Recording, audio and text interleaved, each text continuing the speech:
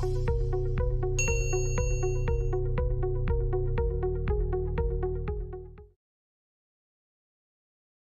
everyone, welcome to Simplilearn. Today, we will be learning the project management fill course. We will begin this video by talking about what project management is, project planning, how can it be done using Excel, cost, quality, communication and other forms of management, the best project managing tools, how you can prepare for the PMP exam, the role of a project manager, interview questions and much more. By the time we are done, you'll be well versed with some of the most important concepts in project management. For this training with me, we have our specialists Chandra MR and Ishan. Together, they will take you through these different topics. So, let's start by answering our first question. What is project management? So before we begin, make sure to subscribe to our YouTube channel and don't forget to hit that bell icon so that you can never miss an update from Simplilearn. Hi.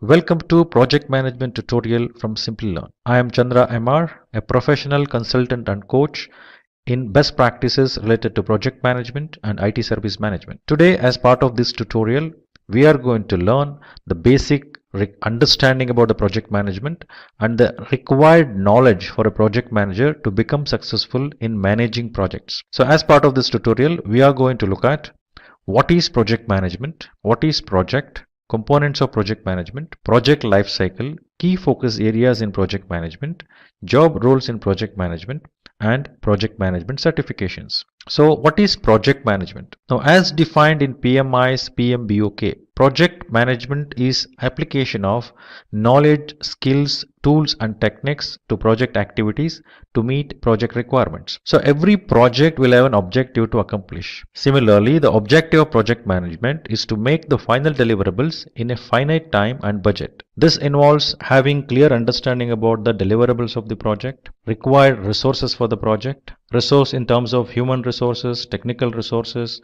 financial resources, etc. Project manager should have a full picture of those aspects. We can call it as constraints or aspects and manage those throughout the project life cycle, for which a project manager should have a full view about a project and what is that this project has to accomplish. That objective should be clear. So as part of project management, the 6 constraints which project managers should look at are scope, time, quality, cost, risk and resources. So each of these areas has very important role to play in project management.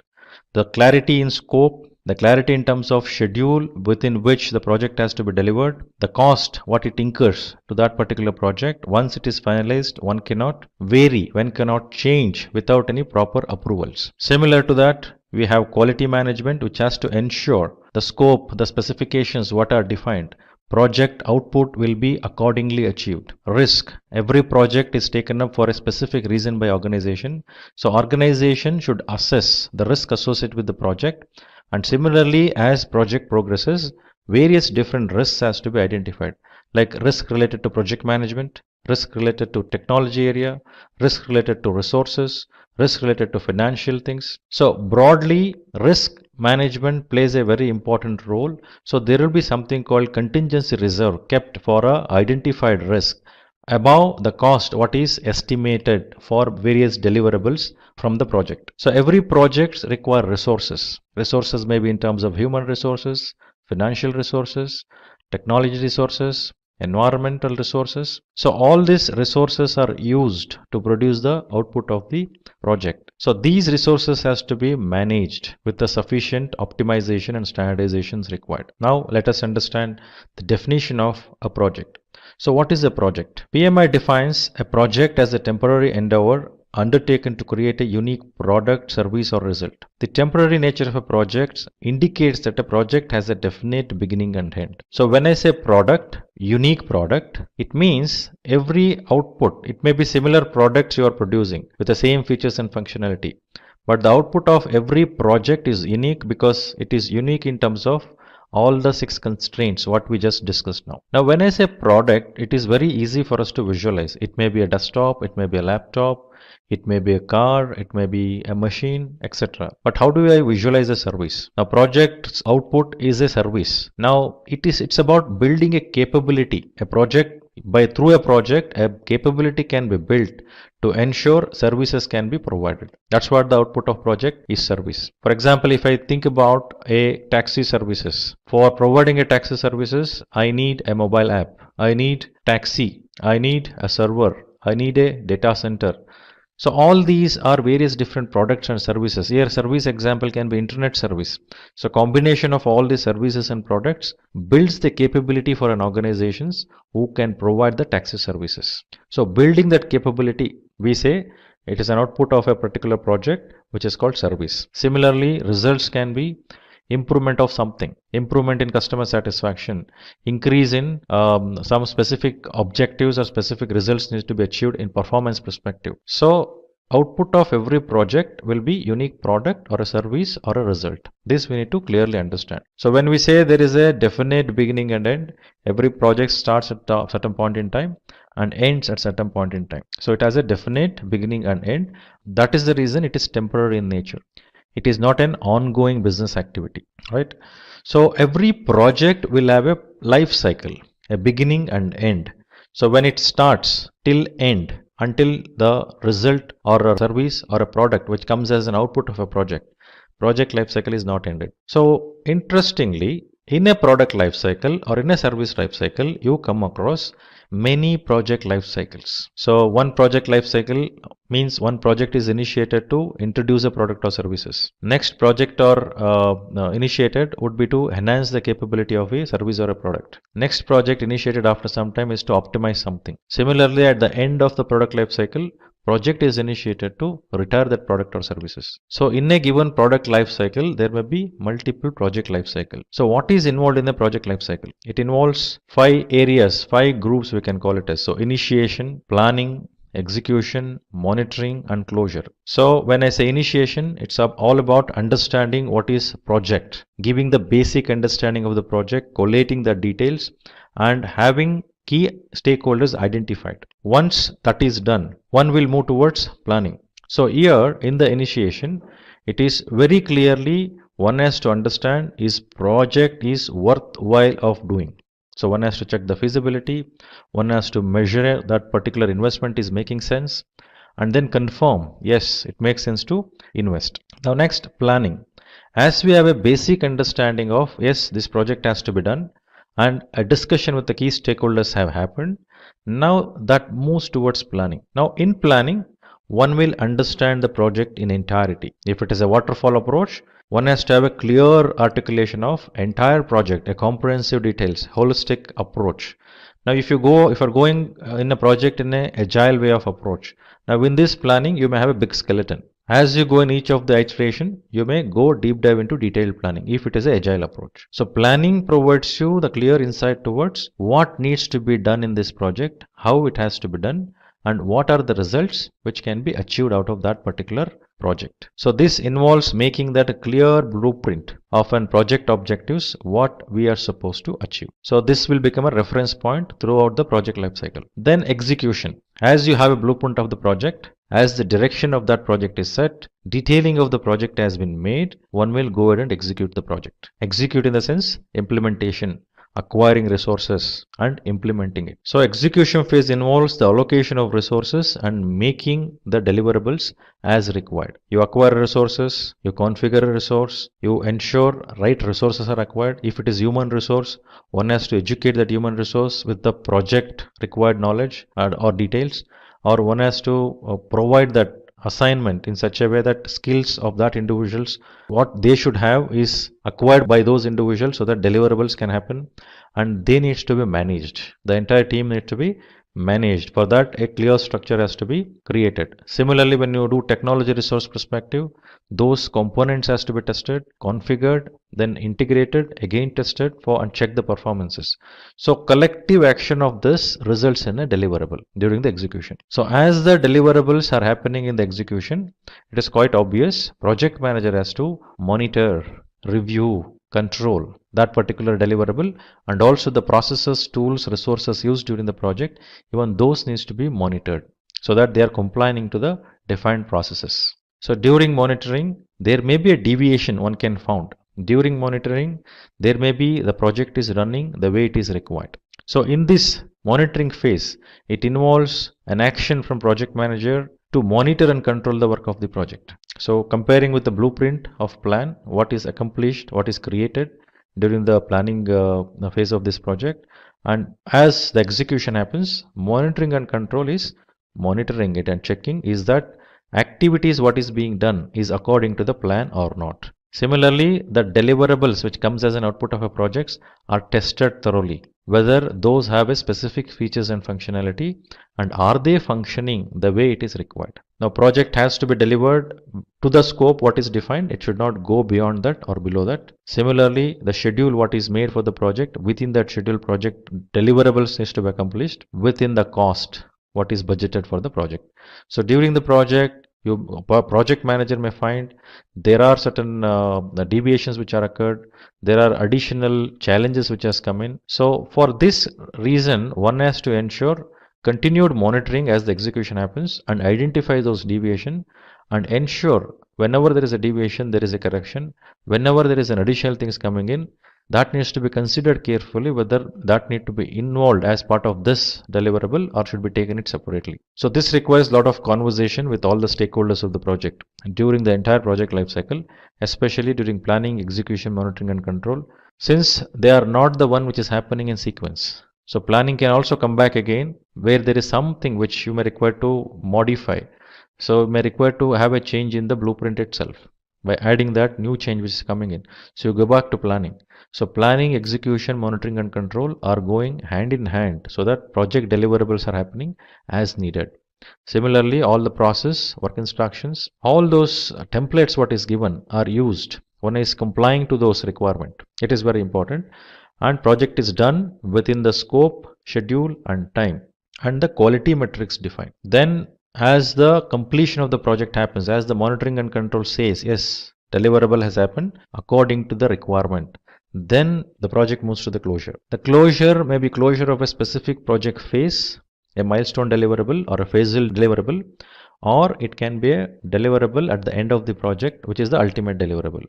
So processes in closing has to be triggered whenever there is an end of the phase, whenever there is a deliverable to conclude, and also at the end of the project to conclude the entire project. So during the closure, one has to ensure capturing all the details in terms of what is accomplished against what is defined, what went wrong, what went well, what is the learning one has to take to the next level or to next phase or to the next project. And at the same time, a sign off has to be obtained formally and everything should be summarized and have a good handshake with the project stakeholder, mainly a business or customer. And also disseminating of team means you will dismantle the entire team and send them back to their specific units or specialization, and they may get assigned to new project, or if it is a functional, they can go back to their functions to do their functional activities. So that was about entire project life cycle, what happens. Now while doing this, I mentioned there are 6 constraints, that is scope, schedule, cost, quality, risk and resources.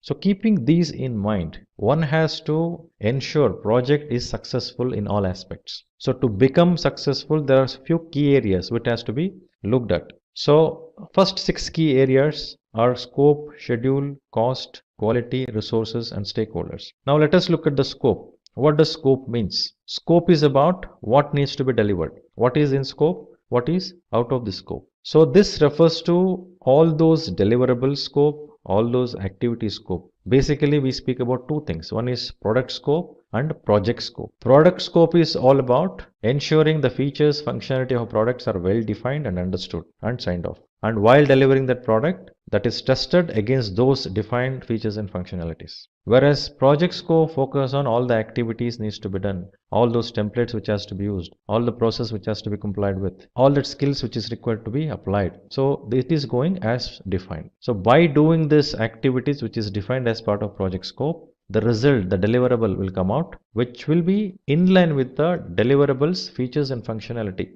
which is defined as part of product scope. It is very important to ensure entire projects happens within this particular scope. There should not be any deviations from this. Schedule perspective, for that specifications what we have defined for a product and project. So these needs to be done in a specific point in time, means in a specific schedule. There will be start time, end time, right? So one has to plan how long a project would take and what are the deliverables should happen in what sequence, what activities are required to accomplish this. So all these needs to be understood. So while performing the schedule management, one has to look at a specific deliverable at a specific point in time by applying a specific set of activities required. So this will tell you the duration of the project. This will provide you the sequence of project. This will also help you to understand the dependency between one task to another task. This will also help you to understand how the deliverables happening in what sequence, which helps in prioritizing your deliverables. Third is cost. So as we know, to do any project, it is very essential to ensure project happens within that budget. So project cost is estimated initially, then that estimated cost will be checked in terms of is the assumptions, considerations are right or wrong, is that really so much of monetary resources are required for the project, and then after understanding the justification and obtaining the clarity, budget is, monetary resources are allocated and confirmed, approved, then it will become a budget. That will be a cost baseline. So these estimation, allocation of budget, once it happens, that will become a base, and any deviations from that cannot happen so easily. So any deviations because of additional of scope, that can be handled through change management, but idealistic scenario, the cost should not escalate or come down. Organization can also set certain tolerances at the project level, considering various different scenarios, like scenario of risks, scenario of something which deviated from the deliverable. So to what extent it can deviate, that tolerance will also be set at the economic or monetary value perspective. That is about cost. Now quality, as we know, quality is a very important area which ensures the project is delivered in time with all the specifications defined by using all the methods, means by following all the processes, work instructions, templates, and delivering as needed, where it enables the project to monitor it easily. So basically the requirement of compliance and standardization and optimization is to ensure everyone follows the same steps to do the activity. So what quality management focus is to ensure the intended objectives of a project are achieved. Already there is a definition done in terms of various different practices or processes needs to be followed. Similarly, specification of each of the products are defined, and from that there should not be any deviation. So quality management should focus on ensuring those activities are done as defined, those deliverables are done according to the specifications what is defined. It is very important that way. So for that there is a layer of quality management, there should be a layer of quality management where auditing or control activities are initiated periodically so that any deviations can be seen easily. And remember, a project manager cannot become part of quality management. Like project manager cannot audit. Project manager should have a team or take the help of a team who can able to do. Mostly the one who is not part of the project is always better. Resources. Now as I mentioned earlier, every project needs resources. It may be human resources, it may be technology resources, it may be any other resources which are required to do the project. So organization acquires resources, configured and then deployed. For example, in a project, you acquire a server, you configure a server, you deploy a server.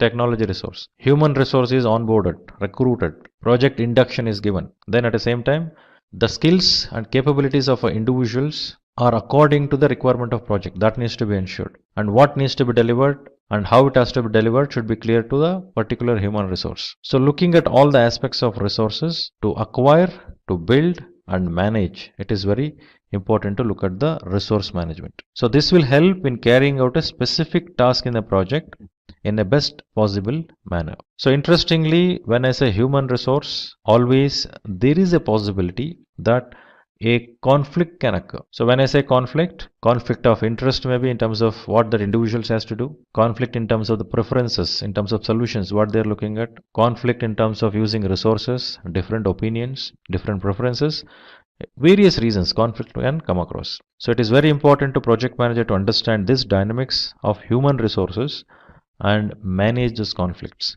Project manager cannot shy away from handling conflicts. Project manager has to hone and resolve those conflicts in the favor of project, not in the favor of any individuals. So there are various techniques to look at resolving conflicts. So that is like compromising, problem solving, smoothing, accommodating.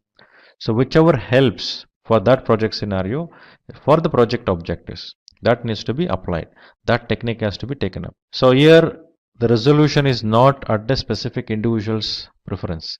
It is with the objective of whether projects has any impact. What kind of impact? Positive or negative? If it is negative, no, that's not the direction. The direction should be ensuring project gets that value through this conflict resolution. So project manager should own it. It's an accountability of a project manager. Then as the human resources are acquired, there are 5 stages. Team dynamics are involved. So one has to bring them, then educate them about a project. As the education on the project happens, one has to go and do the job on floor. That needs to be observed. Means one has to manage by looking at it, and any corrections needs to be done. That needs to be guided. So it is very dynamic thing when it comes to human resources. Similarly, in technology resources, standardization. There is no ambiguity as such. But right resources with the right configurations should be acquired. That is very important. The next, stakeholders. So who can be stakeholders? Every project will have a stakeholder who are internal and external to the project. So the internal stakeholders are those who are part of the project, who are part of the organization, who are part of the customer organization, or part of supplier organization, a computation to my business, means my organization's business. All this we can call it as a stakeholders. Now every stakeholders will have a specific interest, a power, an ability to influence. Now through their position, through their distance from the project, they will get impacted. At the same time, they will also impact the project. Similarly, they influence and they get influenced because of the project. So a project manager should identify all the stakeholders and understand this. What is the kind of stakeholder is this in terms of power, in terms of legitimacy, in terms of influence, in terms of impact. After understanding that, there should be a strategy for handling the stakeholders. How am I going to engage with these stakeholders? It is very important.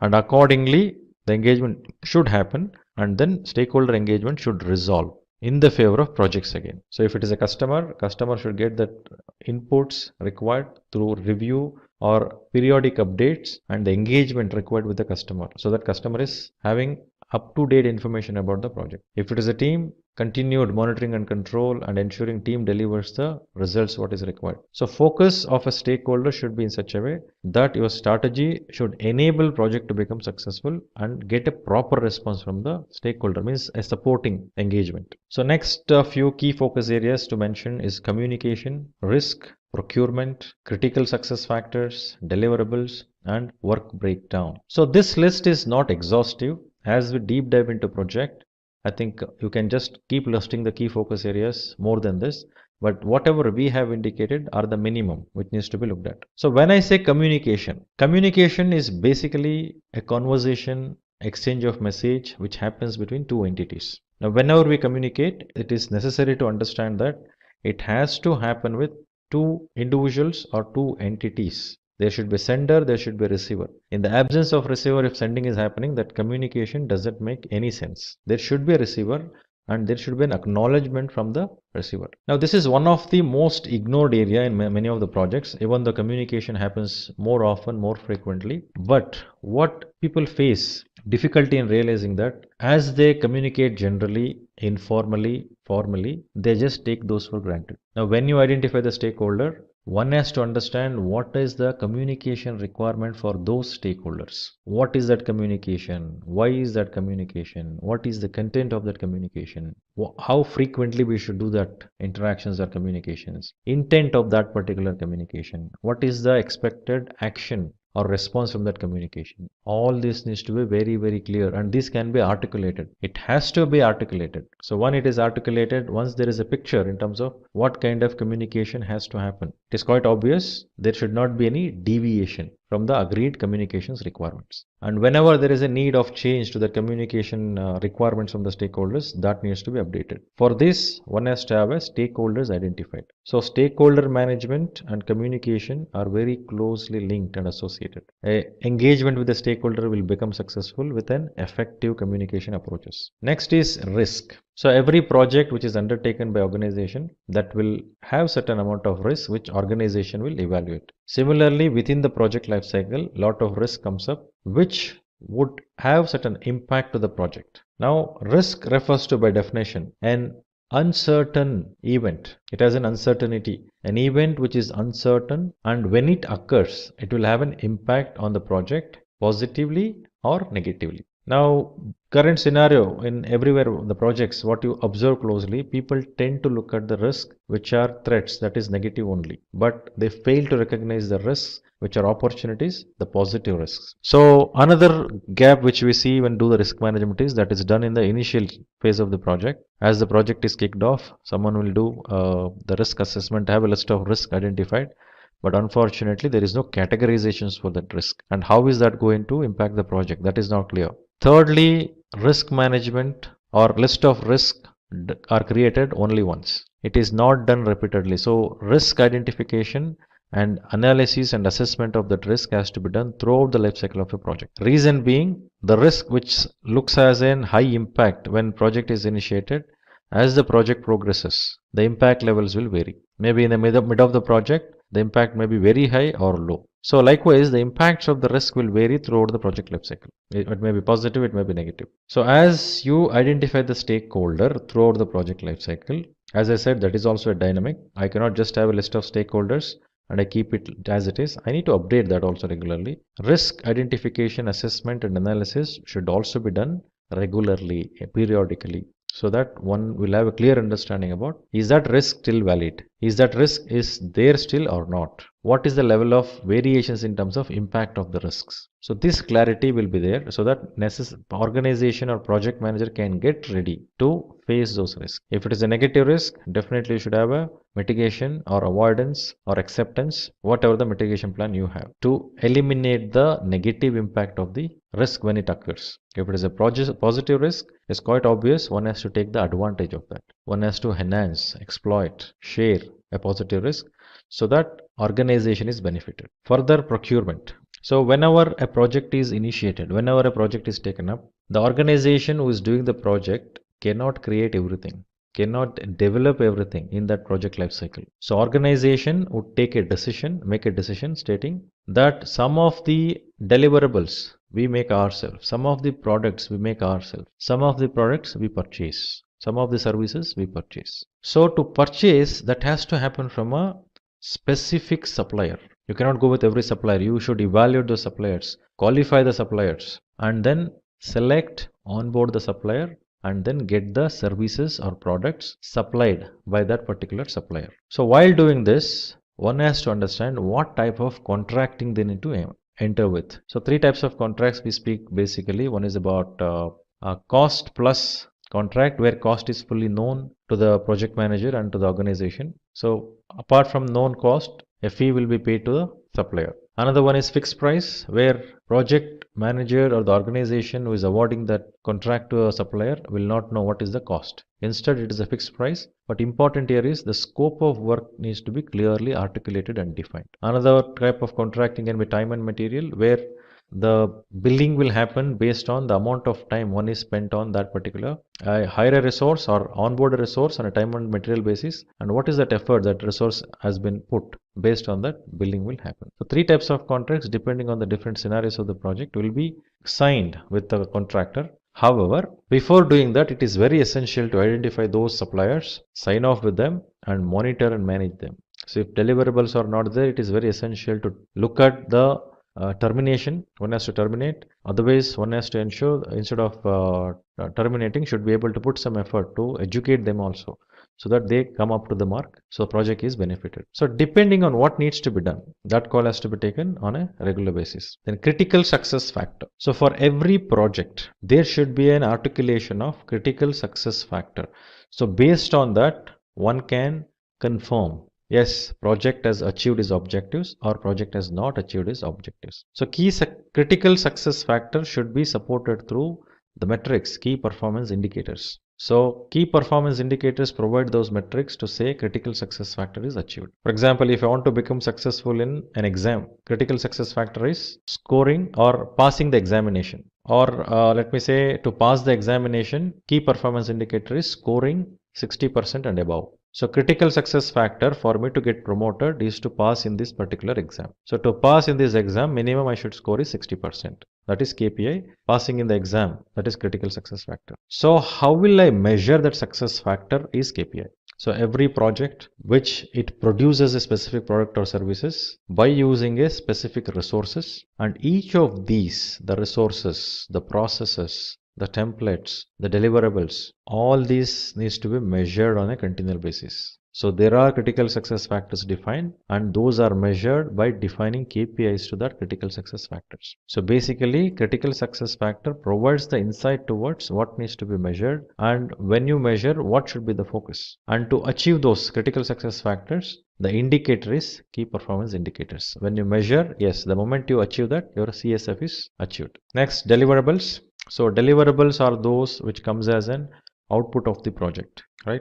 It may be a product, it may be a service, it may be a result. So this refers to the output within the scope of a project. So there can be one or more deliverables within a single project. So these deliverables may be the items that are to be sent externally to a customer or a stakeholder. So every deliverable will have a defined scope, will have a defined specification. So those deliverables has to be measured, tested, and one has to confirm, yes, this deliverable is performing as we are intended to have the performance. Accordingly, the decision will happen. Should we accept this particular deliverable or not?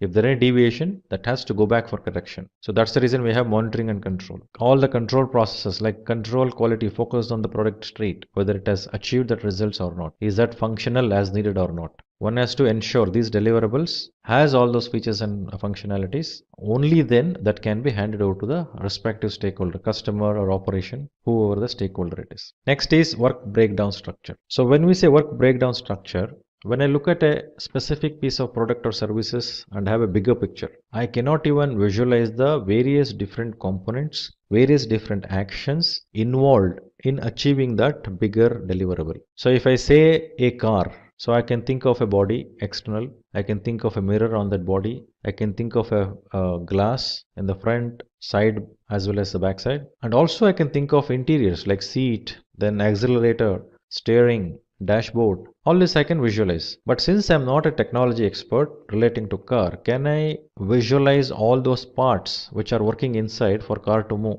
like engine, the battery assembly? I don't know what to say further. So all these can be visualized by an expert. So every product or services should be broken down into multiple pieces. I'm not saying go and break that product. I'm saying that product will have multiple components which are involved. Those needs to be segregated. For example, if I say cars exteriors, cars interior. So cars exteriors, external items you can see, whatever you visualize, body structure, mirror assembly, headlights, then tires. So likewise, whatever I can visualize, I will make it as a line items under the exterior. So under, for example, under a mirror I can speak about mirror glass, mirror cap, mirror pedestal, and mirror assembly where it moves, where you can move the mirror. So these are the various components involved in a mirror. So I need to ensure by breaking down the product into multiple levels, by decomposing it to multiple levels, I can able to visualize the product very clearly. What is there in detail. So once I have the details, I will articulate those. What is that particular work breakdown element is, product breakdown element is. Then I will look at what skills and capabilities required for that product, and I will assign the resources accordingly. So once activities, resources, everything is assigned, automatically this will become a work breakdown structure. Further, after creating a work breakdown structure, one will go and sequence the activity, look at sequencing will happen based on in what priority deliverable should happen, what order deliverable should happen. Then once the sequencing is done, it will be checked to see whether anything can be optimized. Anything can be done in such a way that smooth flow of the project can happen. There is no dependencies which will make project to delay. Like as the flow happens smoothly, so you would find the various techniques like critical path method, network diagramming, critical chain method. So all these are used. The floats of an activities are checked. Then leads and lags of the activities, the relationship between the activities. So accordingly, full visualization in terms of how the project will flow and how in what order the deliverables are happening can be easily visualized. So that is the reason first activity is to do the product breakdown, which would result in work breakdown structure. So those are the points till now whatever I mentioned are the basic understanding one should have about a project and project management. So as you deep dive into various best practices like PMP by PMI, Prince2 by Axelos, Scrum Master, Agile Scrum Master. Similarly, you have Certified Scrum Master. So many agile practices. So when you look at any of the best practices, that will tell you clearly articulate what should be the practice for you to adopt and adapt that practices so that your project can become successful. So any of those approach you touch upon, all those refers to these basic things. In the absence of these basic things, none of those best practices discusses the project management. Now typically in the industry, there are a lot of job roles to the project management which we have seen. So based on that, this information is captured here on various job roles in a project management. So some of them are like project manager, senior project manager, project lead, resource manager, PMO, that is project management office analyst, steering committee member. So not necessarily all the project management roles are limited to this. So these are the roles which commonly you see, and we are trying to capture that to give the insight, right? When I say project manager, the project manager is the owner. One has to take an accountability for the project, right?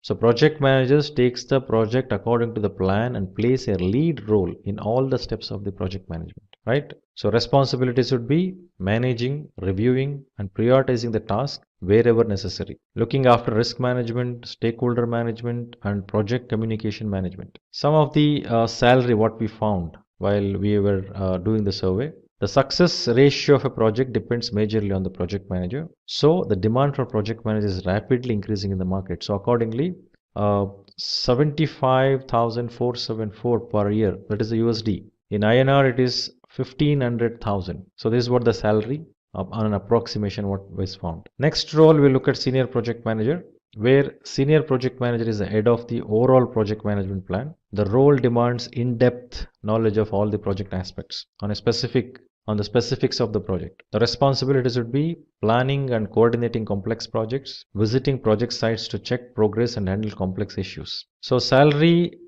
looks like $104,000 per year, 2092,000 INR per year. So the role of senior project manager is one of the highest paying roles in the industry, as we have seen, having several allowances and bonuses because of the criticality involved in that project and the accountability level of that particular individuals in the organization. Next role, project lead.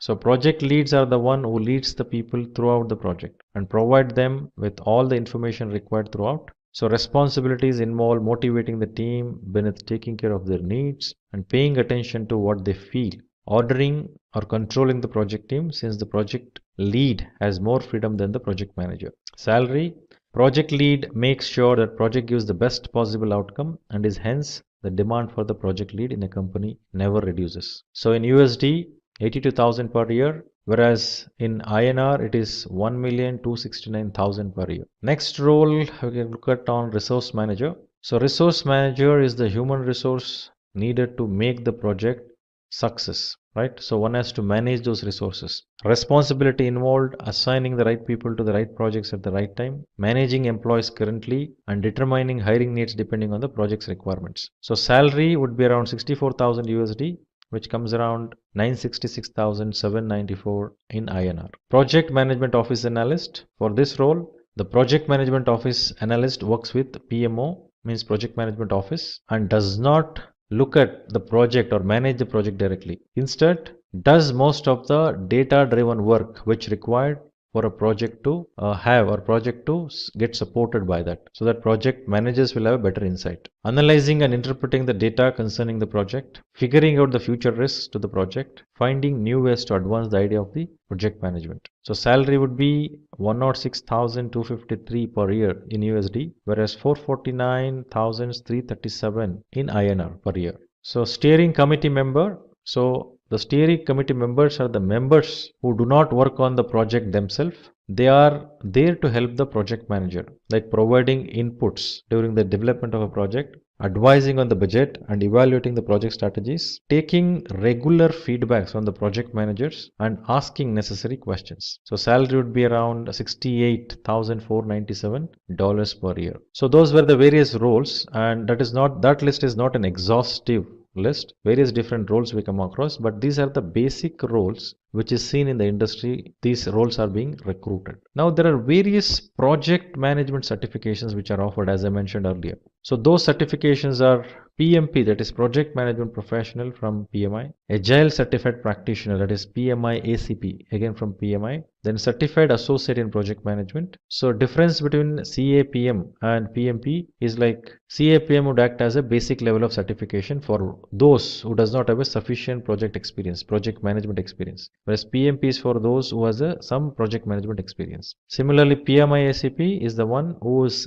aspiring to look at agility in project management, and they can go for it. Certified Scrum Master, yes, it is a Scrum Master certificate which will explain the role of a Scrum Master in detail. Similarly, Prince 2, a certification from Axelos, which also speak about all the aspects of the project what we discussed and provides the framework for project management. Axelos also provides Prince 2 certification in Agile also, Agile Prince 2 certification. So we will look at each one of this, certain details which are required for us to know. So project management professional, as I mentioned, is most acknowledged and value, the certificate value what it carries, which has resulted to the certified professionals in landing up in highest paid jobs in the world. So certified managers gets 20% more salary than the average salary. So to take up an examination, one has to go through the formal training of 35 hours. That is one of the prerequisites, and there should be some experience of 4500 hours of project managing project by leading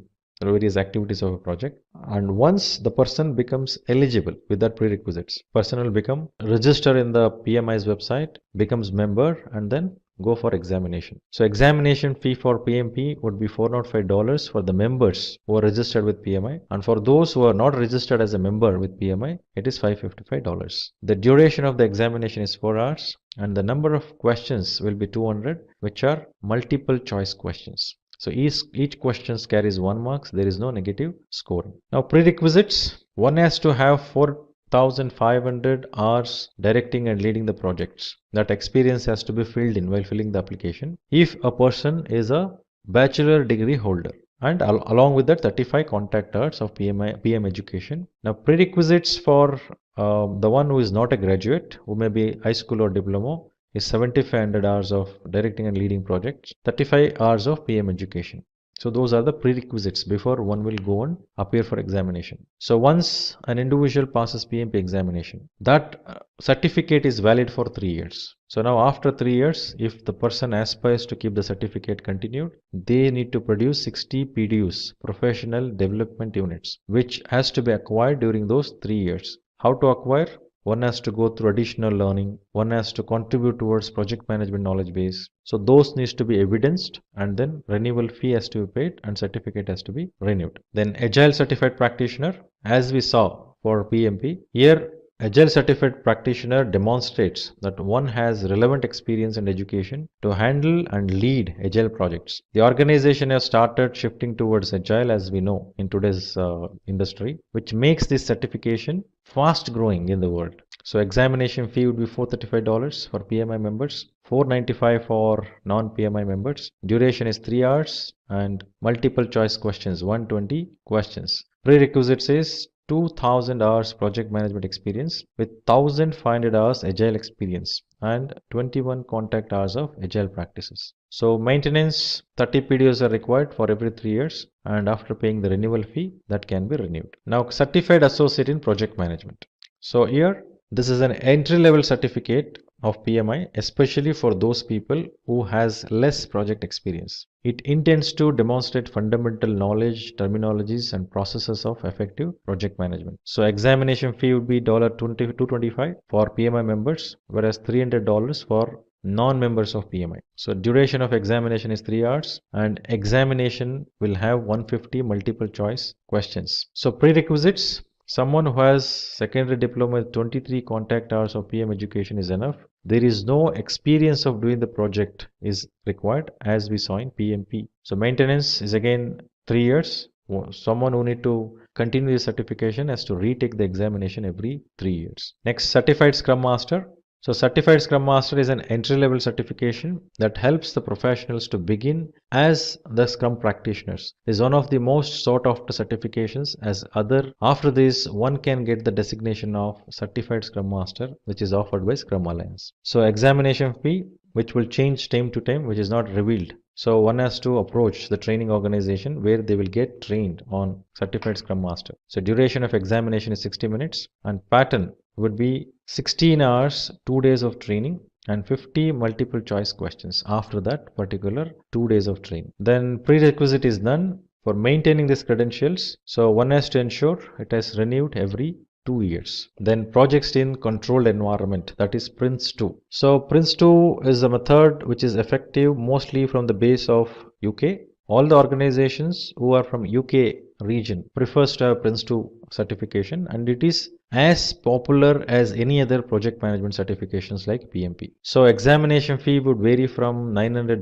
to $1,000 depending on where exactly you're taking the examination, and certification will happen at 2 levels. One is at foundation level and other one is practitioner. So in foundation, it is 60 questions, multiple choice, and in practitioner, it is 68 questions. Now, 60 questions or 68 questions, each carries 1 marks for correct answer. Any wrong answer, there will not be any negative scoring. One has to score 55% to clear the examination. So prerequisites for Prince 2 Foundation is none, whereas Prince 2 Foundation is a prerequisite for Prince 2 practitioner examination. So to maintain the certificate, one has to achieve 20 CPDs every year. Continued professional development. If getting your learning started is half the battle, what if you could do that for free?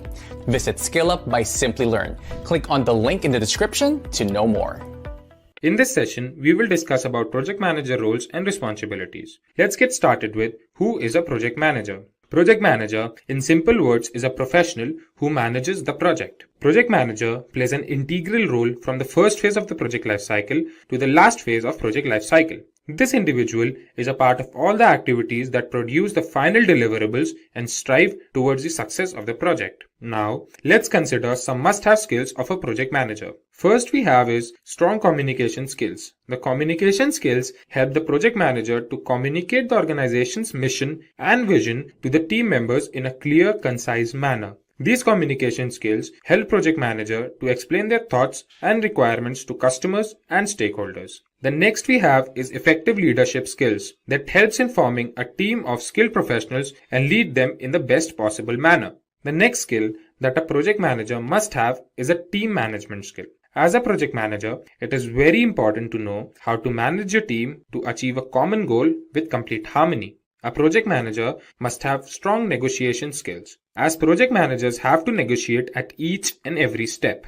This negotiation might be with the customers, stakeholders, or team members. These negotiation skills become of utmost importance when project members get into a fight or an argument. Then we have critical thinking. This is what makes a project manager more effective and efficient in project management. This thinking capability is needed to take difficult steps, talk to stakeholders, and resolve several issues throughout the course of the project. The last skill that a project manager must have is risk management skill. Handling a project is an important step, but what is equally important is risk management. This is the process required to identify, analyze, and respond to the risk factors throughout the project lifecycle. Now, when we know who a project manager is, we must have a look at the roles and responsibilities of a project manager. The first and the foremost role of a project manager is to set up a project scope, check its feasibility, and determine the resources that are needed to satisfy the project scope. Second role that a project manager has is the development of a project plan according to the project scope. The plan is needed to encourage the team to hard work with all their dedication. Next, a project manager is supposed to set deadlines for the project deliverables. He or she is supposed to manage time as a priority and communicate with the team at regular intervals. Next important role is to analyze, track, and control the budget of the project. Project manager has to make sure that the project does not run out of budget and is optimized as possible. Moving forth, effective communication is one of the most important skills of a project manager. He/she is supposed to maintain communication with all the stakeholders throughout the project. Then we have is the identification and evaluation of risk in a project. Project manager must take steps to minimize the effect of risk in a project. The next role of a project manager is to track and control the performance of the team.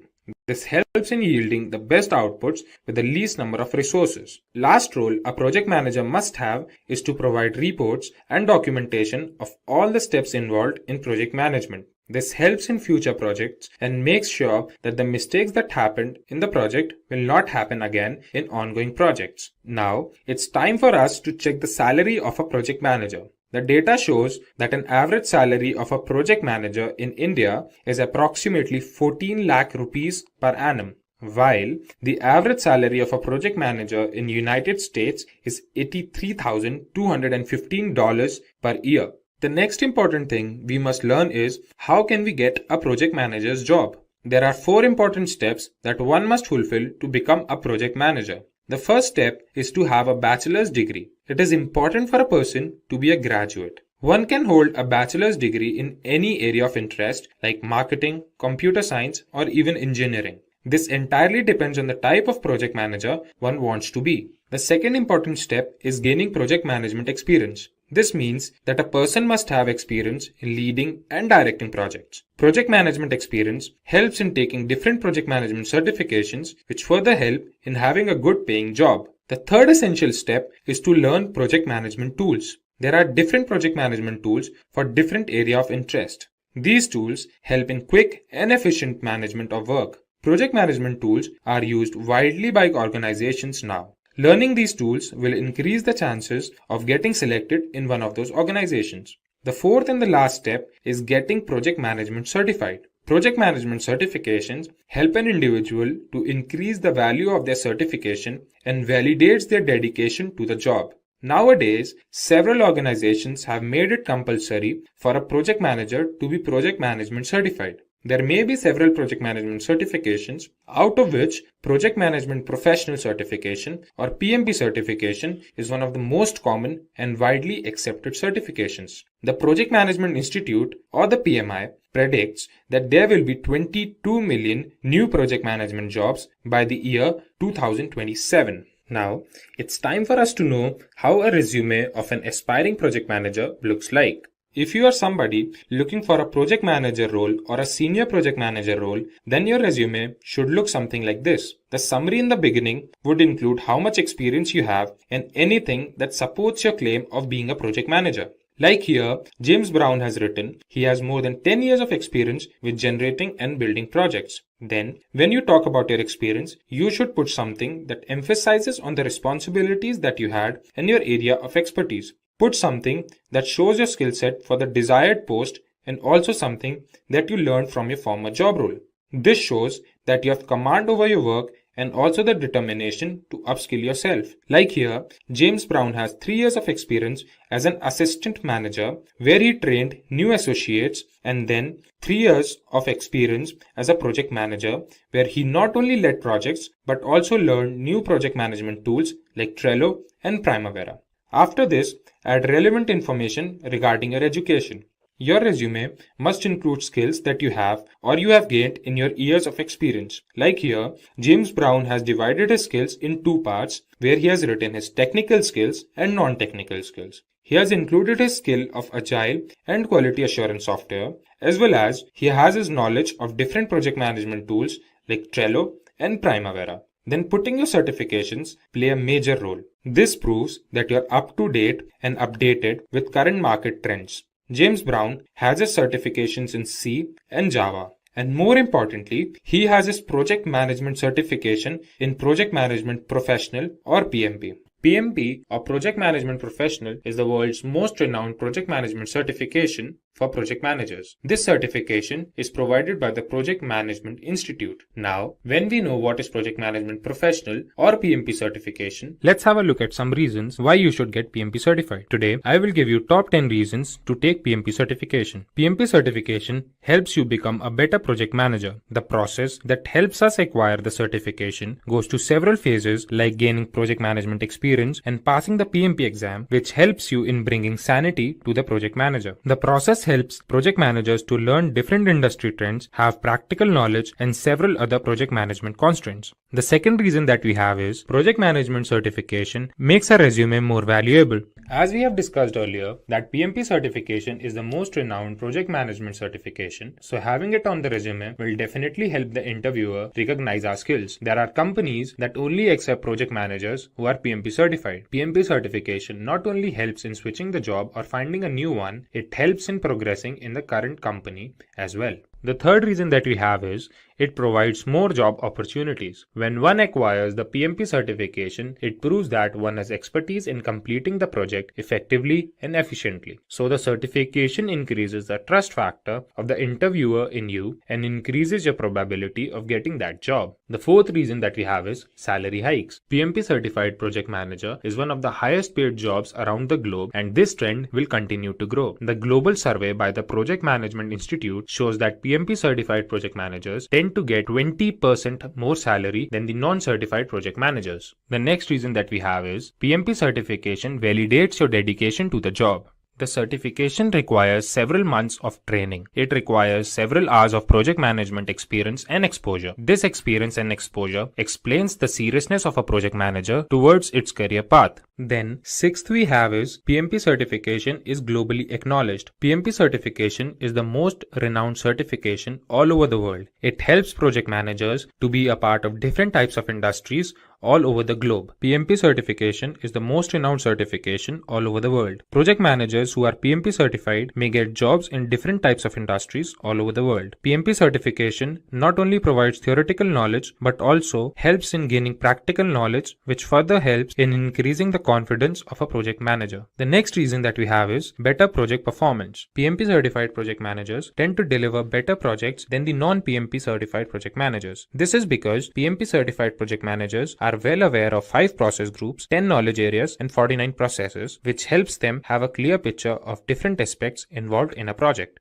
The eighth reason that we have is it increases your networking opportunities. There are several communities that one becomes a part of when they sign up as a PMI member. These communities have meetings regarding new job opportunities, and this helps in having a professional network. The ninth reason that we have is job security. Job security is a major reason that a professional thinks of before opting for a particular profession. Today, in the world of recession where companies are drowning, the demand for PMP certified project managers goes on increasing. The last and the 10th reason we have is expertise in practical application. When one appears for a PMP exam, they need extensive preparation. They need to have thorough knowledge of process groups and knowledge areas, which help them develop several essential skills and move ahead in their career. Now, as we move further, we will look into the PMP basic concepts. The PMP basic concepts are the 5 project management steps. These project management steps start from the day we begin our project to the day we end our project. They begin from initiation to closure. The first step that we have is initiation, planning, execution, monitoring and controlling, and closure. Now, let's have a look at each of them in detail. The first step we have is initiation. Initiation involves defining the project scope. This is the step where we explain what our project will have, for whom we are making that project. It helps us to identify our stakeholders, who all will be the part of that project, and determine the project feasibility. After the step of initiation, when we have decided the scope of our project, the second step that comes is planning. In the planning phase, we define a flow to all the activities of a project. We define this flow keeping in mind all the constraints of a project like time, resources, and risk. After we have defined the flow of these processes, it is time for us to look at the execution. In the execution phase, we evaluate the plan and the sequence of the tasks we have made. We finally put the plan in action and the project tends to start. After the project building has started and the process of execution has started, it is time for the monitoring and the controlling phase. In monitoring and controlling phase, the progress of the project is tracked and important steps for quality assurance are taken. In monitoring and controlling phase, the work being done is compared with the work as defined in the project plan. In this phase, the progress of the project is tracked and important steps for quality assurance are taken. Finally, we have the closure step. In this step, the deliverables are delivered to the client, the documentation of all that took place during the project lifecycle is done, and project is fully evaluated. Now, when we have seen reasons for getting PMP certified and we know the basic concepts of PMP, it is time for us to know who can get PMP certified. For getting PMP certified, there can be 2 cases. The first case says you must have a secondary degree. A secondary degree means high school diploma or an associate degree or a degree that is globally equivalent to all of these. Then you need to have 7,500 hours of leading and directing projects and 3,500 hours of project management education. There can be two cases. First case can be you must have a secondary degree. That means a high school diploma, associate's degree or the global equivalent degree. Then you must have 7,500 hours of project management experience and 35 hours of education in project management.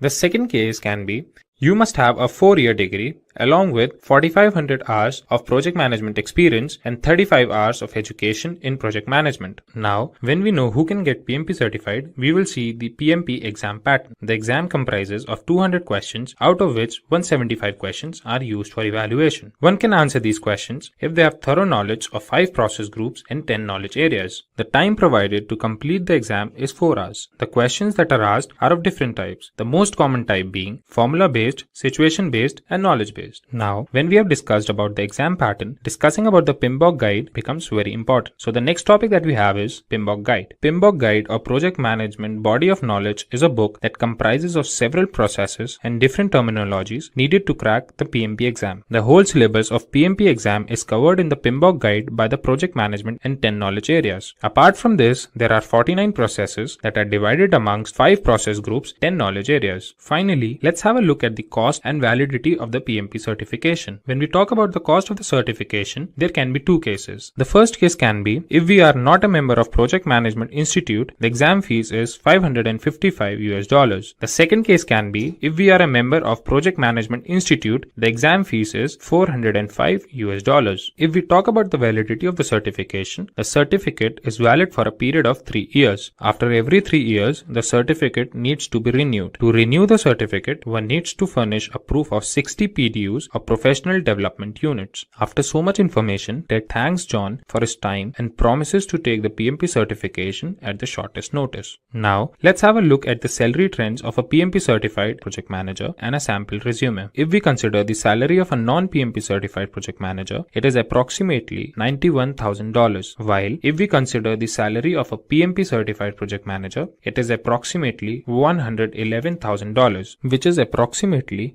20% higher than the non-certified project manager's salary.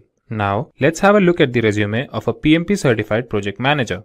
If you are somebody with PMP certification and looking for a project manager or a senior project manager role, your resume should look something like this. The summary in the beginning would include how much experience you have and anything that supports your claim of being a project manager. Like here, James Brown has written, he has more than 10 years of experience with generating and building projects. Then, when you talk about your experience, you should put something that emphasizes on the responsibilities that you had, your area of expertise, put something that shows your skill set for the desired post, and also something that you learned from your former job role. This shows that you have command over your work and also the determination to skill and upskill yourself. Like here, James Brown has 3 years of experience as an assistant manager training new associates and then more than 3 years of experience as a project manager where he not only led projects but also learned new project management tools like Trello and Primavera. After this, add relevant information regarding your education. Your resume must include skills that you have or you have gained in your years of experience. Like here, James Brown has divided his skills into 2 parts, where he has written his technical skills and non-technical skills. He has included a skill of agile and quality assurance software, as well as he has his knowledge of different project management tools. Then putting your certifications play a major role. This proves that you are up to date and updated with current market trends. James Brown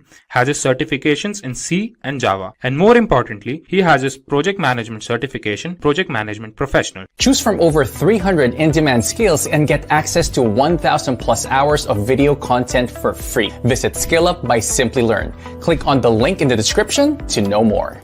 Hi guys, my name is Ishan and I welcome you all to this session of project planning. Today, we will be learning about different aspects of project planning. But before we begin, let's have a look at an incident. Here's Max, an assistant project manager who looks tensed and is pacing around the room. Then Jack, a project manager who works with him, walks into the room and asks him, why does he seem so tensed? To which Max replies, he's facing difficulty in estimating the budget. Jack responds, it might be because he's not planning the project properly. Jack reassures Max and begins to tell him about project planning. So today, we will be learning about what is project planning and check out the fundamentals of project planning. Then we will see why project planning is so essential for a project to be successful. After that, we will check the tools for project planning and finally, we will have a look at the steps for project planning. So without any further ado, let's begin with what is project planning. Project planning is the second step or phase of the project life cycle. Project life cycle has 5 different phases from initiation to closure. Today, we will be learning about this phase that comes immediately after initiation, in which the project plan is documented and further requirements are defined. Project planning includes the following things. The first and the foremost thing is describing the objectives or outputs we are expecting the project to yield. Second, we have is the elaboration of the scope to make sure what the project is all about and what all can be expected from the project. The third step we have is forming a schedule. This schedule is important to run or perform different tasks of a project, each task having its own start date and end date. This helps the project to finish in the scheduled time and limit. Lastly, we have making and generating progress reports, in which all that went during the tenure of the project is documented. This helps in evaluating the project and helps in the forthcoming projects. Now, let's have a look at the project planning fundamentals. The first fundamental that we have is the determination of scope, cost, and resources. The determination helps us in having a rough estimate about the time that is required to finish the project. It helps us in determining the number of people required and what should be their skill set. We can divide the project into smaller manageable sections, and this is made possible with the help of work breakdown structure. The second fundamental refers to identifying the problem. There are several techniques by which we can collect information and discover issues. There may be several problems in a project, and in that case, several risks or issues are prioritized, and the risk that requires immediate attention is dealt with first. Then comes identification of stakeholders. When we can identify the stakeholders, we can know who all will be affected and in what way, which helps us having a better understanding of the project. Stakeholders may be anybody. They may be the part of the project team, or project managers, or customers. They help during the project and contribute to its success. Then the last fundamental we will discuss is defining project objectives. A project plan is so important. Project planning reduces the cost and time of the project as every step is monitored and optimized in the best possible manner. Project planning increases employee satisfaction as every employee who is a part is engaged in the team for improved project performance. Project planning helps in the implementation of quality assurance as the output of every step is duly tested. Lastly, project planning helps in reducing project risk as planning helps to analyze, prioritize, and deal with that risk. Moving on, let's have a look at the tools for project planning. The first tool that we have is a Gantt chart. Today, Gantt charts are one of the most popular project management tools. They help in tracking the status of the work at a particular time and their dependencies on each other. Gantt charts help in showing different phases and steps involved in a project. The second tool we will talk about is Critical Path Method or CPM. Critical Path Method helps in scheduling the project activities so that the project runs properly. The Critical Path Method focuses on the longest stretch of dependent tasks and determines the time needed to complete them. The next tool is Project Evaluation and Review Technique or PERT chart. PERT provides a graphical representation of the project's timeline, explaining the interdependencies of different tasks. This tool not only helps in making a schedule, but also helps in coordinating with all the team members. The fourth tool we will check is Work Breakdown Structure. Work breakdown structure is a very common tool that makes it possible for the team to break its work into manageable sections. Work breakdown structure is a step-to-step process that helps in completing the project efficiently. The last tool we will see is Project Documentation. Project documentation is an integral part of the project life cycle. Project documentation helps in understanding the mistakes done during the project and, more importantly, provides guidelines for the upcoming project. Now, when we know about different tools for project planning, it becomes essential that we know the necessary steps of project planning. There are 7 steps in project planning. Let's have a look at each of them in detail. The first step is identification of stakeholders. As we have discussed, stakeholders could be anybody. They could be a part of the team or a project manager or a customer. When we identify stakeholders, we can find out the expectations and requirements that are to be looked upon in this project. This gives us a clearer picture of the project and helps in establishing the project scope. So the next step we have is defining the project scope. This helps in determining a list of specific project goals and deliverables that are to be achieved during the course of the project. After we have defined the project scope, it is time to set project objectives and prioritize them. The initial ideas that were there before are now elaborated, and final steps to complete the project are defined. In the next step, the deliverables are determined. After all, project deliverables are the only reason why the project is being created. This step involves finding out what these deliverables will be and the deadlines of their delivery. Then the step that comes into picture is creating a project schedule. The project schedule refers to the guidelines when a particular task is to be started and when it is supposed to end. This helps in monitoring the growth of the project and later helps in generating progress reports. The next step is the step of risk analysis. This step plays an extremely important role in the success of the overall project. It helps in identifying the risk, prioritizing them, and taking steps to limit them. The last step in project planning is to generate progress reports. In this step, we update the stakeholders about the project growth, and it is done so that all the concerned team members can have a look at the progress of the project. After all this information, Max thanks Jack for the explanation and looks forward to plan projects within the budget and of better quality. In this session, we will talk about project plan in Excel. We will learn about a project plan and how we can make an effective plan in Microsoft Excel. Before we begin, let's have a look at all the topics we will be covering today. First, we will see the basics of a project plan. Then, we will check the process of project management in Microsoft Excel and why should one refer to Microsoft Excel. Apart from this, we will learn about how to make a Gantt chart in Excel. Towards the end, we will check some Microsoft Excel templates. So without any further ado, let's get started. Let's see what is a project plan. Project plan is a basic thing that is needed to execute a project. According to Project Management Book of Knowledge, a project can be defined as an approved, elaborative document that guides the team during project execution and project control. When we are making a project plan must answer several questions for us. These questions are like, what are we expecting our project to deliver? How are we expecting to get our deliverables within the desired time? Who all will be a part of our project and what tasks they will have in the project? When will the project start and when it is expected to end? That is, the deadlines of the project. Now, let us learn about project management in Excel. Microsoft Excel is one of the most common applications these days. It is used in both offices and at homes. Microsoft Excel is an easy project management tool that allows the team members to easily see the tasks in a project, develop a plan, and track its progress. Before we learn more about project management in Excel, let's first have a look why do we use Excel. Microsoft Excel is an easy tool to plan a project, so it can be used by people who are beginners in terms of project management. In Excel, one can find several analytical tools like concatenate, len, and counter, so this makes data analysis easy and effective. As the entry of data is easy, same is tracking and controlling of project status. Then, there are several project management templates in Excel that help us to have an effective distribution of project data. We will be checking several project management templates towards the end of this video.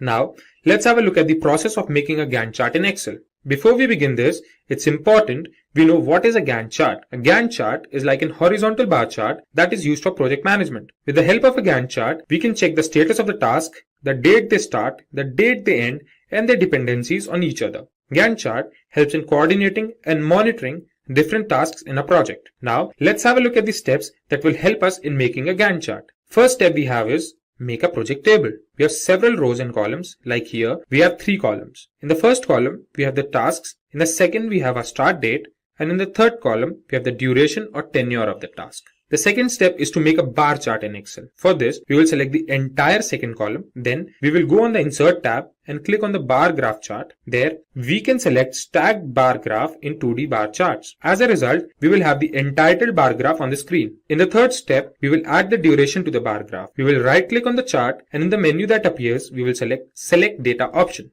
A window that appears on the screen. In that window, we will select Add option as shown. We can also see the start date is already in the entry section. Then in the dialog box that appears, type tenure in the series name and click on the range selection icon that's shown in the figure. Now select the relevant data from the tenure column and click on OK. Now we can see a bar graph that has 2 colors on the screen. This bar graph now has the duration of the tasks. The fourth step we have is adding description to the Gantt chart. Now we will open the box again and in that box we will select the edit option as shown in the figure. Then we will select the tasks as we had selected the duration of the tasks before and click on OK. We can now see the tasks have appeared towards the left side of the Gantt chart. The fifth and the remarkable step will help us convert this bar graph into a Gantt chart. We will now click on the bars and select the Format Data Series option from the menu that appears. Then in the Format Data Series dialog box, we will select No Fill option. We can find our Gantt chart on the screen now in accordance with the data that we had entered. Now we can see the tasks on the left side are in the reverse order. So what we will do next is, we will click on the task panel, then go to the Format Access dialog box and select the categories in reverse order option. Now we can find the tasks in the right order. One more thing we can notice is, Gantt chart is starting with some other date and not with the dates that we had entered. So for this, we will copy the first date in some other cell, then clicking on the copied cell, we will go to the home menu to select the dialog box as shown in the figure. Then in that drop down menu, we will select the number option. We can now find a value displayed in the copied cell. We will copy that value, click on the dates on the chart, and as the format access dialog box opens, we will paste that value in the box that says minimum shown in the figure. As a result, we will have our final Gantt chart on the screen. In the last step, we can give several designs to a Gantt chart, change colors, and make it more presentable for us. Now when we know the basic steps of making a Gantt chart, I will show that practically to you in Microsoft Excel. Our first step is to open Microsoft Excel, and in Microsoft Excel, we will make a project table. In a project table, we will have 3 columns. The first column will be task, the second column will have the start date, the third column will have tenure or the duration of the task.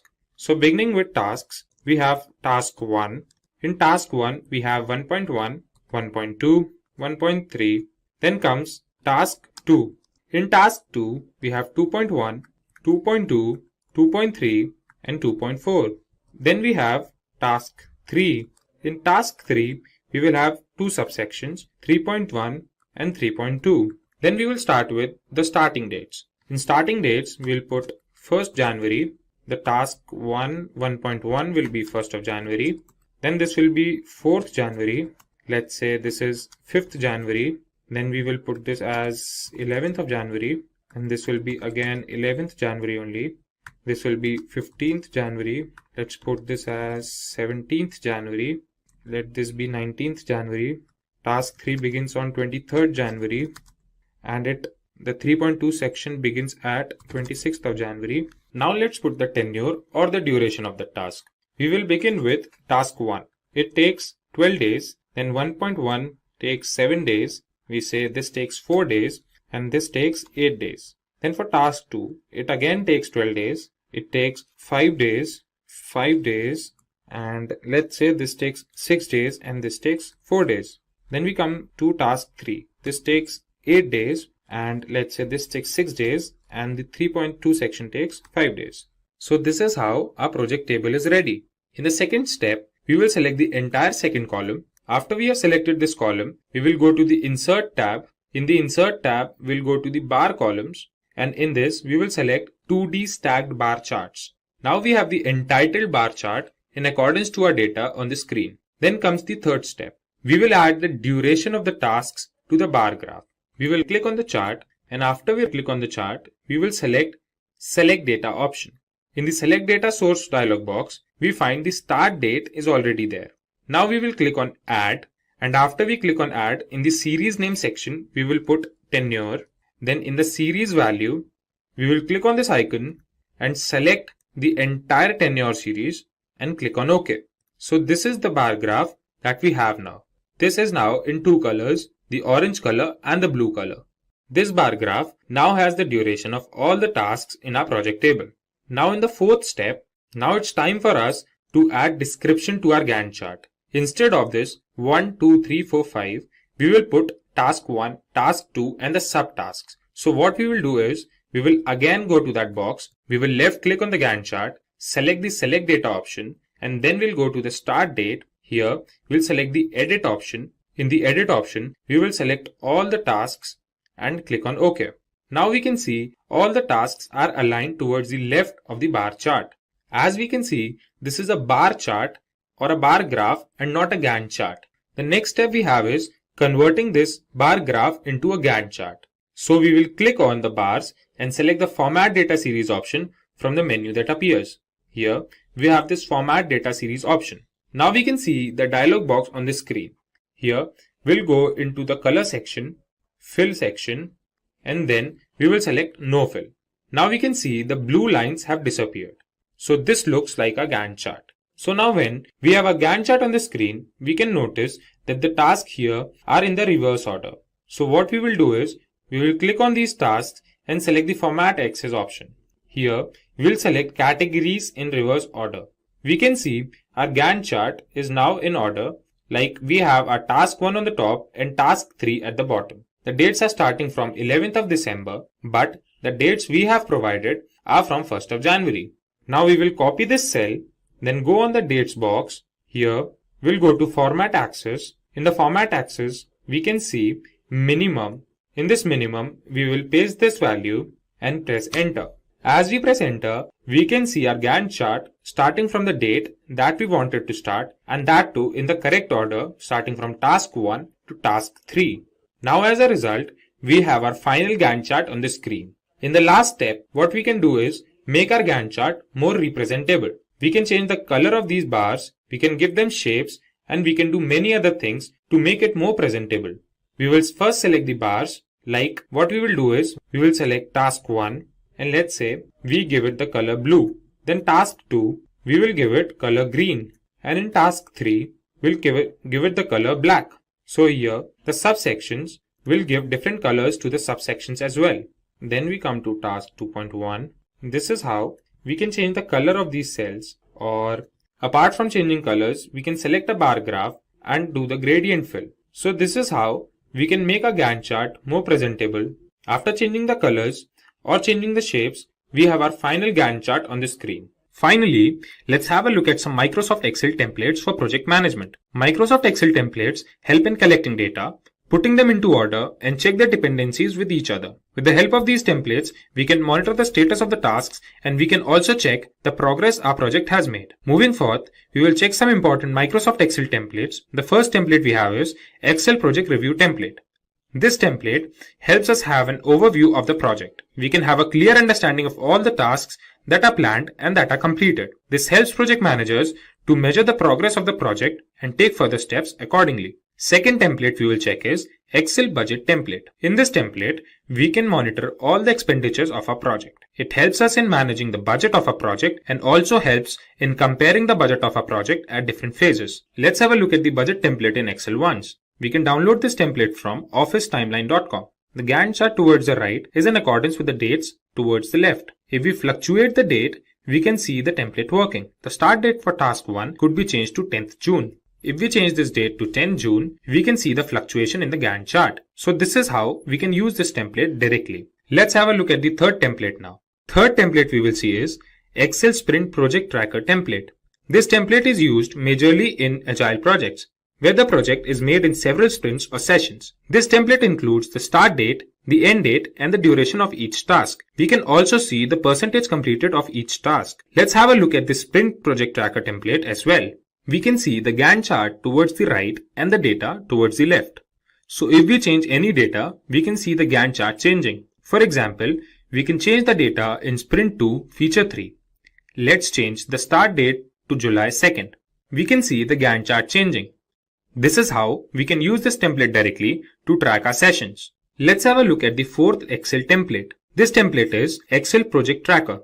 In this template, we have the data of all the tasks with the status and owners. We can track the percentage of tasks completed and also compare the planned duration of the task to the actual duration of the task. After the critical part tracker, let's check the Excel Project Schedule template. This template helps in effective management of the project, as it helps in monitoring the time that each task of the project takes. It provides a clear view of all the work associated with the project. Let's have a look at this template in Excel once. We can see the Gantt chart in accordance to the data. If we change the estimated hours at two places, let's say at the design review, we make it 15 hours instead of 5 hours. And at the create staffing plan, we make it 2 hours instead of 20 hours. We can see the Gantt chart fluctuating. This is how we can use this template to manage the schedule in a project. Moving forward, the next template we will see is Excel Project Status Report template. This template helps us having a list of project deliverables and the risks associated with that project. This template helps the project managers about different crucial activities involved in a project. After this, we have Excel Milestone Tracker. The milestone tracker helps us in tracking or monitoring different tasks in a project. Project managers use this template to monitor the project performance with respect to the timelines. The last template we will see is Excel Project Planner. Excel Project Planner includes a list of tasks with the respected owners along with the start date and the end date of that task. This helps in monitoring each task and comparing the estimated task date with the actual ones. Let's have a look at this template in Excel. We can see the Gantt chart with respect to the data entered. Let's make changes at several places in the data. We can make this 22 to 24. We will make this 23 go to 2 and we can make this 5th September go to 15th September.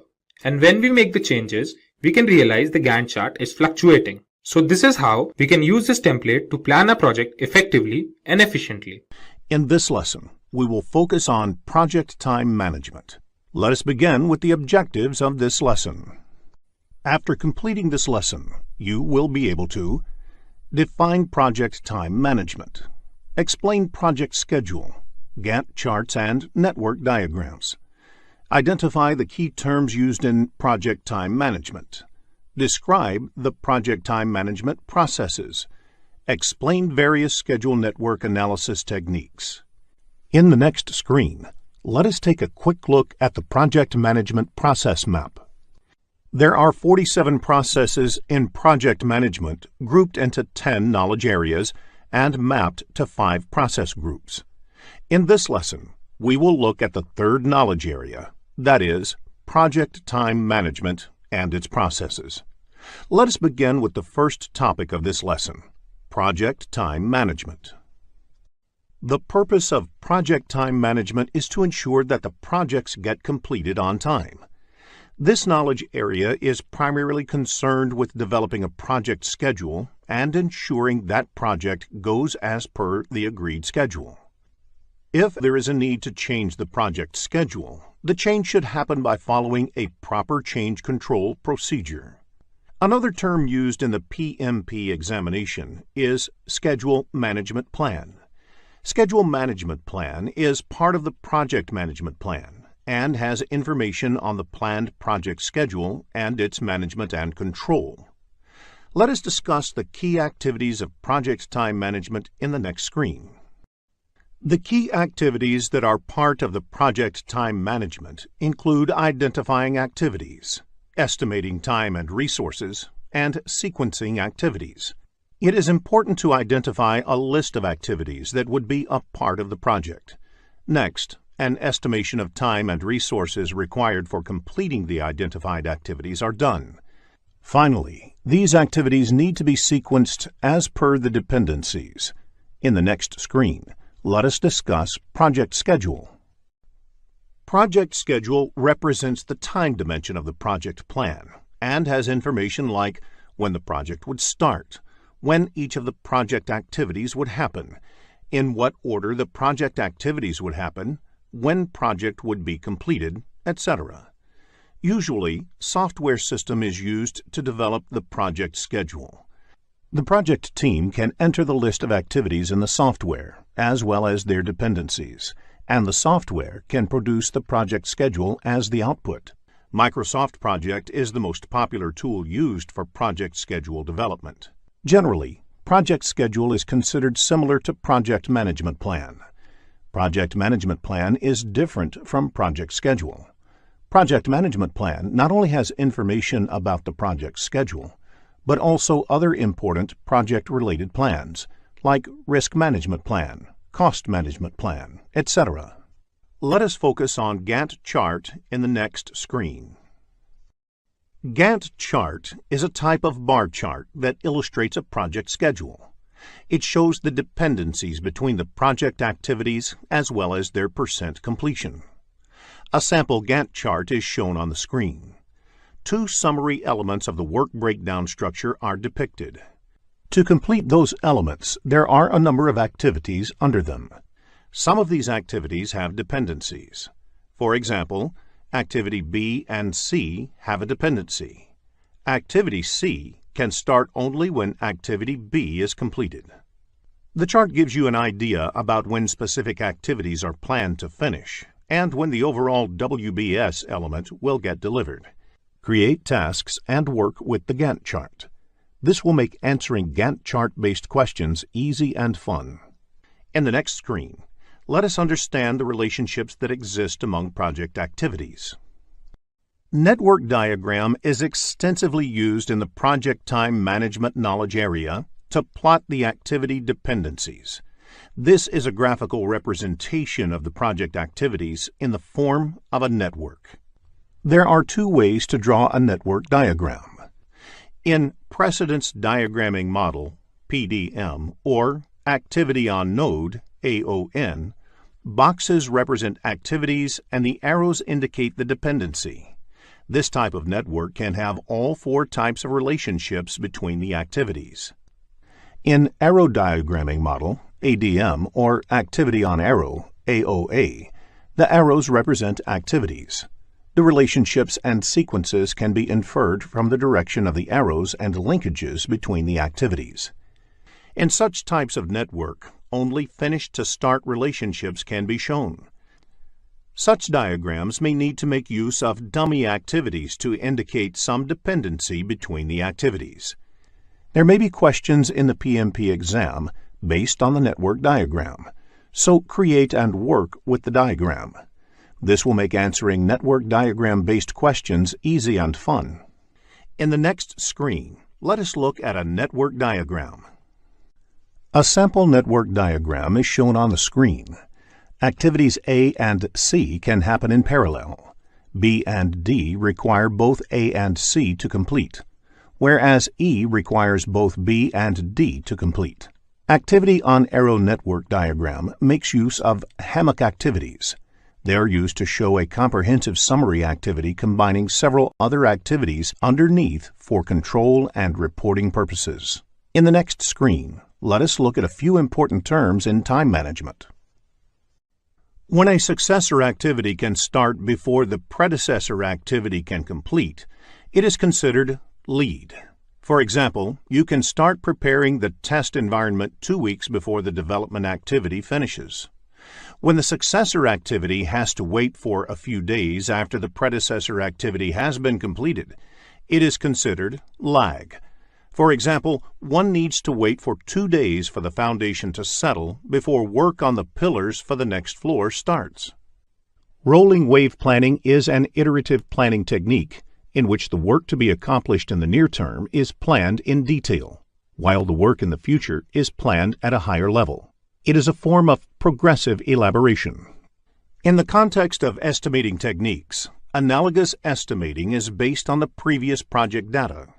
Therefore, if the last 5 similar projects took 6 months to complete, the next one will also take 6 months. This technique employs expert judgment. Another estimating technique is parametric estimating. This technique uses a mathematical model to calculate projected time for an activity based on the historical records from previous projects and other information. A few common parameters are identified based on the previous project data, and that parameter is used to predict the time required to complete the next activity or project. For example, you can normally complete 10 kilometers of highway construction lanes a week. Effort is the total amount of work required to complete the activity. Duration is the amount of time it takes in terms of elapsed or calendar days. If you have an activity that requires 10 people to work for 5 days, the total effort is 50 person days, but the duration is only 5 days. In the next screen, let us look at the project time management processes. There are 7 project time management processes. They are plan schedule management, define activities, sequence activities, estimate activity resources, estimate activity durations, develop schedule, and control schedule. The first 6 processes are executed during the planning process group. The ultimate goal of these planning processes is to develop the project schedule. The 7th and the last process is a part of the monitoring and controlling process group. In the next few screens, let us discuss these processes in detail. We will begin with plan schedule management. As defined in PMBOK Guide, plan schedule management is the process of establishing the policies, procedures, and documentation for planning, developing, managing, executing, and controlling the project schedule. It belongs to the planning process group. Let us look at the inputs to this process. The project management plan provides other subsidiary plans and will guide the schedule planning activities on the project. The project charter provides an overall context and the high-level product and project description, which might help determine the approach for schedule management. Few projects might have scheduling constraint. For example, projects of Olympics 2016 should be completed at the same time. Enterprise environmental factors provide the organizational context to the project, including the culture of the organization, the infrastructure like scheduling systems available, key personnel, and so on. Organizational process assets provide inputs such as policies and procedures, templates, past performance data and estimates, historical information, and knowledge base. Now, let us look at the tools and techniques employed in this process. Expert judgment refers to input received from knowledgeable and experienced resources. Experts can draw from their previous experiences the proper approach to govern the schedule on a project. Meetings may be organized to determine the schedule management plan. Anybody responsible for the project schedule management, such as the project manager, sponsor, customer, and other stakeholders, must attend these meetings. Several analytical techniques may be used to determine the schedule management plan. These may include different planning approaches and philosophies, such as rolling wave planning, or different scheduling software that allowed to build what-if scenarios, and study the effect of advanced scheduling techniques like leveling, fast tracking, and crashing. Now, let us look at the outputs of this process. Schedule management plan is a component of the project management plan that describes the criteria and activities required to arrive at the project schedule, as well as how the project may be baselined, monitored, and controlled. In the next screen, let us define activities process. Define activities is the process of identifying the specific actions to be performed to produce the project deliverables. It belongs to the planning process group. The important input for the define activities process is the scope baseline. Scope baseline is a term used collectively to refer to project deliverables, constraints, and assumptions of the project. In addition to the scope baseline, the other inputs in this process are enterprise environmental factors, organizational process assets, and schedule management plan. A reason why enterprise environmental factors is an input to define activities is because the organization might be using project management software to define activities, and that may influence the activity definition process. The knowledge base containing historical information regarding activities lists used by previous similar projects is a good example of organization process assets applied to scheduling. The tools and techniques used in defining activities are decomposition and rolling wave planning. The last technique is expert judgment, where the experience of project team members is used in developing detailed activity lists. The output of the process is activity list, activity attributes, and milestone list. Activity list contains a list of identified activities. Activity attributes are the additional information about the activity itself. A milestone is a significant point or event in the project. A milestone list identifies all the milestones and indicates whether the milestone is mandatory or optional. Let us move on to the next process, sequence activities. Sequence activities is the process of identifying and documenting relationships among the project activities and is also part of the planning process group. For every activity and milestone, except the first and last one, is connected to or at least one predecessor and one successor. The inputs to this process are activity list, activity attributes, and milestone list. All these are the outputs of the define activity process. The other inputs are schedule management plan and project scope statement. Schedule management plan provides guidance in terms of methodology to be employed for many of the scheduling activities on the project. Organization process assets are also an input to sequencing activities because the organization might have some kind of knowledge base for scheduling project activities. The enterprise environmental factors relevant to this process may be scheduling tools in use, project management information systems, work authorization systems, etc. One of the important tools and techniques used in sequencing activities is the precedence diagramming method. In this method, the activities are drawn on a network diagram and all the different kinds of dependencies between the activities are determined. While determining activity dependency, it is important to identify the type of relationship or dependency between the activities. The other technique is leads and lag, which is widely used for sequencing activities. The output of the process is the project schedule network diagram, which is a graphical representation of the project activities in a form of network, which also shows the activity dependencies. While designing the network diagram, new activities might be identified, and that would result in some of the project document updates, especially the ones that list all the project activities. In the next screen, let us look at the Estimate Activity Resources process.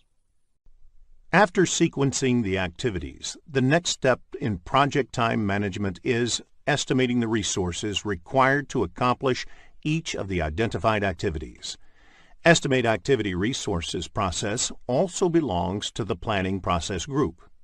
Here, resources do not mean only the human resources, but includes all other resources like equipment, raw materials, machinery, etc. Schedule Management Plan is the first input. Schedule Management Plan provides guidance in terms of methodology to be employed for many of the scheduling activities on the project. The other inputs to this process are an activity list and activity attributes that are the outputs of the time management processes. Risk Register is another input. Risks to the project may influence the decisions about the resources that need to be deployed. Hence, Risk Register becomes an input to this project. In addition, activity cost estimates are another input. Cost and resource estimates on a project are interrelated and influence each other.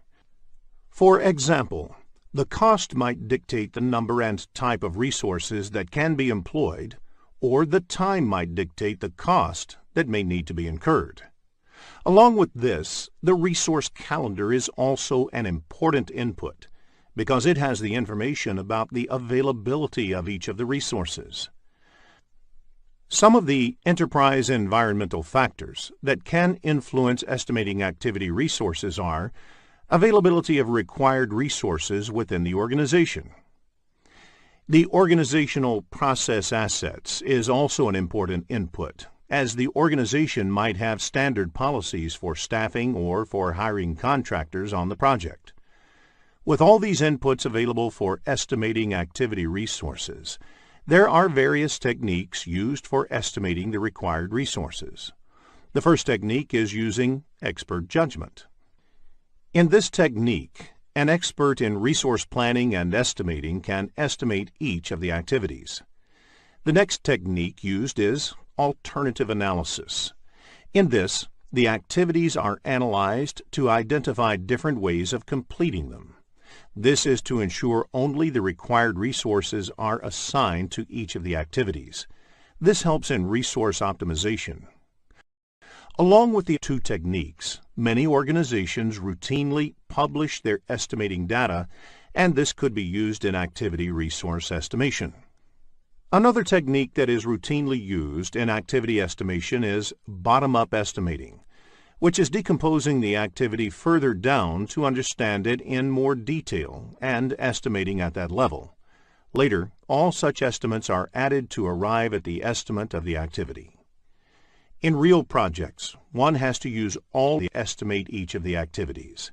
Sometimes, the project management software also helps in estimating. The software estimates are based on the inputs provided to it. Software should only be considered as a supporting tool in estimation and never fully rely on its output. Clearly, the output of this process is the activity resource requirements. Along with this, resource breakdown structure is also prepared. The resource breakdown structure is the categorization of all the required resources in various categories. That is, human resources, equipment, raw materials, etc. In the process of estimation, several other project documents may also be updated. For example, the resource estimates are directly correlated with cost estimates. Let us now move on to the next process, estimate activity durations. The next process is to estimate the duration required to complete each of the activities. The duration estimation should be done by someone who is familiar with the project. For example, the same activity, if done by a high-skilled resource, would take less time compared to a less skilled resource. This may vary regardless of the resource used due to the project requirements. In addition, the activity duration estimation should be updated continuously as you move ahead with the project, because as the project progresses, there will be more clarity on the project. The inputs of this process are similar to the ones in sequence activities process. Schedule management plan is the first input. Schedule management plan provides guidance in terms of methodology to be employed for many of the scheduling activities on the project. For instance, it may contain information about the estimation techniques to be employed and the people who need to be involved in the estimation process. Activity resource requirements is also an input to this process because resources assigned to an activity would significantly affect the activity duration. That is, the lower-skilled resources would take more time than the high-skilled resources. The other inputs include activity list, activity attributes, and resource breakdown structure. Resource calendars are also an input to this process. The type and skill set of resources available to the team may have an impact on the time it would take to complete the activities.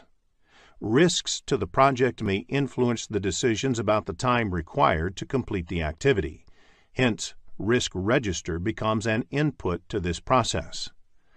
The project scope statement defines the constraints and assumptions affecting the project duration. An example of enterprise environmental factor that can affect duration is organization's productivity metrics, which is collected based on the experiences from multiple projects. The last input in this process is organizational process assets. Now, let us look at the tools and techniques used for estimating activity durations. First is the expert judgment, which means using previous project experiences in estimating the current project duration. This can be used with other estimation techniques and used to reconcile differences if different techniques result in different estimates. Three-point estimating is a method where 3 estimates are used instead of 1. It is part of a project management philosophy known as Program Evaluation and Review Technique. PERT. Estimating activity durations is often done as a team exercise, as each activity may require multiple skill sets to be applied. Therefore, it is important to use group decision-making techniques to arrive at a consensus, or at least an estimate that is acceptable to all the team members. Reserve analysis adds buffer into the project schedule to deal with any uncertainty. The contingency reserve may be added as a percentage of the activity duration or fixed number of work periods. The other tools and techniques are analogous estimating and parametric estimating. The outputs of this process are the activity duration estimates and project documents updates. The activity duration estimates is represented in terms of the range of possible results.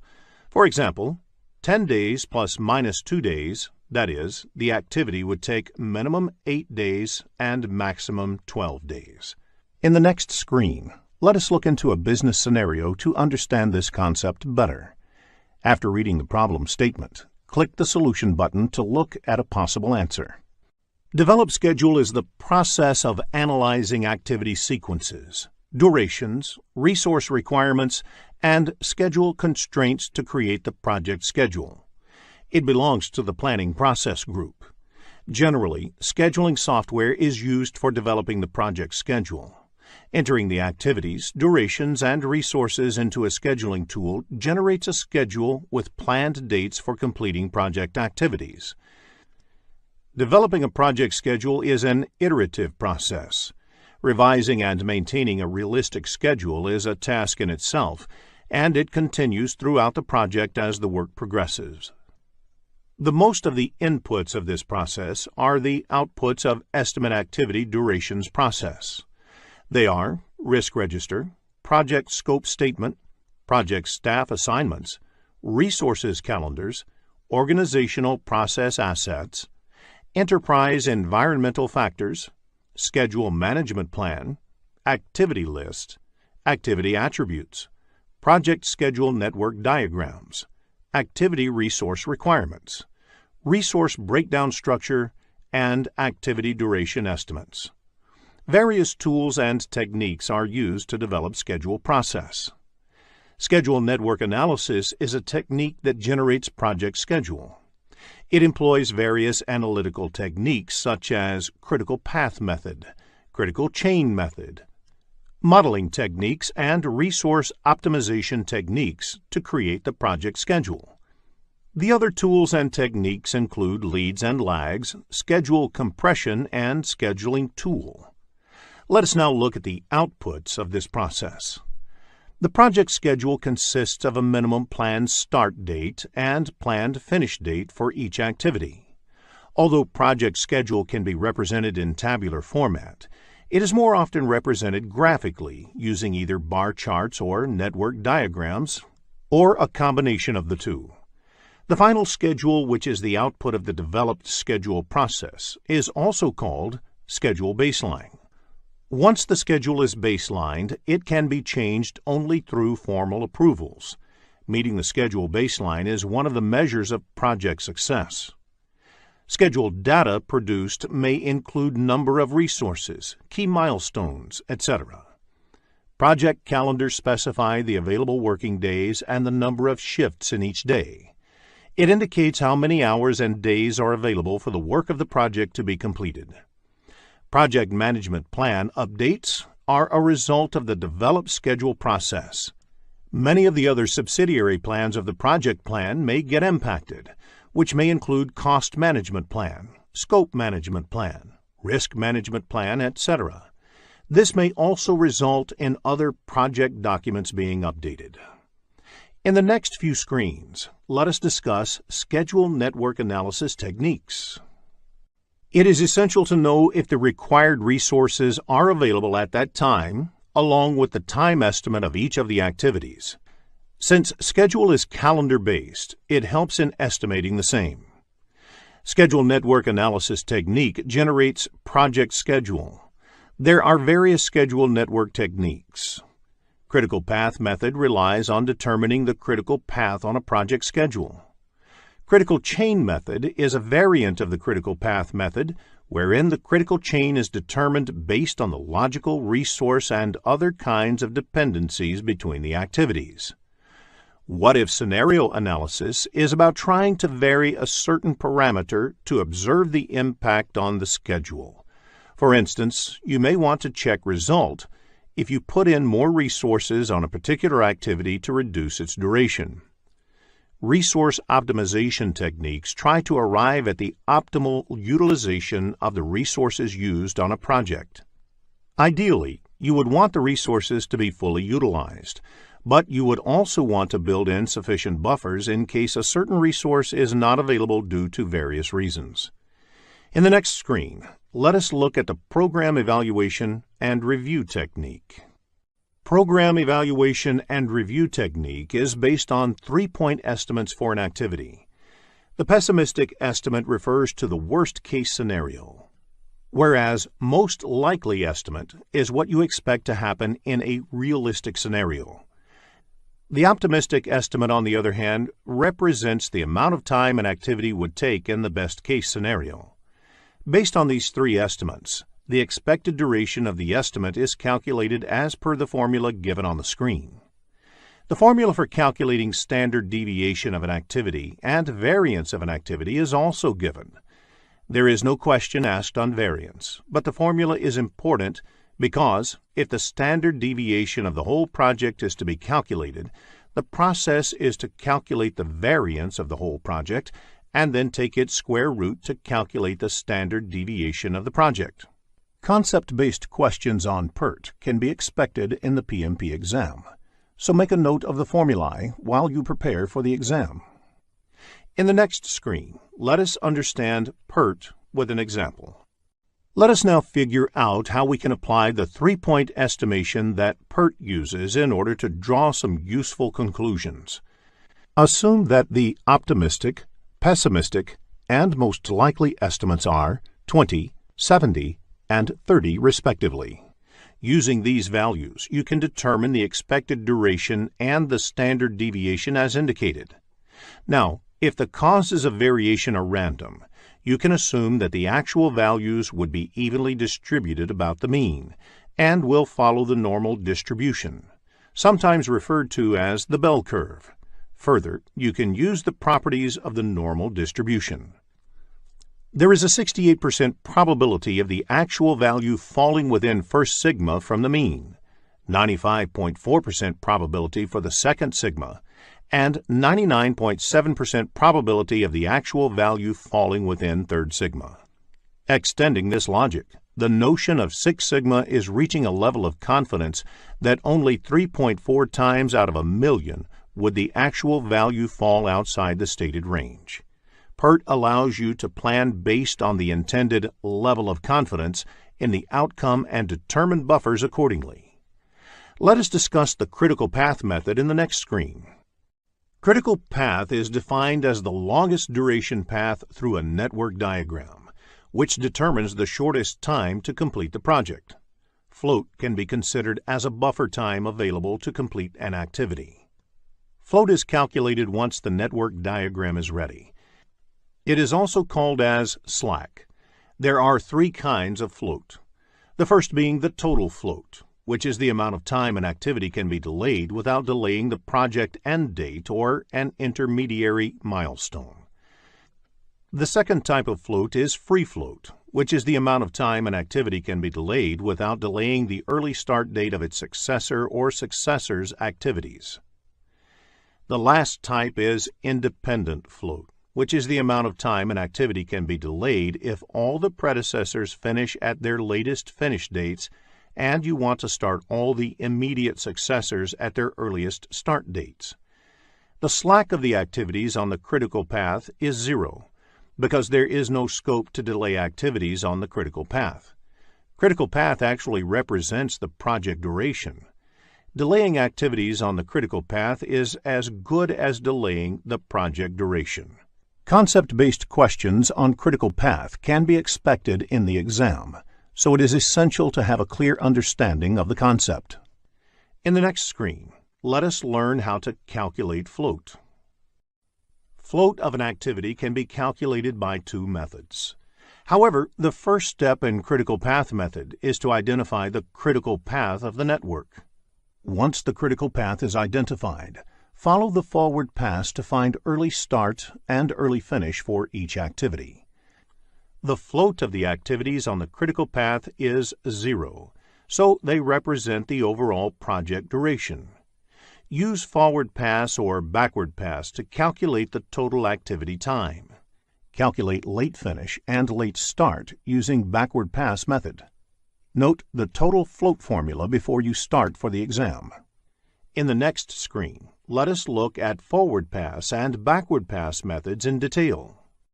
In forward pass, you can either go through the network starting with time 0 and keep calculating the time required to complete each of the activities until you reach the last activity of the project. The starting time for each of the activity in this approach is called early start, and the end time for each activity is called the early finish. Alternatively, in backward pass, you can travel through the network from the project end date and calculate the time required to complete each activity. The end date in this approach is called the late finish, and the start date of the activity in this approach is called the late start. The float of the activity is either the difference between the late start and early start, or the difference between the late finish and early finish. Both the differences work out to be the same. Before the start of the PMP exam, please make a note of the total float formula. Let us understand the critical path calculation with an example in the next screen. Let us look at an example for critical path. There are 5 activities in this project and 2 paths in the network diagram. Start, 1, 2, 4, 5, end is one path, and start, 1, 3, 5, end is the second path. Since the duration of the path start 1, 2, 4, 5, end is 18 days, which is more than the duration of the path start 1, 3, 5, end, the critical path of the project is start 1, 2, 4, 5, end. Let us take Activity 3 as an example. First, calculate the early start and early finish dates. Activity 3 can start only after Activity 1. Since the early finish of Activity 1 is 3, it becomes the early start of Activity 3. Activity 3 cannot start earlier than 3 because Activity 1 can be completed only by then. Therefore, early start of Activity 3 is 3, since the duration of the activity is 4 days. The early finish of Activity 3 is 3 plus 4 equals 7 days. Now, let us calculate the late start and late finish of Activity 3. Late start of Activity 5 is 14 days. The Activity 3 happens just before Activity 5, so the late finish of Activity 3 is 14 days. To calculate the late start, you can subtract the duration from late finish. Therefore, the late start of Activity 3 is 14 minus 4 equals 10. In the next screen, let us focus on schedule compression. Look at the 4 activities in the table. The normal cost of executing each of the activities, as well as how much each of the activities can be crashed, is also provided. Which activity would you crash to reduce the project time by 1 day? Activity A will be crashed if the duration of the project is reduced by 1 day, as the per unit cost of crashing the activity A is the least. All the activities are assumed to be on the critical path here. While crashing, if you end up saving time on a path, which is not the critical path, you will not end up saving time on the project. In the next screen, let us look into the impact of schedule compression. Different schedule compression techniques have different impact on the project. The impact of fast track leads to risk additions and increase in management time for the project manager. Crash leads to cost addition and increase in management time for the project manager. Reduced scope, on the other hand, saves cost and resources but increases customer dissatisfaction. Likewise, cut quality saves cost and resources but increases risk. Resource reallocation does not add cost or increase risk. In the next screen, let us look into the other techniques used in scheduling. There are several techniques that are used in scheduling projects. What-if scenario analysis. In this technique, questions like, what if a particular scenario changed on the project? Would that produce a shorter schedule? Are put forth to understand the impact of specific changes on the schedule. The goal is to produce a realistic schedule. Monte Carlo analysis. In this method, a computer simulates the outcomes of a project, making use of randomly generated values that map the probability distribution of the input variables. Together, these 2 techniques are called modeling techniques. Resource optimization techniques. These are also used to produce a resource-limited schedule. Resource optimization results in more stable number of resources used in the project. Critical chain method. This technique develops the project schedule that takes into account both the activity and resource dependencies. In the next screen, let us look at the last process in project time management, control schedule. Control schedule is concerned with determining the status of the project schedule, determining that the project schedule has changed, and managing the actual changes as they occur. The project schedule is an important input to this process. It is the actual schedule that needs to be controlled. Schedule data contains information related to the schedule that may need to be monitored in order to take actions to bring the project back on schedule. Project calendar describes the working hours and days for the project. Work performance data has information like which activities have started, their progress, and which activities have finished. The other inputs of this process are project management plan and organizational process assets. The key tools and techniques of this process are the performance reviews. Performance review is measuring, comparing, and analyzing schedule performance such as actual start and finish dates, percent complete, and remaining duration for work in progress. The other tools and techniques include resource optimization techniques, modeling techniques, schedule compression, leads and lags, scheduling tool, and project management software. In development schedule process, these techniques are used for the first time to develop the project schedule, whereas in control schedule process, these techniques are used to update the project schedule. The key output of the control schedule process is the work performance information. This is represented in the form of schedule variance, SV, and schedule performance index, SPI. As a part of the control schedule process, the project team will generate forecasts, likely schedule for forthcoming activities, and project as a whole. The other outputs include organizational process assets updates, change requests, project management plan updates, and project document updates. In the next screen, let us look into a business scenario to understand this concept better. After reading the problem statement, click the Solution button to look at a possible answer. Here is a quick recap of what was covered in this lesson. Project time management includes the processes required to manage the timely completion of the project.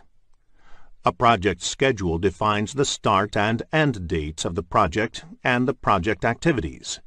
These activities are assigned a duration and sequenced in a logical order. Gantt charts and network diagrams are used to identify project activities and determine the relationships and dependencies between them. Gantt chart displays the start and end dates of project activities, the overall project schedule, and the logical task relationships, while network diagram is used to plot the activity dependencies. Plan schedule management define activities, sequence activities, estimate activity resources, estimate activity durations, develop schedule and control schedule are the 7 processes under project time management. Schedule network analysis technique generates project schedule based on the estimates of time and resource requirements. In this lesson, we will focus on project cost management. Let us begin with the objectives of this lesson.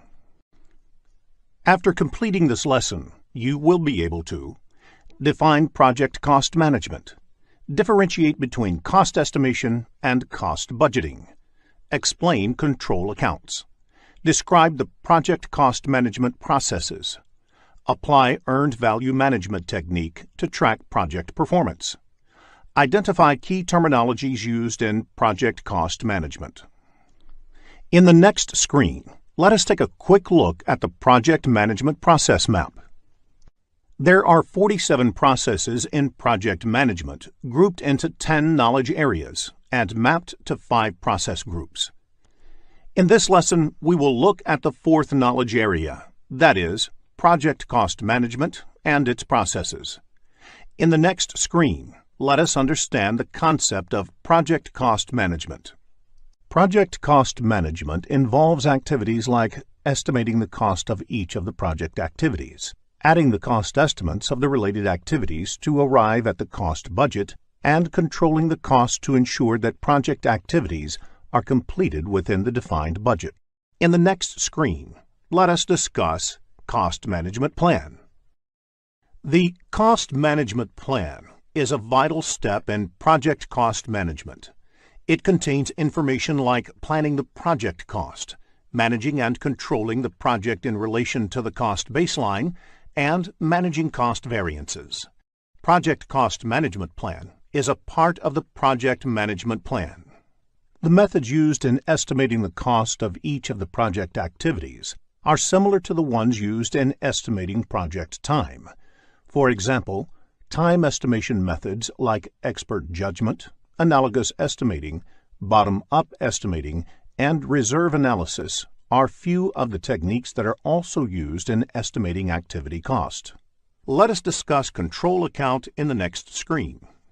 Control account is an important concept in the project cost management.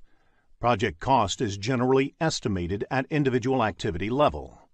It becomes difficult to manage cost at the activity level in large projects. Therefore, the cost is managed at a higher level. This requires related activities to be clubbed and their cost being managed together as one unit. This unit is called control account. While estimating the project time, WBS is created to break down the project into smaller deliverables. These deliverables are broken down into work packages, and these work packages are in turn broken into activities. Control account is defined at a level higher than the work packages. For example, if 5 work packages are part of the one control account, the cost of all activities belonging to these 5 work packages are managed as one unit. In the next screen, let us discuss the project cost management process. Project cost management has 4 processes. They are plan cost management, estimate costs, determine budget, and control costs. The 3 processes, plan cost management, estimate costs, and determine budget, are a part of planning process group, and control cost process is a part of monitoring and controlling process group. Let us look at each of these processes in detail. Let us begin with the first process, that is, plan cost management, in the next screen. Managing costs on a project is a critical exercise. If the activities are planned well, it becomes easier to achieve harmony with the overall cost and budget of the project. Plan cost management is the process of establishing the policies, procedures, and documentation for planning, managing, expending, and controlling the project costs. Let us look at the inputs required for this process. The project management plan provides other subsidiary plans and guides the cost planning activities on the project. The project charter provides an overall context and high-level product and project description, which help determine the approach for cost management. For example, for some projects, budget could be a constraint, whereas for others, budget would not be a constraint, but subject to the other objectives. Enterprise environmental factors provide the organizational context to the project, including the culture of the organization and the infrastructure, for instance, the scheduling systems available, the key personnel, and so on. Organizational process assets provide inputs such as policies and procedures, templates, past performance, data and estimates, historical information, and knowledge base. Now, let us look at the tools and techniques employed in this process. Expert judgment refers to input received from knowledgeable and experienced resources. Experts can devise an approach to govern the costs on a project by using their previous experiences. Meetings may be organized to determine the cost management plan.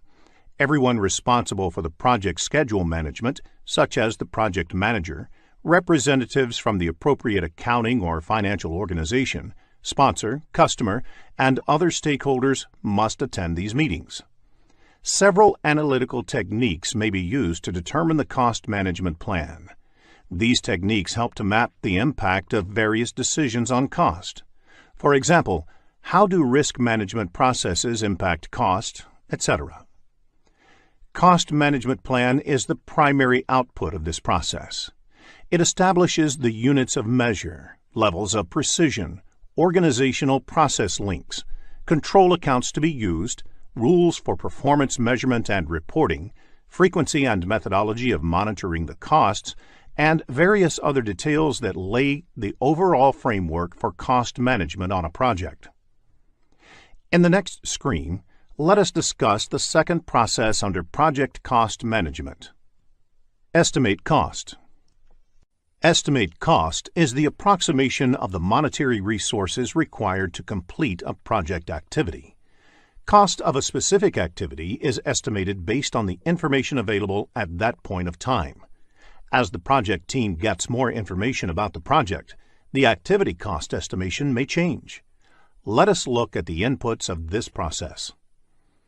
Scope baseline is the most important input as it details out the project scope of work. Along with that, project schedule is also important. This contains information like when and which resource is required for the project. It is good to remember that the same kind of resources may have different costs at different points of time. Human Resource Management Plan is another important input. Various elements like personnel rates, rewards or recognition programs, etc., are covered in the Human Resource Management Plan, which is important in approximating the cost estimate. Human Resource Management Plan will be discussed in detail in the Human Resource Management Knowledge area. Risk Register is also an input because risk mitigation costs should be considered in cost planning. More information on risk and its effect in the project will be looked at in detail in Risk Management Knowledge area. Another input, Enterprise Environmental Factors, provides organizational context to the project. Organization Process Asset is listed as an input as organizations might have standards set of cost estimation policies or templates. Cost Management Plan is another important input. The Cost Management Plan lays the framework for the cost management processes in the project. It provides guidelines such as the units of measure, accuracy desired, methodologies, and tools to be used, etc. Let us now look at the tools and techniques used in this process. Expert judgment, reserve analysis, analogous estimating, cost of quality, parametric estimating, project management software, bottom-up estimating, three-point estimating, vendor bid analysis, and group decision-making are the various tools and techniques used in this process. Most of the tools and techniques used here are similar to the ones used in the time management knowledge area. Vendor bid analysis is a technique used to estimate project cost. For example, a project requires material procured externally through suppliers. In order to get that, you invite bids from 3 or 4 suppliers and assess their quotations. Based on their quotations, you can get an idea of the costs that will be involved in getting the material for the project. Group decision-making technique is another important technique for project cost estimation. Cost estimation is an exercise which may be carried out by a group or committee in order to gather well-rounded input. Therefore, group decision-making techniques may be used to arrive at a decision that team can work with. The outputs of this process are quite straightforward. Estimates of each of the activities are arrived at. Basis of the estimate includes things like how the estimate was developed, what were the assumptions made in estimating, etc. Project document updates is also one of the outputs because the cost estimates may result in updates to other aspects of the project. For example, quality, risk, time, etc. In the next screen, let us discuss the third process under project cost management, determine budget. Once the estimate of each of the activities is arrived at, the next project cost management process is to determine budget. It is the process of aggregating the estimated costs of individual activities or work packages to establish an authorized cost baseline. This is where the control account concept comes into picture. The estimated costs of the activities are aggregated to arrive at the cost budget at the control account level. Once approved, this cost budget becomes the cost baseline of the project. Project cost performance is measured against the cost baseline, that is, How much more would the project cost be compared to the original cost baseline? The cost baseline includes all authorized budgets, but excludes management reserves. The inputs used in determining the project budget are the activity cost estimates and the basis of estimates, which are the output of the previous cost management process. The cost management plan lays the framework for the cost management processes in the project. It provides guidelines such as the budgeting cycle, tools and techniques used to prepare and approve the budget, etc. In addition to these two important inputs, scope baseline is also looked at. Project schedule provides aggregate cost in a particular calendar period to ensure how much money can be made available during that time. Similarly, resource calendar provides information on the resource, which is assigned to the project at a particular point of time. This information is then used to indicate resource costs over the duration of the project. Risk register gives an understanding of the overall level of risk on the project and, therefore, the level of contingency reserves that need to be built into the budget. Agreements entered into with the suppliers are also required to finalize the budget. Again, organizational process asset is an input because organization may have few policies for reporting the cost budget, or there might be some cost budgeting tools being used. There are various tools and techniques used in determining budgets. Cost aggregation technique involves adding up the cost and aggregating them at the control account level, so that the cost can be managed in a better way. In reserve analysis, once the costs are estimated, some extra amount is added to the estimate as a management reserve to take care of any unplanned activities. Expert judgment is a technique in which an expert's help is sought to estimate the activity cost. Expert is someone who might have worked on a similar project in the past and has a good idea to estimate the activity cost involved. Historical relationships are used to predict the total project cost using mathematical model. This is similar to analogous estimate or parametric estimate method. Funding limit reconciliation technique is used to ensure that cost on the project is budgeted or spent as per the availability of the fund. For example, if the project can get the funding of only $50,000 a month, the project budget should be planned accordingly. The output of this process is the cost baseline. This is an authorized project budget over a period. This is used to measure, monitor, and control overall cost performance of the project. In addition to this, the project funding requirements are also arrived at. Funding requirements means how much fund the project requires monthly, quarterly, or yearly for the execution. The last output of this process is project document updates.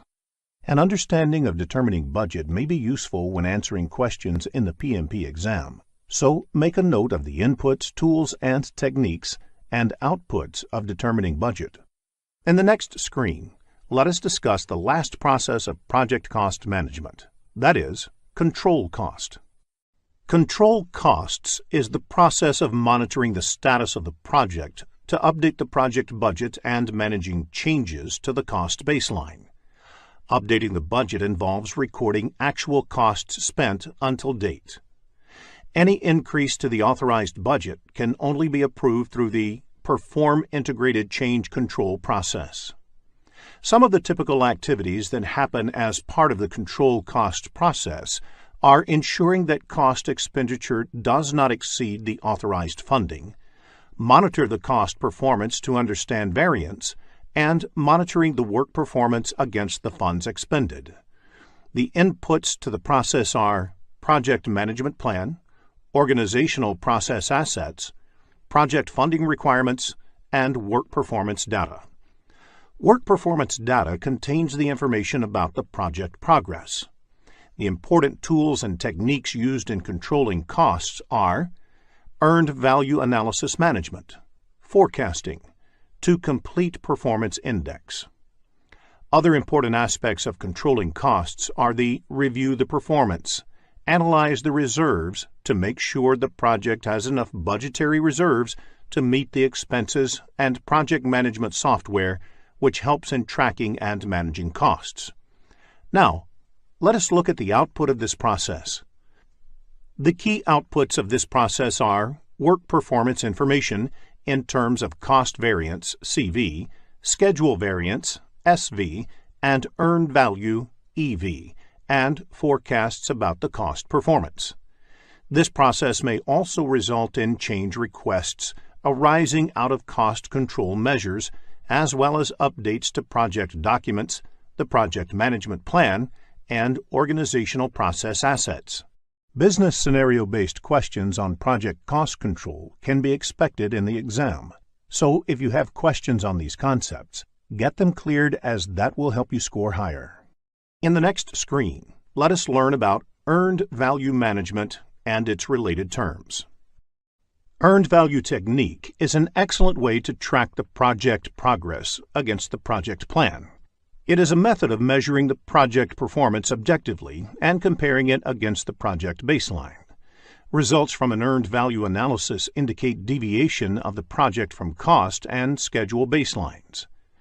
Baseline is the initial approved value along with approved changes. Therefore, schedule baseline is the first approved project schedule along with approved changes. There are various terms used in earned value technique. Planned value is the authorized budget assigned to the scheduled work. Earned value is the work performed in terms of budget authorized for that work. Actual cost is the cost incurred in work performed. Budget at completion is the budgeted amount for the total work.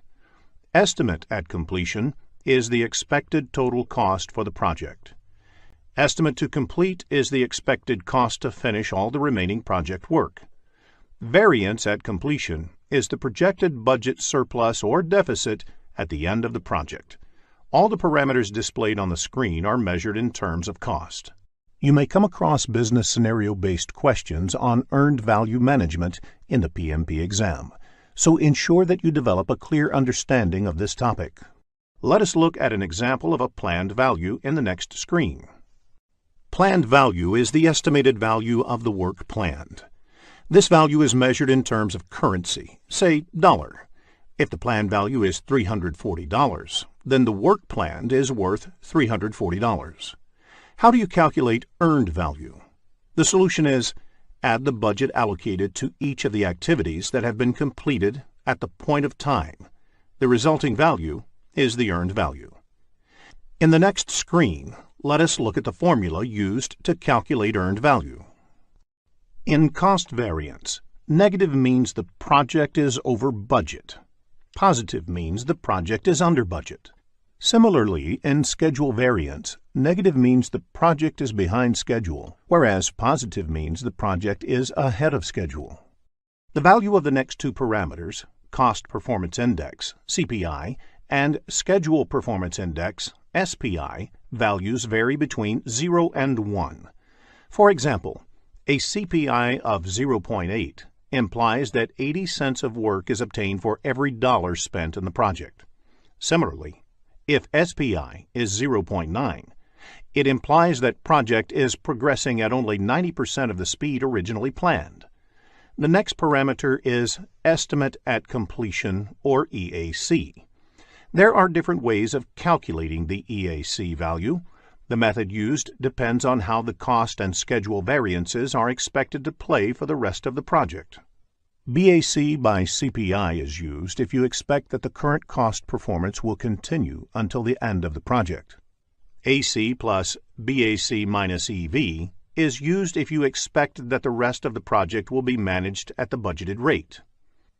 AC plus BAC minus EV by the product of CPI and SPI is used if you want to factor in the impact of the cost as well as schedule variances. AC plus ETC is used if you want to re-evaluate the project based on a forecast value for the estimated cost of the remainder of the project. The next parameter is Estimate to Complete, or ETC, which is the cost of project from this point to the end.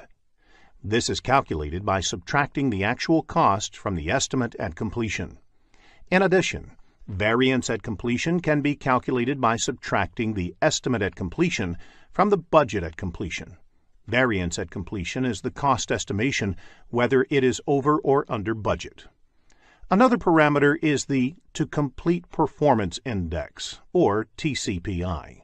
This is the cost performance needed to achieve a desired outcome.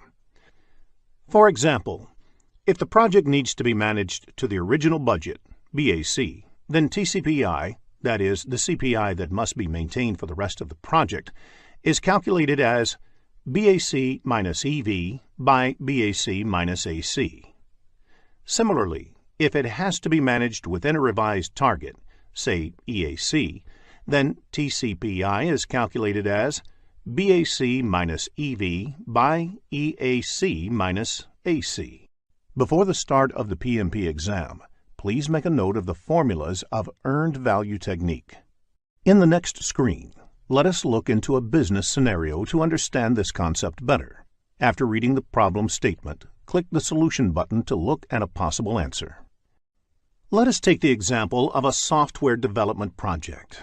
There are 4 phases, and each phase takes a month to complete and is expected to cost $10,000. The phases are planned to be completed one after the other. The status of the project at the end of the month 3 is summarized in the table. Requirements definition is completed and actual spending on this is $10,000. Architecture and design is done and actual spending on this is $12,000. Development and unit testing is only 50% done, though it was supposed to be completed by 3rd month. It has cost $9,000 until date. System testing and go live has not yet started.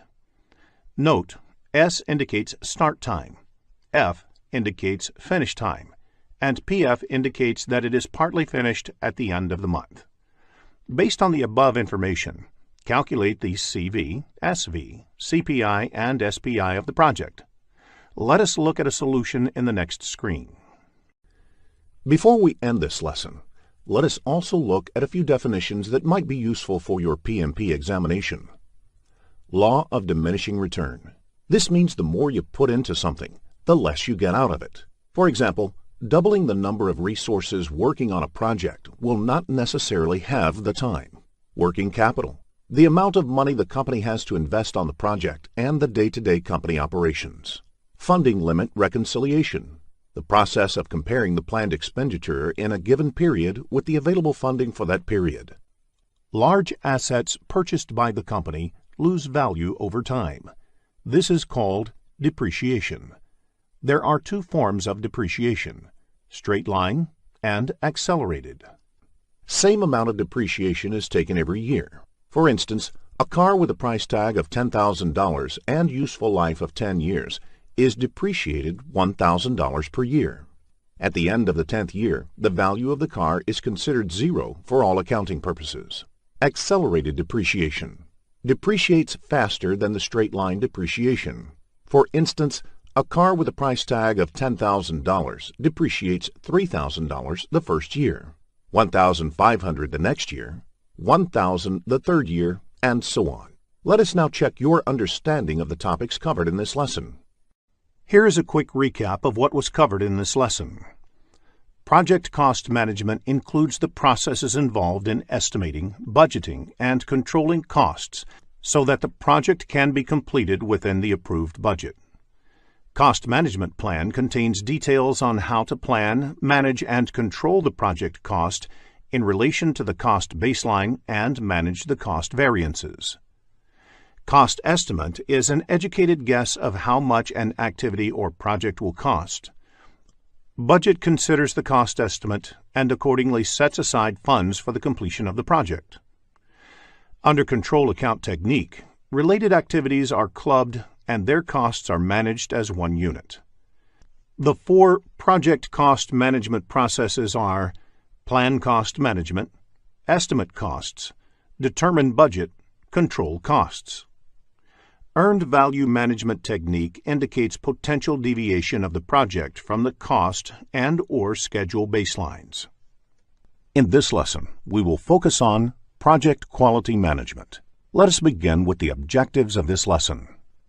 After completing this lesson, you will be able to define quality and quality management, differentiate between quality planning, quality assurance, and quality control, explain cost of quality and its categories, describe the project quality management processes, explain the 7 basic tools of quality, explain Six Sigma. In the next screen, let us take a quick look at the project management process map. There are 47 processes in project management, grouped into 10 knowledge areas and mapped to 5 process groups. In this lesson, we will look at the 5th knowledge area, that is, project quality management and its processes. In the next screen, let us understand what quality is. The project manager is responsible for quality in a project. However, it is also the responsibility of each and every one in the project to ensure that whatever they do meets project quality expectations. Quality is defined as the degree to which a set of inherent characteristics fulfills requirements. A project is said to meet quality expectations when all the project requirements agreed in the beginning of the project are met and the resulting product is usable. Usable means that the intended users can use the product without any problem. In the next screen, let us look at some quality-related terms. It is important to discuss a few terms to understand the concept of quality better. Customer satisfaction is defined as conformance to requirements and fitness for use. It is important to understand the subtle distinction between quality and grade. Grade is a classification based on technical characteristics. Low quality is always a problem, but low grade may not be a problem. Rather, it would be a matter of choice. Similarly, it is important to understand the distinction between precision and accuracy. Precision is the granularity of measurement. That is, how fine-grained can you measure the outcome. Accuracy is how correct you are. That is, how close you are to the desired value. In the next screen, let us understand the concept of optimal level of quality. Quality comes at a cost. More effort put in quality will give better results. However, you cannot keep on investing on increasing the quality, as there is no limit to how much a product can be improved. Investment in quality is determined by knowing the optimal level of quality. Optimal level of quality, as shown in the diagram, is said to be achieved at the point where the incremental revenue from improvement equals the incremental cost to secure it. Suppose you are the manufacturer of toys, but the toys are below quality and the sales are low. To improve the quality, you invest in identifying the demands of children, sharing few samples, and recording their feedbacks. Once all these are captured and implemented in the products, you lure the parents to buy them. As the investment is increased to manufacture good quality toys, the cost will therefore increase, and it might become prohibitive for parents to buy. Optimal level of quality is reached at a point where you get maximum number of buyers for the toys manufactured. Now that we are clear on the concept of quality, in the next screen, let us discuss quality management. Quality management involves performing activities like creating standard policies and procedures and ensuring that those standard procedures are being followed properly in the project. It aims to ensure that project meets all the initial agreed requirements without any deviation and that the specified approach to quality is implemented on the project. 3 broad activities are done as part of quality management. They are quality planning, quality assurance, and quality control. Quality planning is the first step when quality-related activities of the project are planned. Quality assurance is the next stage of implementing those quality plans, and quality control is the last stage when periodic checks are done to see if project quality is improving. In the next screen, let us look into the differences between the 3 aspects of quality management. It is important to understand the different kinds of activities that come under quality planning, quality assurance, and quality control. Once the quality planning is done, the quality management plan is ready. This quality management plan has standards, templates, policies, and procedures to be followed in the project. It contains information on the level of quality being aimed and the plan to achieve that level. It is the aim of quality assurance activities to ensure that the activities planned under quality planning phase gets executed for the project. It is the task of quality assurance to determine if the project is complying with the organizational as well as project policies and procedures. This is ensured by conducting regular process audits to identify deviation from what is planned in the quality management plan. These audits are generally done by quality department of the organizations. Quality assurance focuses on the process, not on specific products. The role of quality control is to measure specific project data or results against standards to inspect and verify the project's product, defect repair, and measure whether quality indicators are improving. Quality control is about the product and data. For example, it was planned as part of quality management that project would get completed plus or minus 10% within the cost budget. 3 months back, when the measurement was done, project was over budget by 20%. When the measurement was done a day before, it was only 15% over budget. Therefore, the project has showed an improvement of 5% in the last 3 months, and it is quite likely that over the next 3 months, project may get within the planned limit of 10%. Instead of showing improvement, if the data shows cost increase, then corrective and preventative actions are required to get the project within the 10% limit. This is quality control. In the next screen, let us discuss a few quality management concepts. Let us look at some terms that are commonly used in quality management parlance.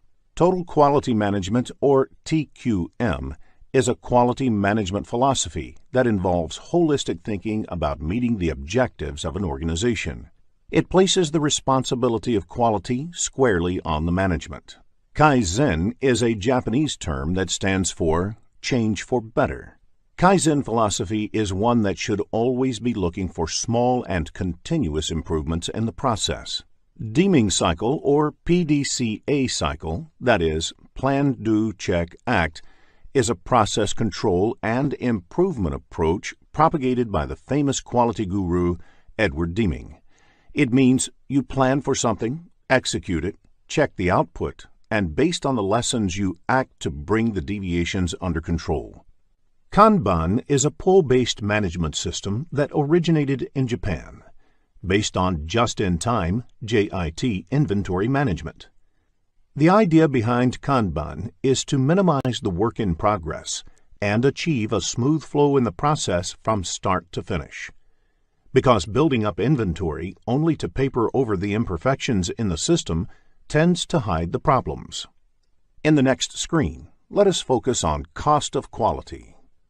Cost of quality is the cost that needs to be incurred to make a quality product. The sum of all the costs incurred is ensuring that project conforms to requirement is cost of quality. Cost of quality can be broken down into 2 major categories. First is the cost of conformance, or the money spent during the project to avoid failures. This can further be subdivided into prevention costs, which is the cost to prevent errors, like training the team, creating documents, on equipment, and in time to do it right. The other subdivision is appraisal costs, or the cost for assessing quality, like testing, destructive testing loss, and inspections. The second category is the cost of nonconformance. It is the money spent during and after the project because of failures. This is subdivided into internal failure costs. It is the cost of failures that occur before the product is released to customers, for example, rework and scrap. The second subdivision is external failure costs. It is cost incurred on failures that occur after it has been released by the team, for example, liabilities, warranty work, and lost business. Concept-based questions on cost of quality can be expected in the exam, so please make a note of the categories of cost of quality. Let us look at the project quality management processes in the next screen. There are 3 project quality management processes, of which the first process, Plan Quality Management, is done as part of the planning process group. The next process, perform quality assurance, is done as part of the executing process group, and the last process, control quality, is done as part of the monitoring and controlling process group.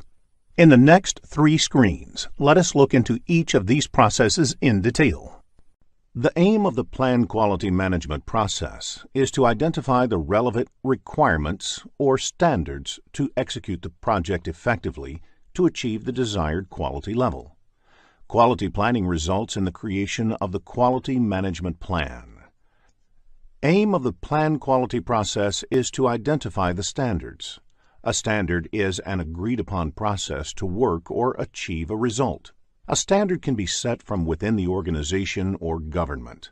Once all the standards for the project are identified, the aim of the quality planning activities involves determining what work needs to be done to meet those standards. Before adhering to the standards, you should question their relevance with the project. Implementing all possible standards applicable to the project in random will have cost and time implications. Let us look at the inputs to this process. The project management plan provides the scope, schedule, and cost baseline, all of which have an implication on the quality management plan. Quality plan has a direct correlation with these. It might also have an impact on and be impacted by other subsidiary management plans, such as risk management. The stakeholders of the project may have specific requirements and views about the quality parameters of the project, and these have to be considered. The risk register gives an indication about the kind of risks that are inherent in the project, and also those which must be considered while planning the activities to ensure quality. The requirements for the project need to be considered for planning quality-related activities, because quality is all about meeting the requirements. In addition to these, enterprise environmental factors and organization process assets are also listed as inputs, because the standards can be either from within the organization or from government or other external bodies. Standards from within the organizations are usually the best practices learned over a period while executing numerous projects. An example of government standards can be standards to control air pollution by the motor vehicles, which vehicle manufacturers must adhere to. To accomplish quality planning, first, analyze the benefits versus the costs of meeting quality requirements. Next, identify the cost of quality and confirm if that kind of investment in quality is justified. In addition to these two, benchmarking helps in analyzing the quality of activities of similar projects executed in the past. This helps in identifying the particular quality of output of the previous project, which in turn acts as a basis for the current project's quality planning. Design of experiments can also be used for quality planning. This is a statistical way to determine what variables will improve quality the most. For example, in case of manufacturing doors, it can be determined that increasing the quality of the wood can have maximum impact on improving the quality of the door. In addition, the 7 basic quality tools, also known as the 7 QC tools, are used to determine the plan to achieve the desired level of quality. Statistical sampling as a tool becomes relevant whenever the quality plan cannot be applied to all the artifacts produced. For example, if destructive testing is a requirement, then it can be carried out only on a sample, not on the entire population. Statistical sampling helps in arriving at a representative sample that can give useful information. Other additional tools, such as brainstorming, force field analysis, etc., may be used to determine the quality management plan for the project. Conducting regular meetings is another important tool. The quality management plan has to be determined in a collaborative manner by consulting the team members and other stakeholders. Quality management plan is a key output of this process. Checklist is a list of items to inspect. For example, many of the office buildings have housekeeping checklists to ensure that all floors, cabins, etc. are cleaned. Checklists are created during quality planning and used in quality control. Metrics are project-specific data that need to be measured to check the status of the project. The simplest project metrics can be cost and schedule. Metrics are also decided during quality planning and used in quality control. One of the roles of the project manager is to not only manage the project, but also improve processes in the project to decrease the instances of defects, which in turn saves time and money. Such activities are listed in the Process Improvement Plan, which eventually becomes part of Project Management Plan. As a result of the planning activities, other project documents may also get updated. For example, the Quality Management Plan may result in updates to the cost or resource requirements. There may be questions in the PMP exam based on the Plan Quality Management process, so please ensure you have a fair understanding of the concept before you take the exam. In the next screen, let us discuss the second quality management process. Once the quality planning is over, the next process in project quality management is quality assurance, which involves determining whether the standards are being met and the processes are being followed. Therefore, the input for this process is the work that has been completed during the quality planning stage. They are project documents, quality management plan, process improvement plan, quality metrics, and quality control measurements. Let us look at the tools and techniques used in this process. Quality audit is the process to check whether the project is complying with the organization policies, standards, and procedures, and determine whether these policies, standards, and procedures used are efficient and effective. So a good audit not only looks at this compliance, but also for the new lessons learned from the current project that can help make the future projects better. Process analysis involves using the lessons learned from doing the initial few work to make the remaining work more efficient. For example, if the project involves installing a software package, then the lesson learned from the first few installations can be used to improve the process on remaining installations. Apart from these, all the quality management and control tools, such as the 7 basic quality tools, will be relevant to this process. The key output of this process is project documents updates to ensure that if there is any deviation from agreed standards, it is corrected. Also, if there are any lessons learned that can help improve the future projects, the organization process assets get updated. This quality assurance may result in improvement suggestions, change requests may be generated, and the project management plan may need to be updated. Understanding characteristics of quality assurance tools and techniques may be useful while answering the exam, so prepare this topic well before you take the exam.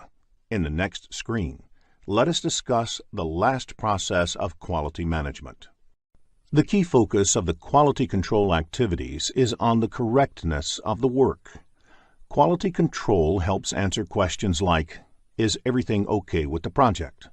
Does the project plan require changes to successfully execute the project? Will the project succeed, etc.?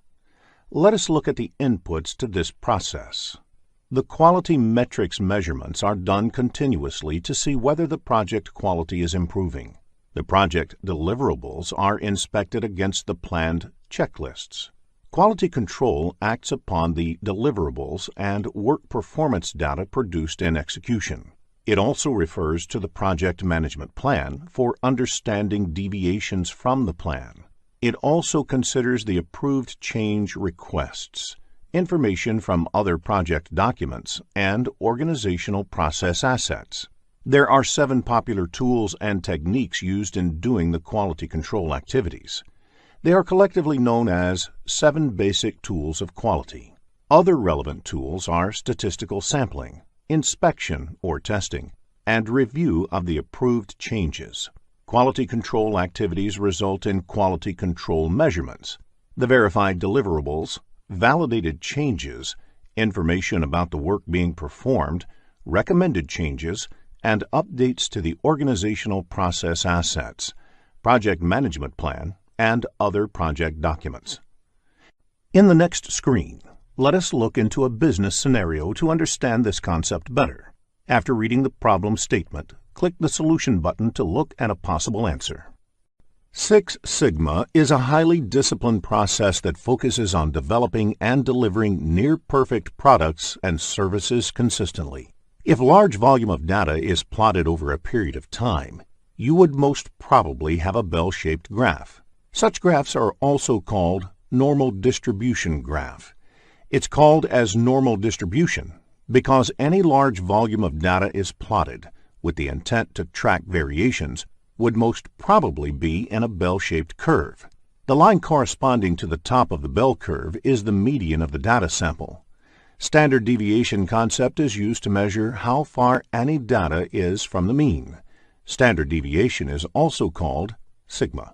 One standard deviation from the mean covers 68% of the data.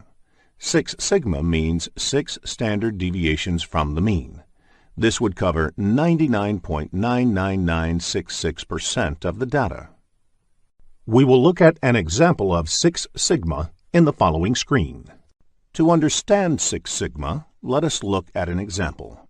A tire manufacturing company produces 100,000 tires a day. It is not possible to verify each and every tire manually to ensure it is defect-free. Instead, random sample of these manufactured tires are taken and checked for defects.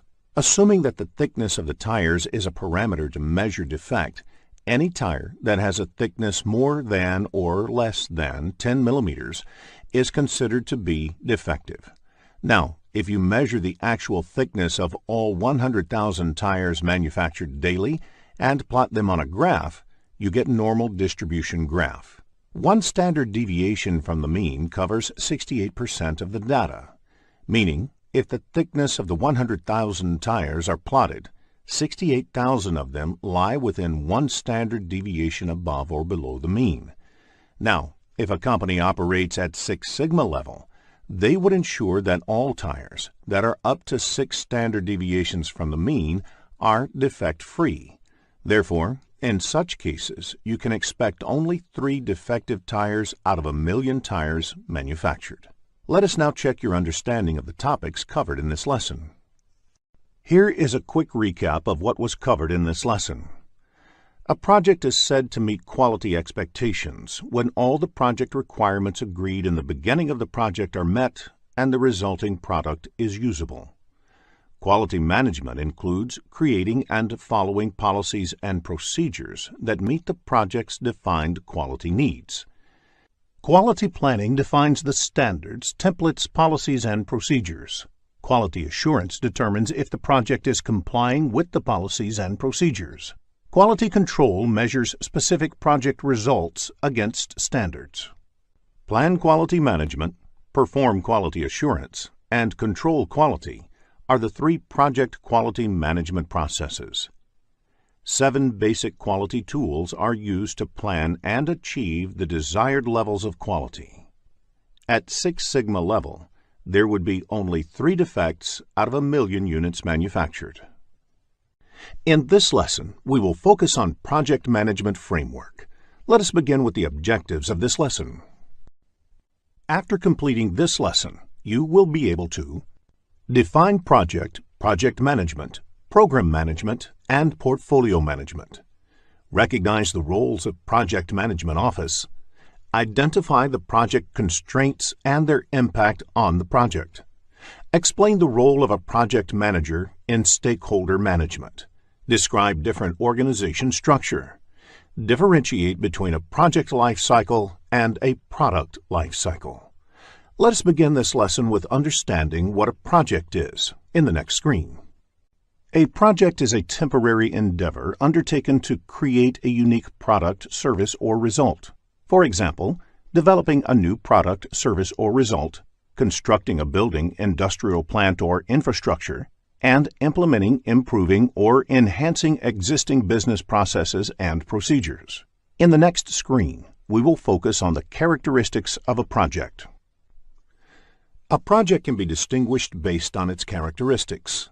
The definition describes 2 characteristics of a project. First, it is temporary in nature. Temporary here does not mean short in duration. A project can extend for long duration based on the requirements. For example, creating a new indigenous missile defense system for a country. However, there is always a definite planned start and end date for a project. It cannot go on indefinitely. Secondly, the project is supposed to produce a unique output. The output could be a product, service, or result. There can be many common activities between two projects, but the outcome of each project should be unique in some way or the other. Now, let us look at what marks the end of a project. A project ends when either the objectives are met or the project is terminated because the objectives will not or cannot be met. The other reason to terminate the project can be that the need for the output of the project does not exist anymore. Usually, the sponsor of the project takes a call about the closure of the project. It is important to differentiate project work from regular operational work. For example, your office receptionist does the same work every day of picking any incoming call and directing the call to the right person in the office. This is an ongoing repetitive work and can be classified as operation. Operations, unlike projects, are neither temporary nor unique.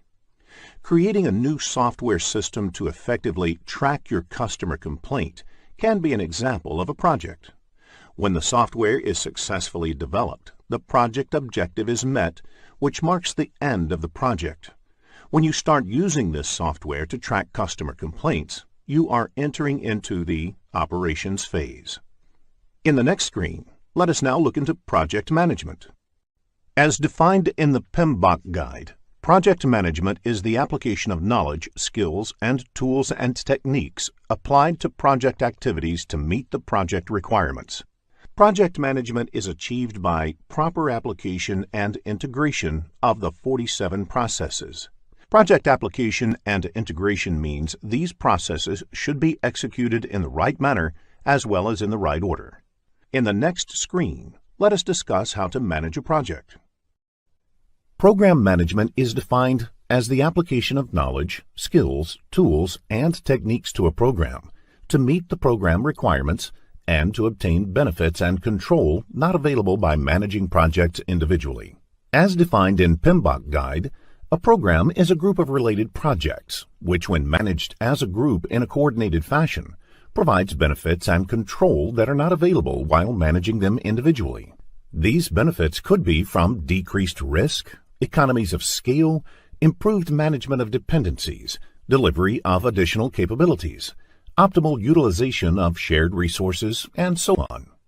Let us now learn the various features of program management. Random projects cannot be grouped together as a program. The projects in a program should be related in some way or the other, and there should be some value added in managing them together. A project may not be a part of any program, but a program will always have projects. A project can also be executed as a standalone project. A program is designed to deliver some strategic benefits value to the organization. These benefits can be tangible or intangible. Examples of tangible benefit could be increased profit margins or operational cost savings. Examples of intangible benefits could be improved team morale or building up certain competencies. While a project manager focuses relentlessly on the fulfillment of the project's requirements, that is, scope, cost, time, quality, a program manager needs to focus on ensuring that the organizational benefits are realized. In the next screen, let us understand what a portfolio is. Portfolio is yet another term used along with project and program. A portfolio may have multiple projects and programs that are managed as a group to achieve strategic objectives. Note that all projects and programs in a portfolio may not be necessarily interdependent or directly related. A portfolio can be created based on the business objectives. For example, an IT service company can have a portfolio named Japanese Projects, which is formed with an aim to take over the Japanese market by giving more attention to these projects. Within this portfolio, similar projects can be managed as a program, And all banking projects from Japan can be managed as a banking program. In the next screen, let us discuss portfolio management. Portfolio management is the centralized management of one or more portfolios. This includes identifying, prioritizing, authorizing, managing, and controlling projects, programs, and other related work to achieve strategic business objectives. Therefore, whether the company should have Japanese projects as portfolio or not is decided by portfolio management. In the next screen, let us understand the relationship between portfolios, programs, and projects. The image on the screen will help you to understand the terms portfolios, programs, and projects. A portfolio is part of an organization's overall strategy. It represents a conscious decision by an organization to invest in the portfolio. The overall objectives of a portfolio are then cascaded down to the lower-level components. The components could be sub-portfolios, programs, or projects. These components can further be broken down into smaller components for ease of management. Although a project may not contain operations, a program, or a portfolio, it can include other work. This other work may comprise training and development, customer support and services, etc. If the other work has synergy with the overall objectives and adds to the capability to deliver the higher level benefits, then it can be included in the program or portfolio as well. In the next screen, we will discuss Project Management Office. Project Management Office, or PMO, is a specific type of body or department within an organization. PMO performs several roles in the organization, and these can broadly be classified as primary roles and other roles. Typically, the PMO may take up any one or a combination of the three primary roles. It provides the policies, methodologies, and tools and templates for managing projects within the organization. It provides support and training in organization on how to manage projects. And finally, it provides project managers for different ongoing projects in the organization. PMO may also help in managing interdependencies between the projects, selecting, managing, and deploying shared or dedicated project resources, if need be, terminating a project, and organizing lessons learnt sessions and maintaining the project management knowledge base for an organization. In the next screen, we will discuss how to manage the triple constraints. Any project can be done successfully if there is no constraint on time or there is unlimited budget available. Unfortunately, that is not true in real life. A project is performed within some constraint, and these constraints are usually competing. Therefore, if you change one, it would affect the other. For example, if the project duration increases, it would lead to increase in the project cost as well. Triple constraint is a term that originally referred to the three competing project constraints within which the projects are performed. These constraints are cost, time, and scope.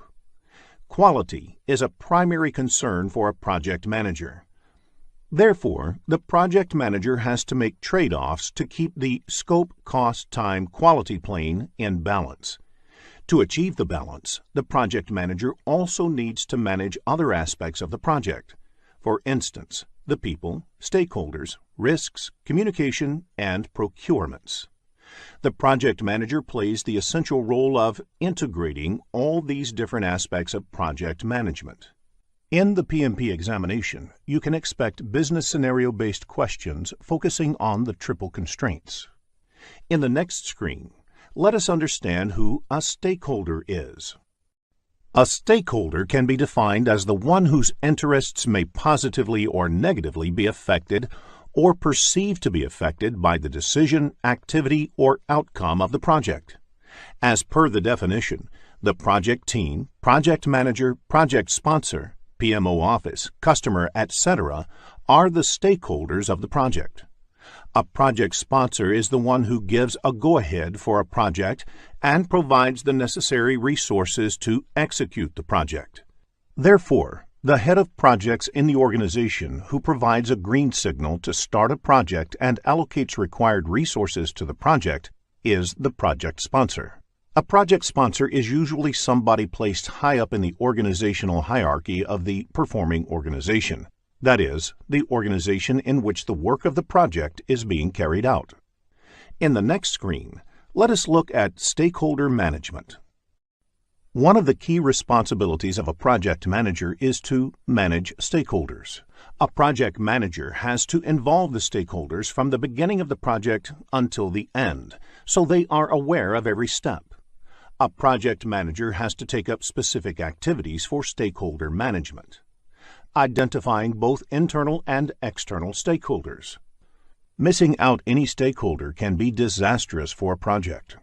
A stakeholder who is identified towards the end of the project may come up with his own requirement at that stage, and incorporating them can be risky.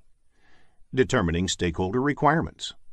After identifying all the stakeholders, the project manager also needs to ensure that their requirements are clearly identified.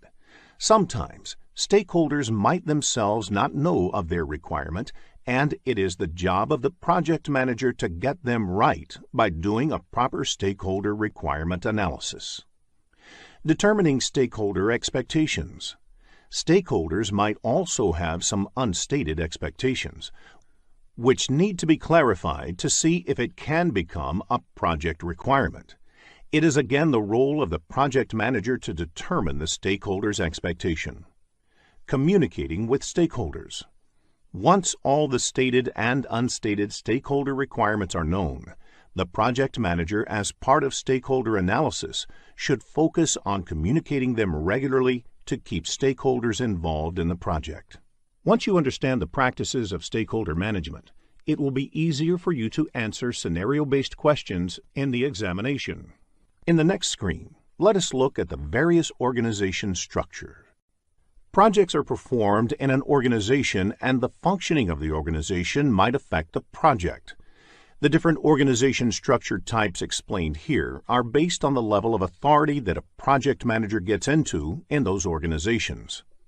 In a functional type of organization, the organization is grouped by the area of specialization within different functional areas. For instance, marketing, accounting, engineering, etc. are departments within the organization. Each employee typically reports to a functional manager. In such types of organization, normally projects are undertaken within the department itself. If a project requires any assistance from another department, the request moves from the head of the requesting department to the head of the concerned department. The team members do their normal departmental work in addition to the project work. The next type of organization is projectized organization. In such organizations, there are no departments. The organization's resources mostly work on projects. Team members report to a project manager. The project manager has complete control over the resources. When the project is completed, either they move on to another project or they look for some job outside the company. They do not have a department for themselves. The third type of organization is a matrix organization, which is a blend of functional and projectized organizational structure. A team member belongs to a department as well as they are part of a project team. In such organization, team members have two bosses. One, their department head, and the second, their project manager. Since there are two bosses here, this type of organization is further classified into three different types. They are weak, strong, and balanced matrix organization. So out of the two bosses that team members have in matrix organization, if the project manager has more authority over the team member, such organizations are called strong matrix. Where the functional manager has more authority, it's a weak matrix organization. If they both share equal authority, then it is a balanced organization. There is another term that you might find in the exam called tight matrix. This generally refers to a co-located team, that is, a team that has been placed in the same location to enhance their performance. In the PMP exam, If there is no mention of the organization type, you can assume it to be a matrix organization. Let us look at each of these organization structures in detail. In the next screen, let us look at functional organization. In a functional organization, the resources of the organization are grouped by functions, sometimes called departments. Examples of functions could be sales, finance, administration, manufacturing, etc. Each function plays a definite role in the organization and is headed by a functional head or supervisor. All the resources in such an organization report directly into their functions. Therefore, a salesperson would report into the sales organizational hierarchy, a purchase executive would report into procurement, and so on. You would notice that in a functional organization, the project manager's role is not explicitly called out. When a functional organization embarks on a project, each of the functions that are involved may volunteer some resources to work on the project. One of these resources may end up playing the project manager's role. The resource assignments may not even be full-time, and sometimes even the project manager is part-time. Since the project manager has no authority over any of the resources, they are dependent on the functional heads. This makes it more challenging for the project manager to coordinate in the team. However, functional organizations provide an opportunity for specialization.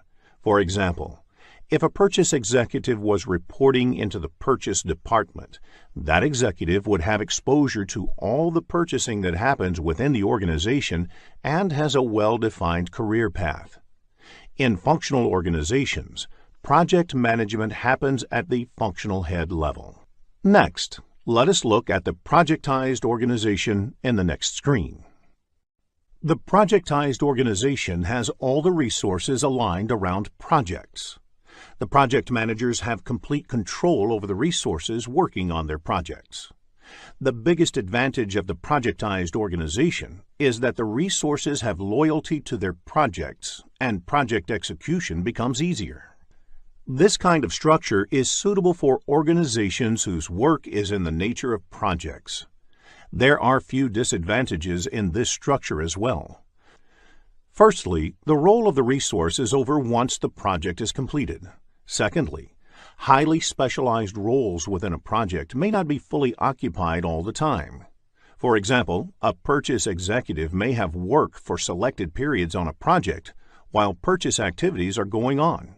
However, for the rest of the period, their capability may not be optimally utilized.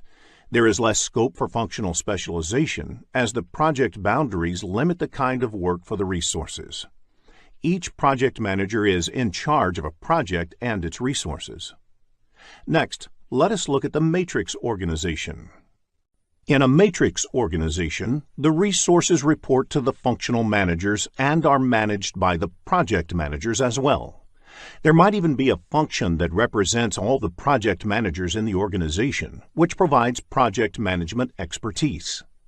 The matrix structure has three variants, commonly referred to as weak, balanced, and strong.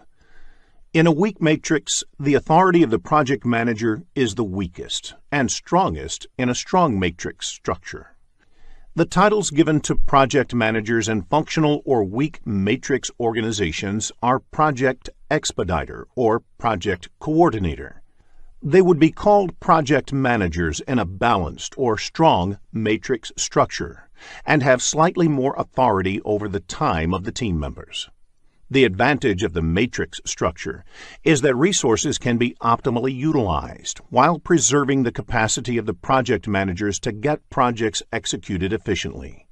Resources can specialize in their functions and have stability in their careers, also contribute to the projects at the same time potentially. The disadvantage of matrix organization is that the communication overhead increases significantly. This is because every resource in the organization belongs into a project and into a function, leading to a dual reporting structure. In a matrix organization, project management happens at project resource level. In the next screen, let us summarize the advantages and disadvantages of different organizational structures. Each organization structure has its own set of advantages and disadvantages. The advantage of functional organizations is that resources may find clearly defined career paths and achieve specialization and skill development in their respective fields. It will be a flexible workforce since only one manager will be responsible, avoiding confusion. The disadvantage of such organization type is that project work is hampered. Department work is always given higher priority than the project work. In addition, there is no career path in project management, which leads to lower interest in projects. In the case of the projectized organization, one of the clear advantages is better communication within the projects. Since project work is the only work team members are doing, it also leads to loyalty towards the project goals.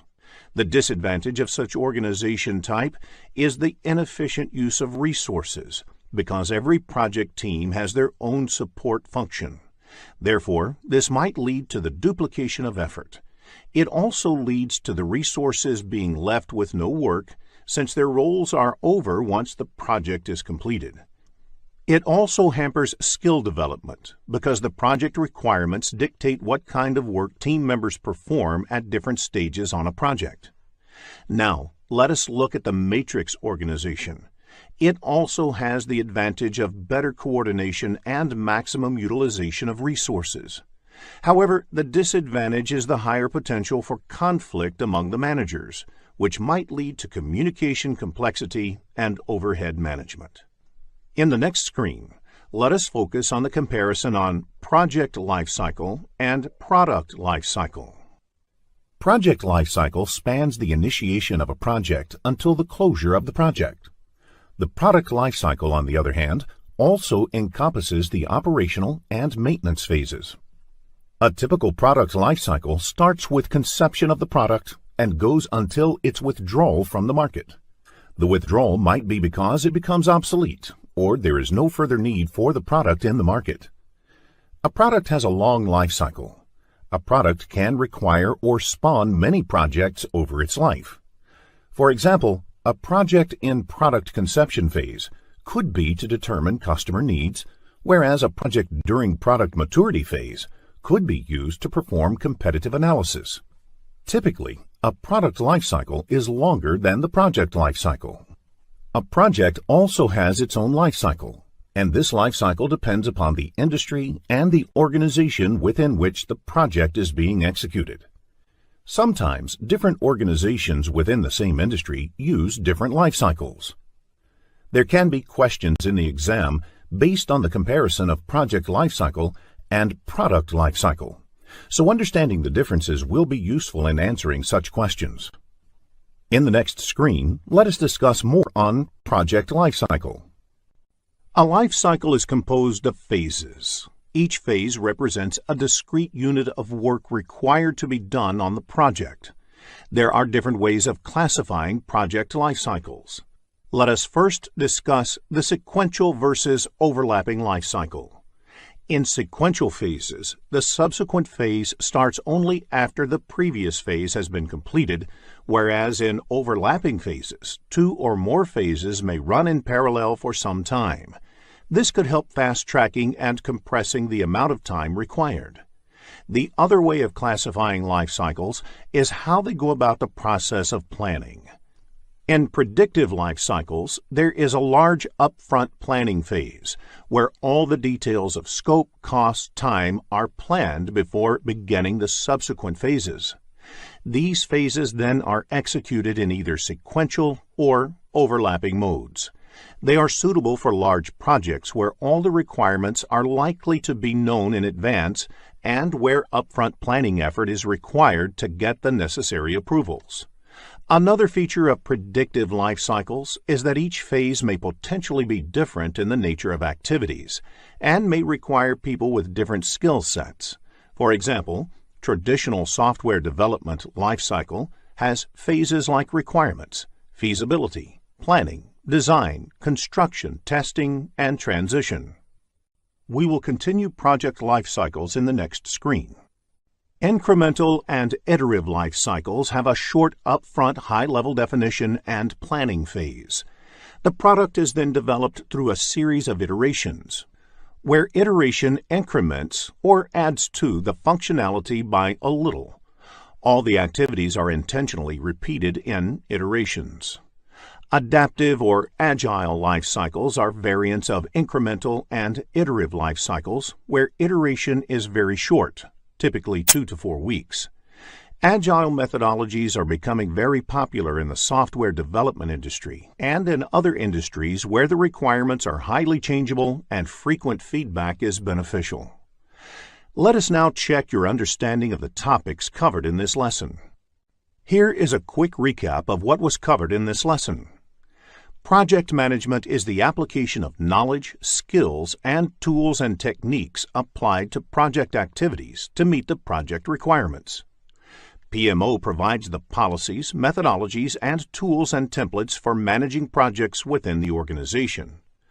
Project manager has to integrate various project aspects, like the people, stakeholders, risks, communication, and procurements with the project constraints, time, scope, cost, and quality.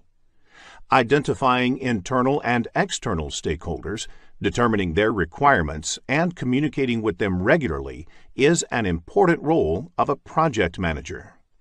Functional, projectized, and matrix are the 3 types of organization structures based on the level of authority given to the project manager. Project lifecycle spans the initiation of a project until the closure, while product lifecycle also encompasses the operational and maintenance phases. If getting your learning started is half the battle, what if you could do that for free? Visit SkillUp by Simplilearn. Click on the link in the description to know more. In this lesson, we will focus on project communications management. Let us begin with the objectives of this lesson. After completing this lesson, you will be able to define communication and project communications management, identify the different communication methods, technology, and channels, explain the elements of a basic communication model, describe the project communications management processes. In the next screen, let us take a quick look at the project management process map. There are 47 processes in project management grouped into 10 knowledge areas and mapped into 5 process groups. In this lesson, we will look at the 7th knowledge area, that is, project communications management and its processes. In the next screen, let us understand communication. Communication can be best defined as a two-way process of exchanging information between 2 entities. As you can see on the screen, if project is an entity, the project needs to communicate with other entities in the organization, like project managers, senior management of the organization, and any other stakeholder of the project. Similarly, these entities may also have to communicate with the projects. The communication between project and the stakeholders is always two-sided. Project manager is responsible for ensuring proper communication to and from the project. In fact, a project manager spends almost 90% of his or her time on communication. You can now understand how important it is for a project manager to plan this activity well. In the next screen, let us discuss communication methods. Communication can be done in 2 ways. It can be done written or verbal. Both written as well as verbal communication can either be formal or informal. Formal means communicating by following some basic rules, whereas informal means taking a casual approach. These 2 combinations result in 4 different communication methods. They are formal written, formal verbal, informal written, and informal verbal. Formal written method is used for project management plans, project charter, and over long-distance communication. Formal verbal method is used during presentations, whereas informal written method is applicable while writing notes or emails. Informal verbal, on the other hand, is applied during conversations. You can expect questions in the PMP exam which require choosing a communication method for a given situation, so a fair understanding of the communication methods can help you score higher. In the next screen, let us look at the various communication technologies. Communication technology refers to the different media used for communicating. A few such technologies are listed on screen, among which email, fax, and telephone are a few popular communication technologies. In the next screen, let us understand the communication channel with the help of an example. Communication takes place between 4 people in a team. The lines across the members represent there can be 6 unique channels of communication existing within the team. Now, if the team comprises 10 members, how many unique channels of communication will be calculated? You can use the formula n multiplied with n minus 1 and the resulting sum divided by 2. N is the total number of people involved in communication. In this case, n equals to 10. If this is put into the formula, you will get 45 as the result. Therefore, 45 unique communication channels exist in a team of 10 people. It is difficult to manage such a large number of communication channels. Therefore, it is important to structure communication. Otherwise, everyone starts communicating everything to everyone, and it can become a real chaos in the project. In the PMP exam, you may be asked to calculate the number of communication channels in a scenario-based question, so please make a note of the formula to answer the question correctly. In the next screen, let us discuss the basic communication model. Project Communications Management includes the processes required to ensure that information about timely and appropriate generation, collection, distribution, storage, and ultimate disposition of project is prepared and circulated to all project stakeholders. It is the responsibility of a project manager to ensure that the information requested by the stakeholder is communicated to them. The frequency at which the information needs to be shared may also vary from stakeholder to stakeholder. For example, think about a simple process of sharing a project status report with the customer and senior management. This knowledge area explains how it should be done as per PMI. In the next screen, let us discuss the Project Communications Management processes. There are 3 Project Communications Management processes. Process is carried during different process groups. Plan Communication Management is done during Planning Process Group. Manage Communications is done during Executing Process Group. And Control Communications is done during Monitoring and Controlling Process Group. In the next few screens, we will cover each of these processes in detail. Plan Communications Management is the process of developing an appropriate approach and plan for project communications based on stakeholders' information needs and requirements and available organizational assets. This belongs to the Planning Process Group. Stakeholder Register is an important input to this process. It is a list of all the stakeholders. The Project Management Plan has information about a large number of the project's requirements and the stakeholders who need to receive communication of various kinds are therefore a critical input to this process. In addition to these 2, organization process assets and enterprise environmental factors are also inputs to this process. Many organizations have standard templates to prepare communication management plan, which are part of the organizational process assets and enterprise environmental factors.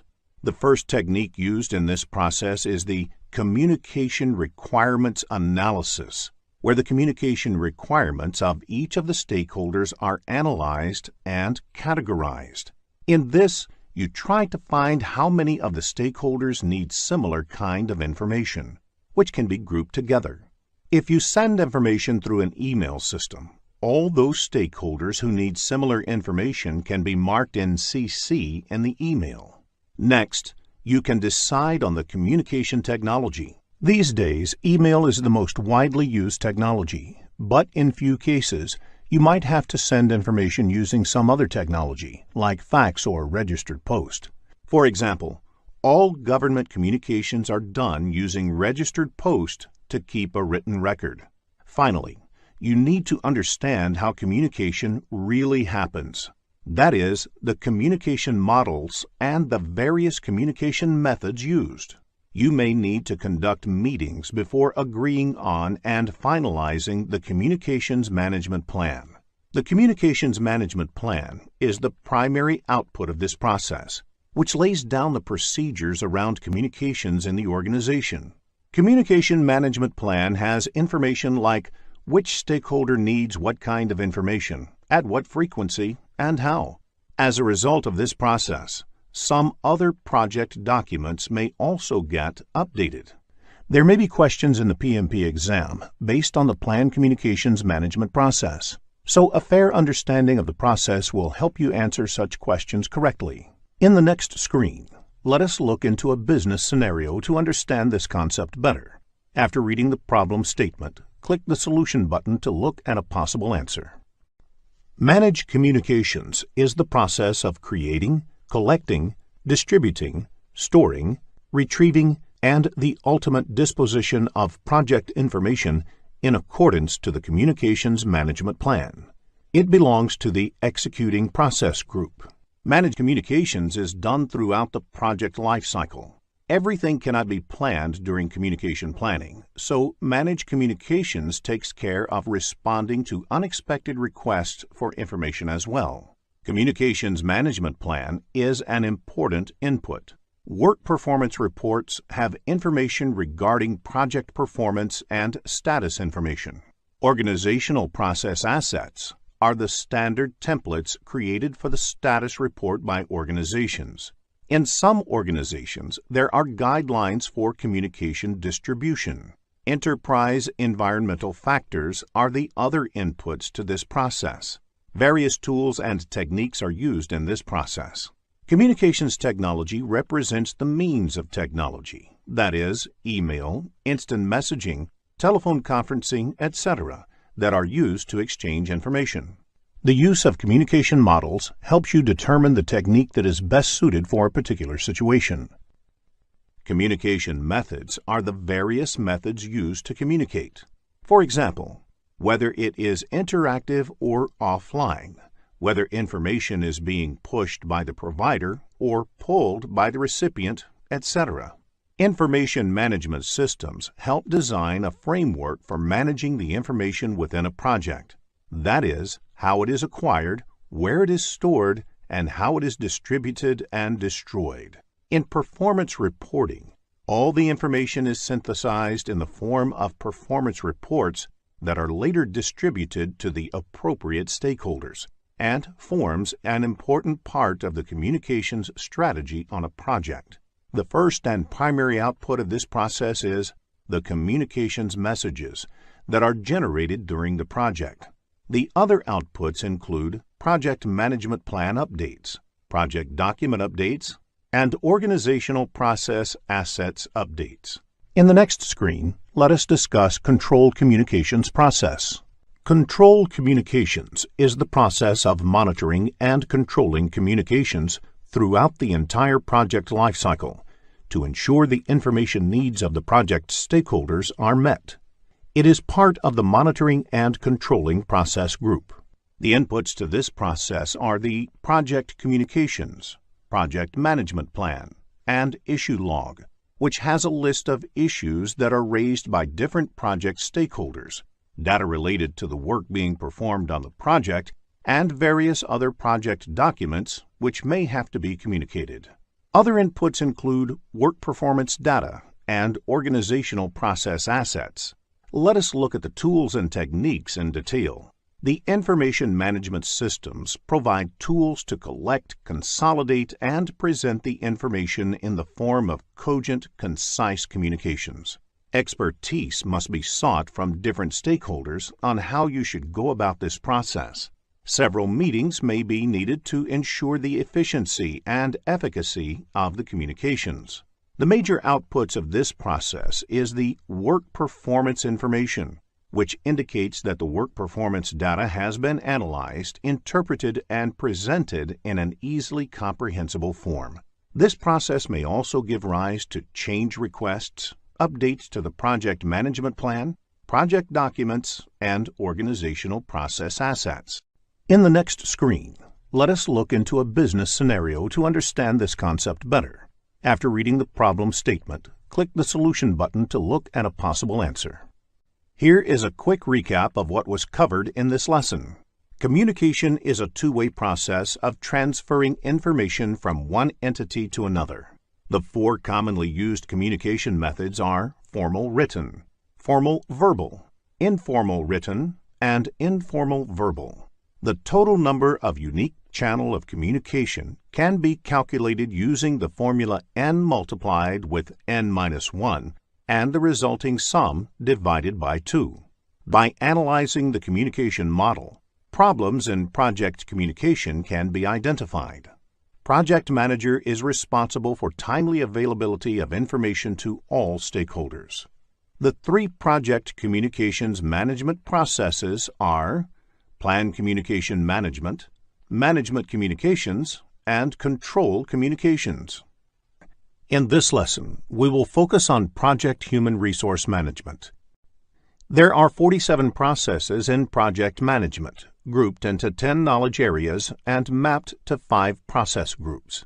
In this lesson, we will look at the 6th knowledge area, that is, Project Human Resource Management and its processes. In the next screen, let us understand Project Human Resource Management. Project Human Resource Management includes the processes that organize, manage, and lead the project team. One of the key elements of human resource management is that each of the project team members should have clear assignment of their roles and responsibilities. In addition, even the team working on project management tasks should be a part of the project team, and they are responsible for project management functions like initiating, planning, executing, monitoring and controlling, and closing, along with other leadership activities. In the next screen, let us understand the difference between functional and project manager. An organization may have both functional managers and project managers. The difference: functional manager is the one who handles a business function or department. For instance, the HR manager is responsible for the HR department in an organization. Therefore, an HR manager will be a functional manager. Generally, a functional manager is also a subject matter expert. The roles and responsibilities of the functional manager depend upon the core business of the organization and overall organization structure. Functional managers normally own the resources and provide the projects with necessary resources. They also negotiate with the project manager regarding resources. The project manager, on the other hand, is responsible and accountable for the success or failure of a project and the quality of the project. They are not technical experts. The project manager may not have authority over the resources, depending upon the organizational structure. They often have to negotiate with the functional manager for the resources and are responsible for the product quality. A project manager will credit the team with the success of the project and accept the blame for the failure. Now let us look at an example to understand the roles played by functional and project managers. The CEO of an organization initiates a new project to secure an ISO 9001-2008 certification for the company. Now this project would require team members from each of the company departments, and whoever is the project manager of this project will have to request the functional manager to assign one of their team members to the project.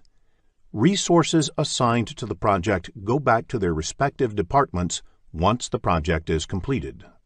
Let us now discuss the Project Human Resource Management processes in the next screen. There are 4 Project Human Resource Management processes. The first process, Plan Human Resource Management, is done as part of the planning process group. The next 3 processes are part of the executing process group. These processes are Acquire Project Team, Develop Project Team, and Manage Project Team. Let us now look into each of these processes in detail. In the next screen, let us begin with Plan Human Resource Management.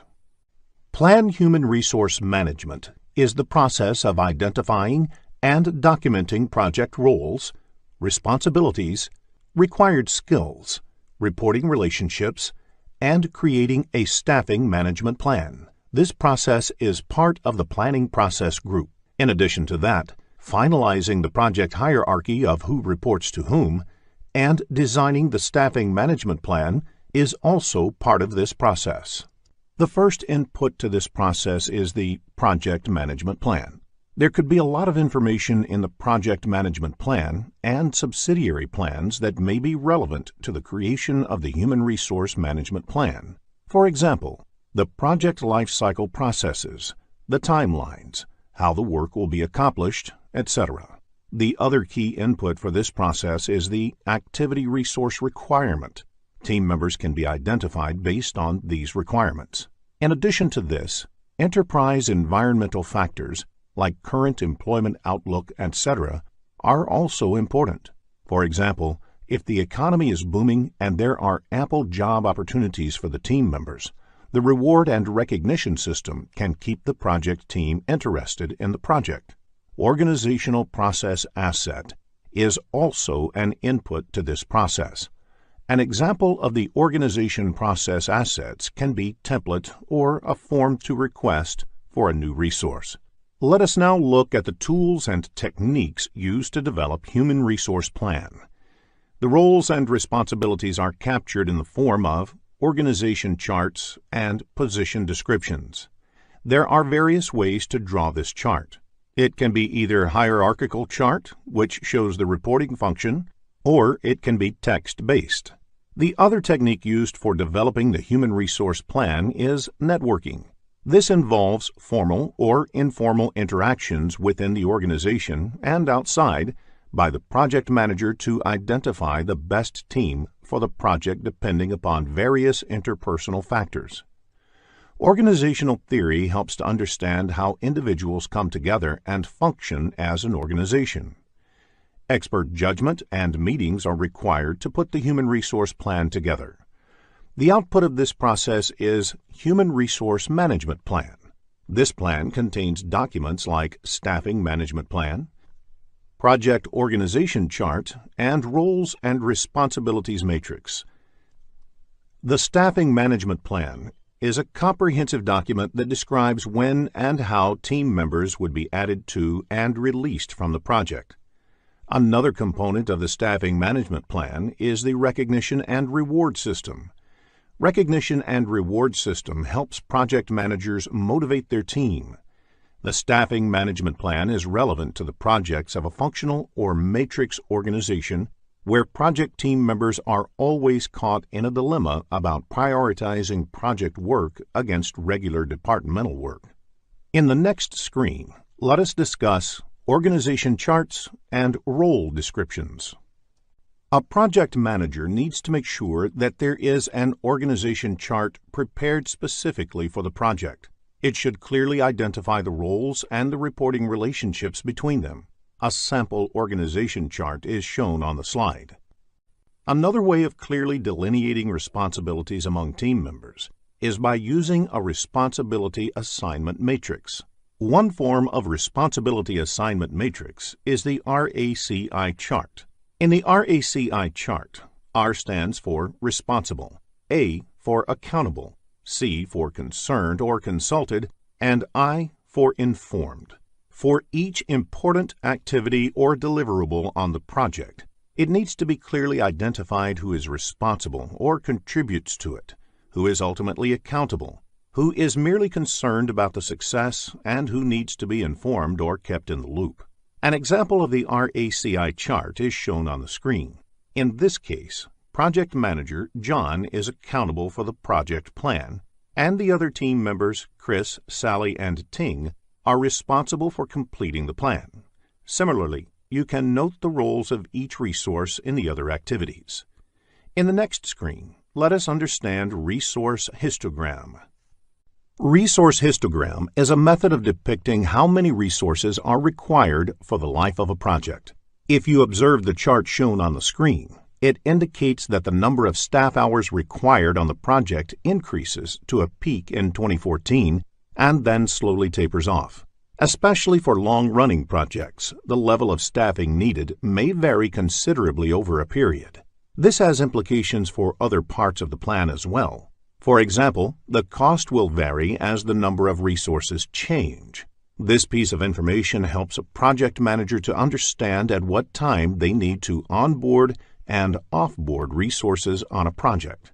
In the next screen, let us look into the second human resource management process, that is, Acquire Project Team. Acquire Project Team is the process of confirming human resource availability and obtaining the team necessary to complete project activities. This process belongs to the Executing Process Group. Acquiring resources may not be required in the planning phase. Therefore, it is done in execution phase. Though you may plan to acquire few in the planning phase, major acquisition is done in execution phase. This may be true where large projects are run spanning over many years with several detailed activities. The key input is the Human Resource Management Plan. Enterprise environmental factors help understand which team members will be available to work on the project, how much they will cost, etc. Organizational process assets will help understand the hiring procedure of the company, the policies that govern the use of team members on the project, etc. The key technique for acquiring the project team is negotiation. As a project manager, you have to negotiate with the company's senior management, resource manager, or with prospective candidates to secure the most suitable resources on the project. Sometimes the resources may be pre-assigned to a project.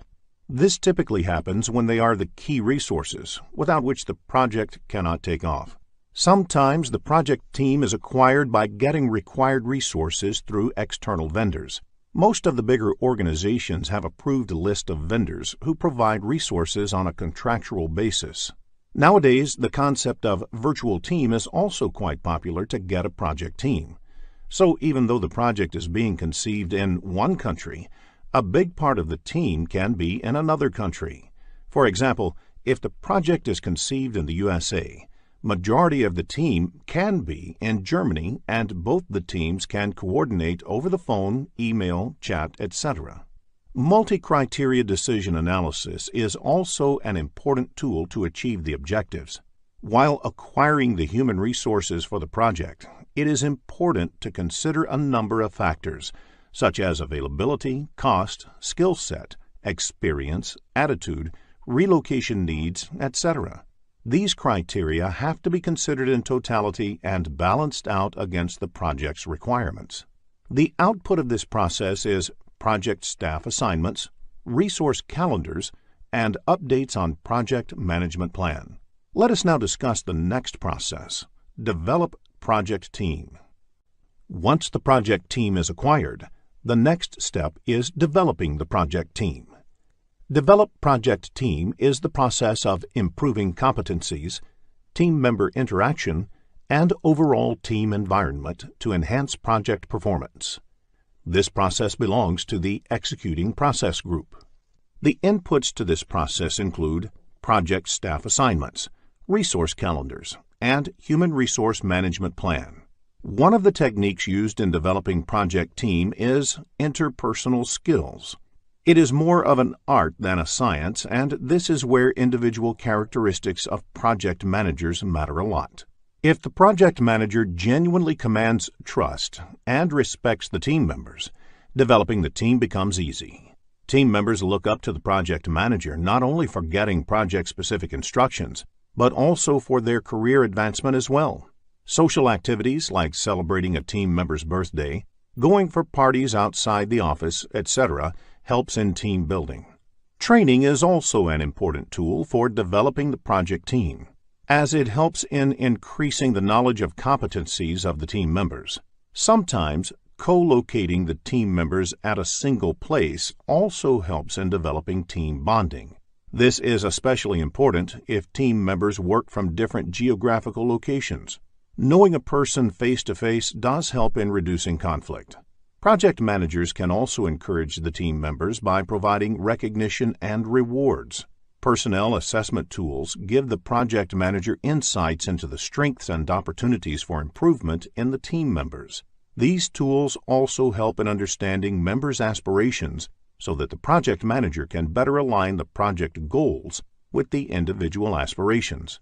Finally, the project manager should also set some ground rules in the project to ensure that team performs their work without any problems. Some such rules can be: everyone should reach office for daily meeting by 9:30 a.m. sharp. If there is more than a 10% delay in completing any activity assigned, it should immediately be escalated to project manager. If there are any unforeseen circumstances, it should be immediately brought to the notice of the project manager, etc. The output of this process is team performance assessments. This is done by the project manager to evaluate and enhance the effectiveness of the team as a whole. This is a document which explains team effectiveness. As information about the team evolves, the enterprise environmental factors may also be updated. Questions that test a project manager's role in developing a project team can be expected in the PMP exam, so ensure that you have a fair understanding of the role before you take the exam. In the next screen, let us discuss the Manage Project Team process. Managing the project team is different from developing the project team, though it is also done during the execution process group. It relates to measuring team members' performance, providing feedback, resolving issues, and managing changes to optimize project performance. To measure team members' performance, the manager should know the work assigned to them as well as their performance on the assigned work. Hence, project staff assignments and team performance assessments are listed as input to this process. The Human Resource Management Plan serves as a guideline for managing project teams. Some organizations have template and procedures to do such assessment, and that being the reason why Organization Process Asset is also one of the inputs to this process. The work performance reports, as well as issue logs, will be inputs because the team management activities have to be performed in this context. Observation and conversation is a technique where the project manager monitors and discusses the tasks done by the team. This does not imply formal project status reports, but having an informal interaction with the team before documenting the project status report. Knowing about the issue early helps in resolving them early. Formal performance appraisals are helpful in evaluating the team members' performance on the project. The project manager creates these with the help of the team supervisors. It is an established practice in most organizations to evaluate team members for their work. This may have a bearing on their future assignments, salary, promotions, etc. Since the power of appraising lies within the project manager, the project manager can use this as an effective tool for managing the team. Since multiple resources work on a single project, it is quite natural to expect conflicts. It is the responsibility of project manager to resolve conflicts. Conflict management has been discussed in detail later in the lesson. You can expect questions on conflict management in the exam. The other tool is interpersonal skills. The output of managing a project team includes corrective action recommendations, like which team members to be changed, implementing some reward system to motivate the team, etc. Updating the project management plans, documents, organization process asset, and enterprise environmental factors are the other outputs of this process. There can be questions in the PMP exam that test a project manager's skill in managing a project team. So ensure that you are aware of the inputs, tools and techniques, and outputs of managing a project team. Let us discuss team dynamics in the next screen. Any team naturally goes through several stages as it gets together. These stages are forming, storming, norming, performing, and adjourning. In forming stage, a team formally comes together for the first time. In storming stage, disagreements start to surface. This is followed by norming, when the teams start working together and trusting each other. In performing stage, they are able to deliver results as a team. Finally, the team is adjourned when the work of the project is completed or the project is terminated. In the next screen, let us discuss conflict management. Many organizations look for people with diverse background to get different perspectives about work. If people with diverse backgrounds and culture work on a project, it is quite natural to expect conflict.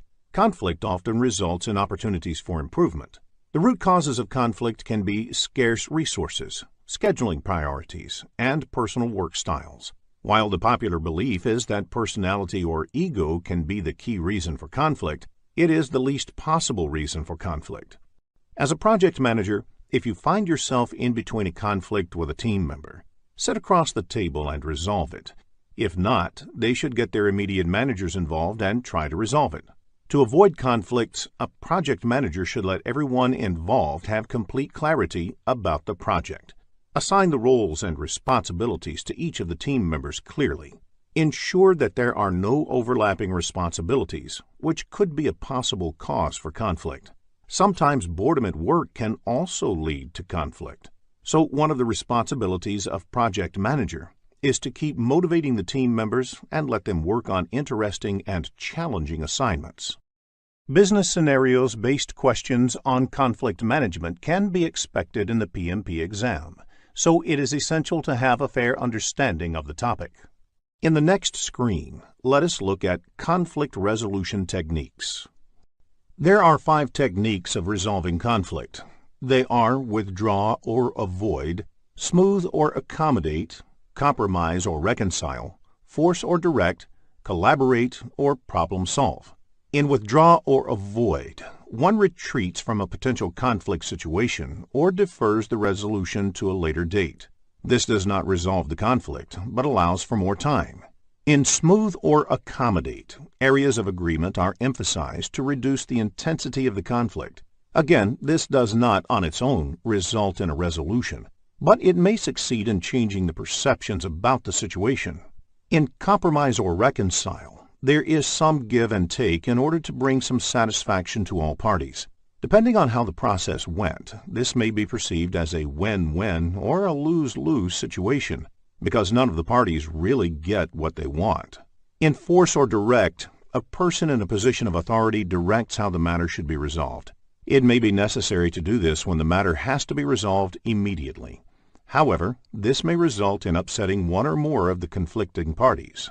In collaborate or problem solving, the parties in the conflict are asked to come together to collaborate and look for a resolution to the problem. This offers the greatest likelihood of a satisfactory and permanent resolution, and should be resorted to whenever possible. Business scenario-based problems, where a resolution technique has to be selected, can be expected in the PMP exam. So understanding the conflict resolution techniques is essential.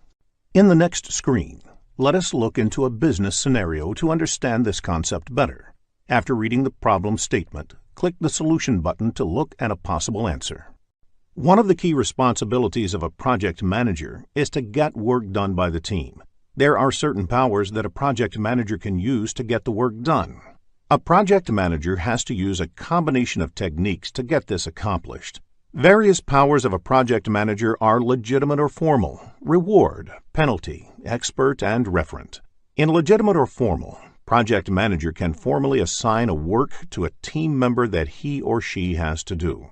Project manager can reward and recognize the team members. The reward could be as simple as assigning challenging or sought-after work to a team member. This can motivate good performers on the project. Sometimes project manager can penalize the team members for poor performance. Some project managers are able to command authority because of their expertise in a certain field. Project manager can be considered as a reference of higher authority to get the work done. Sometimes referent authority also arises from the personal charm or charisma of the project manager. Legitimate, reward, and penalty are the powers derived from the project manager's position in the company. Expert power exists when the project manager is an expert on the subject matter. Reward and expert are usually the best forms of authority to use. Penalty is the worst way of influencing and managing the team. A project manager should resort to this only as a last option. Regardless of the project manager having formal reporting authority over the team, they are naturally looked upon as the leaders for their projects. Project managers need to be familiar with the leadership styles and be able to tailor their style according to the needs of the project and that of the team. There are 3 leadership styles. The first one is authoritarian or autocratic. In this style, the leader sets clear expectations of the team and expects complete compliance. In a participative or democratic style, the leader offers guidance but also involves the team in decision-making. In a delegative or laissez-faire style, the leader leaves the work to the team without offering much guidance. In most circumstances, you would want your leader to employ a participative style, but there may be occasions when other styles might be appropriate. In the next screen, let us discuss McKinsey's 7S framework. A popular framework in management science is the McKinsey's 7S framework. There are 7 elements that are divided into 2 categories. An organization working on a project will have these elements already in place, and hence these become the hard elements. The first 3 elements of the 7S framework are the strategy, structure, and systems. The leader or project manager is expected to step in and exhibit soft elements to earn the mantle of leadership. The next 4 elements are shared values, skills, style, and staff. There are 47 processes in project management, grouped into 10 knowledge areas and mapped to 5 process groups. In this lesson, we will look at the 8th knowledge area, that is, project risk management and its processes.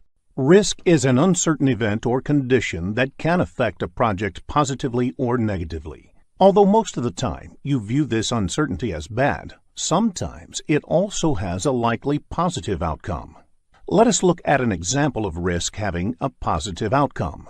You are using a software for managing timesheet of your team members. Due to budget constraints, you are forced to use a new software. Though you were initially reluctant to use it, you found the new software to do better than the current one. It is more efficient and has better reporting facility. An example of bad uncertainty can be swine flu. Government declares mandatory holiday to check flu spread, which may affect your project work. Risks can be managed only if they are measured quantitatively. Suppose there are many risks identified in a project and you have limited resources to manage them. You should know which risk is most important that has to be managed first. Therefore, measuring risk becomes very critical. Risk is measured by assigning a monetary value to it, and that value is arrived at by multiplying the probability and impact of the risk. Risk can be categorized in various ways. One such categorization is external, internal, technical, or project management-related risk. External risk arises out of external policies or regulations. For example, government policy that the river water can be used for drinking purposes may hinder your production, which is dependent on the river water. Internal risk arises from within the project. For example, the complexity of the work may result in time and cost escalation. Technical risks arise from the technology being used. Projects in space exploration have a lot of technical complexity. Risks could be related to project management. For example, if there are many interdependencies between the sub-projects, it is a risk from the project management standpoint. The categorization of risk can be based on the origin. Risks can be classified as scope risk, resource risk, schedule risk, cost risk, and quality risk. Scope risk can include redoing the same task if the scope is not well understood. When the only resource is assigned to some other project, it is called resource risk. A decision tree helps in analyzing risk and its impact on making decisions in a scenario where there is uncertainty on the outcome. Suppose you want to buy a car. You can buy either a new car or an old car. Which one should you buy? Which has more risk over a period of 5 years? Consider the concept of decision tree to solve this problem. The initial cost of buying a new car is $20,000, and the cost of buying an old car is $15,000. For a new car, the probability of it having any problem, fail scenario, is only 10%. That is, there is a 90% likelihood that it will just work without any problems, pass scenario, and if it does have any at all, The impact of the problem is $15,000. The reason is that it was bought at a higher cost. An old car has 70% probability of having a problem. The reason being the probability is high because the car was already used by someone else in the past. However, the impact here is low, say $10,000. If you add probability multiplied by impact of both the options at the decision nodes, you will find buying an old car over a period more risky than buying a new car. The project cost will be arrived at after considering the risk reserves of both the known risks and unknown risks. There is a specific order in which these reserves are calculated in the project cost. First, the cost of all activities is identified. Activities are the smallest unique project tasks. All the activity costs add up to the cost of the work packages. Work packages are the last level of classification in a work breakdown structure. Work packages cost adds up to the control account cost. One or more work packages are clubbed together to create a control account and manage the cost of the work packages. Next, the project costs are identified. There can be multiple control accounts in a project. Now, once the project cost is calculated, some reserve is added to take care of any uncertainties. You may have made some assumptions to calculate the cost of the activities, and by adding some reserve, you would want to take care of those uncertainties. In this case, make a note that you are accounting for the assumptions made, and it can be said that this reserve takes care of known uncertainties. This reserve is also called contingency reserve. At this point, you have arrived at the cost baseline, that is, the cost for the project that will be used for budgeting and tracking purposes. Once the planned cost is arrived, there is another reserve that gets added, called management reserve. Note that management reserves are not part of the cost baseline and are used during emergencies only. By adding contingency reserve, you have taken care of known uncertainties, and by adding management reserve, you take care of unknown uncertainties, that is, those risks that perhaps have not yet been identified. Unknown uncertainties are added based on experience or expert judgment. Project risk management includes the processes of conducting risk management planning, identification, analysis, response planning, and controlling risk on a project. The key objective of risk management is to increase the probability and/or impact of positive events and decrease the probability and/or impact of negative events. There are 6 risk management processes. Plan risk management, identify risks, perform qualitative risk analysis, perform quantitative risk analysis, and plan risk responses belong to the project planning group, and control risks belong to the monitoring and controlling process group. In this lesson, we will focus on project stakeholder management. There are 47 processes in project management grouped into 10 knowledge areas and mapped to 5 process groups. In this lesson, we will look at the 10th knowledge area, that is, project stakeholder management and its processes. In the next screen, let us understand who stakeholders are. A stakeholder is anybody who has a stake in the project. A stakeholder may be an individual, a group, or an organization who may affect or be affected by or perceived to be affected by a decision, activity, or outcome of a project. Further, the nature of the impact can be positive or negative, thus giving rise to the notion of positive or negative stakeholders. Irrespective of whether a stakeholder is positive or negative, it is important to engage with the stakeholders and get them involved in the project. This can make a critical difference to the success or failure of the project. A single disgruntled stakeholder can bring the entire project to its knees, whereas an actively engaged and influential stakeholder can have the opposite effect. Let us understand who the common stakeholders of a project are. There are several categorizations of stakeholders.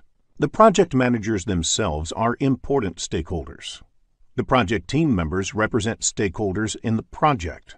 The senior management of the organization, which is working on the project, has a stake in the project. The sponsor, that is, the person or entity that provides the money and resources for the project, and essentially champions the project, is an important stakeholder. The customer, which may be different from the sponsor, is a stakeholder as well. For instance, in many of the projects in the social sector, the sponsor may be the government or a development agency, whereas the customers would be the people who actually benefit from it. The end users, which may be different from the customers or the sponsors, are stakeholders too. The vendors or suppliers who provide goods or services to the project are important stakeholders. People whose lives may be impacted by the output of the project are also stakeholders. For example, if a highway project requires possession of privately owned land, people whose land is being taken away are the stakeholders. If the construction of a dam or water reservoir benefits the downstream farming communities, they are the stakeholders here. Competitors who provide alternative goods or services are stakeholders too. Sometimes environmentalists or other social groups may become stakeholders. The government or political leadership may become stakeholders for projects in the public domain. It is sufficient to state that there could potentially be hundreds of stakeholders for a large project. It is in the interest of the project manager and the project team to clearly identify all such stakeholders up front and then actively manage them throughout the project. In the next screen, let us discuss the classification models for stakeholder analysis. Not all the stakeholders have the same amount of influence or power over the project. Therefore, the way to manage each stakeholder needs to be calibrated based on a proper classification of the stakeholders. This is the role of the classification model. You can come up with a grid that maps the power of the stakeholders, the interest they have, the influence they may have, or the impact that they can have on the project through the power interest, power influence, or influence impact grids. It can be represented by mapping stakeholders to a power or interest grid. The diagram on the screen has x-axis, which represents interest level, and y-axis, which represents the power level. Based on the various combinations of power levels and interest levels, the grid can be divided into 4 quadrants. The stakeholders on the top right quadrant, with high power and high interest, need to be managed closely. That is, you have to monitor their involvement and engagement very closely. The stakeholders on the bottom right quadrant with high interest but low power need to be kept in the loop. That is, you should share information with them and keep them regularly informed.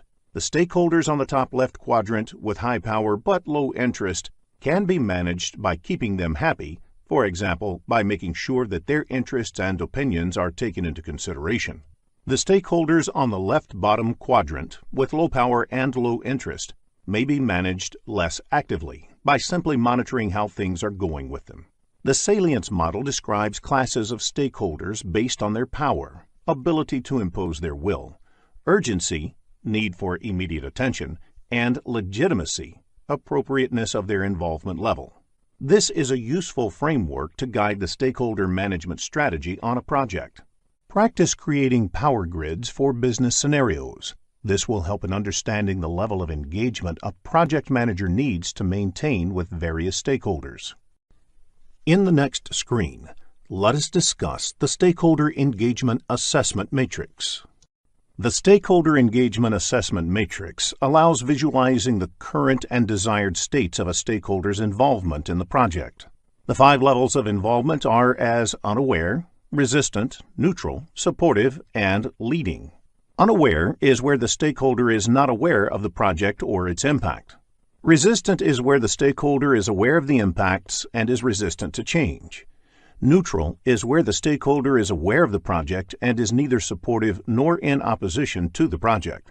Supportive is where the stakeholder is aware of the project and its impact and is supportive of the change. Leading is where the stakeholder is aware of the project and impacts and is actively engaged to ensure that the project is successful. Let us now look at the matrix. The table has 1 row per stakeholder identified. You place C in the column which best indicates the current level of engagement for that stakeholder. Then you place D in the column which best indicates the desired state of engagement. This table can be a quick visualization tool that helps understand where work has to be done in the stakeholder management activities. In the next screen, let us discuss the skills required for stakeholder management. Stakeholder management is both an art and a science. Since it involves dealing with people, and people are inherently nonlinear and unpredictable, there is no one size that fits all strategies or tools that will work while managing them. However, a project manager may use a few traits and techniques while managing stakeholders, which are classified as interpersonal skills and managerial skills. A project manager must possess good interpersonal skills. That is, must invest the time and energy to build trust. This involves multiple things, such as establishing a personal rapport, following through on commitments, being punctual, etc. Once the trust is established, it helps in smoothing many difficult bends. Conflict management is an important skill for a project manager. While communicating with stakeholders, the project manager must practice active listening. They must not assume that they have all the answers. Instead, they should spend some time to understand the issues and the stakeholders' points of view. This alone can go a long way in smoothing ruffled feathers and building constructive relationships. Resistance to change is natural. A project manager must know how to convert that into a positive energy in its favor. Managerial skills that may help in accomplishing the project objectives. A project manager must be able to build consensus among the group. While absolute uniformity may not always be possible or desirable, the project manager must use techniques to ensure widespread discussions and arrive at a path that the group can buy into. The project manager must be able to influence people, often without necessarily being in the position of authority. The project manager must be skillful to negotiate agreements. The project manager must be able to understand and modify organizational behavior in order to move the project in a certain direction. In this lesson, we will focus on project scope management. There are 47 processes in project management grouped into 10 knowledge areas and mapped to 5 process groups. In this lesson, we will look at the second knowledge area, that is, project scope management and its processes. Let us begin with the first topic of this lesson, that is, project scope management. Project scope management includes the processes required to ensure that a project comprises all and only the work required to complete the project successfully. The project scope management is concerned about the scope. What is not there in the scope is also clearly identified. In the next screen, let us look at the key activities performed under project scope management. Let us look at a few of the typical activities that happen as part of the project scope management. Constant monitoring is essential to make sure that all the project work is being completed. The gradual, uncontrolled increase in scope of the project is referred as scope creep. It is necessary to define the project scope boundaries and not let people randomly add to the project scope. Gold plating is doing more than what is required as part of the project scope. This has to be avoided in projects. As per the published statistics about projects done globally, less than 40% of projects can be considered successful. Therefore, the focus should be on what is required rather than squandering around with what is not required. 40% might be considered less, but a project is classified as successful only if it meets all its objectives and is done within time and cost budgets. In the next screen, let us understand the differences between product scope and project scope. Project scope management deals with managing both the product scope as well as the project scope. Product scope refers to the features and functions that characterize a product, service, or result. The word product may also include creation of a service. For example, in the banking industry, each of their services is called a product. Likewise, a savings account is one of their products. Mutual fund is another. On the other hand, project scope is the work that needs to be accomplished to deliver the output of the project, which could be a product, service, or result with the specific features and functions. For instance, to deliver a product, you may also need to produce a requirements document or a design document. These are not part of the product scope, but it may very well be part of the project scope. In the next screen, let us discuss a few key terms used in the project scope management. WBS stands for Work Breakdown Structure. It means breaking the project deliverables into smaller and more manageable components called work packages. The last level of work in such subdivision is called work packages, and the whole structure is called WBS. For example, a typical software development project would have various activities like finalizing requirements, designing the new system, coding, testing, and going live with the new system.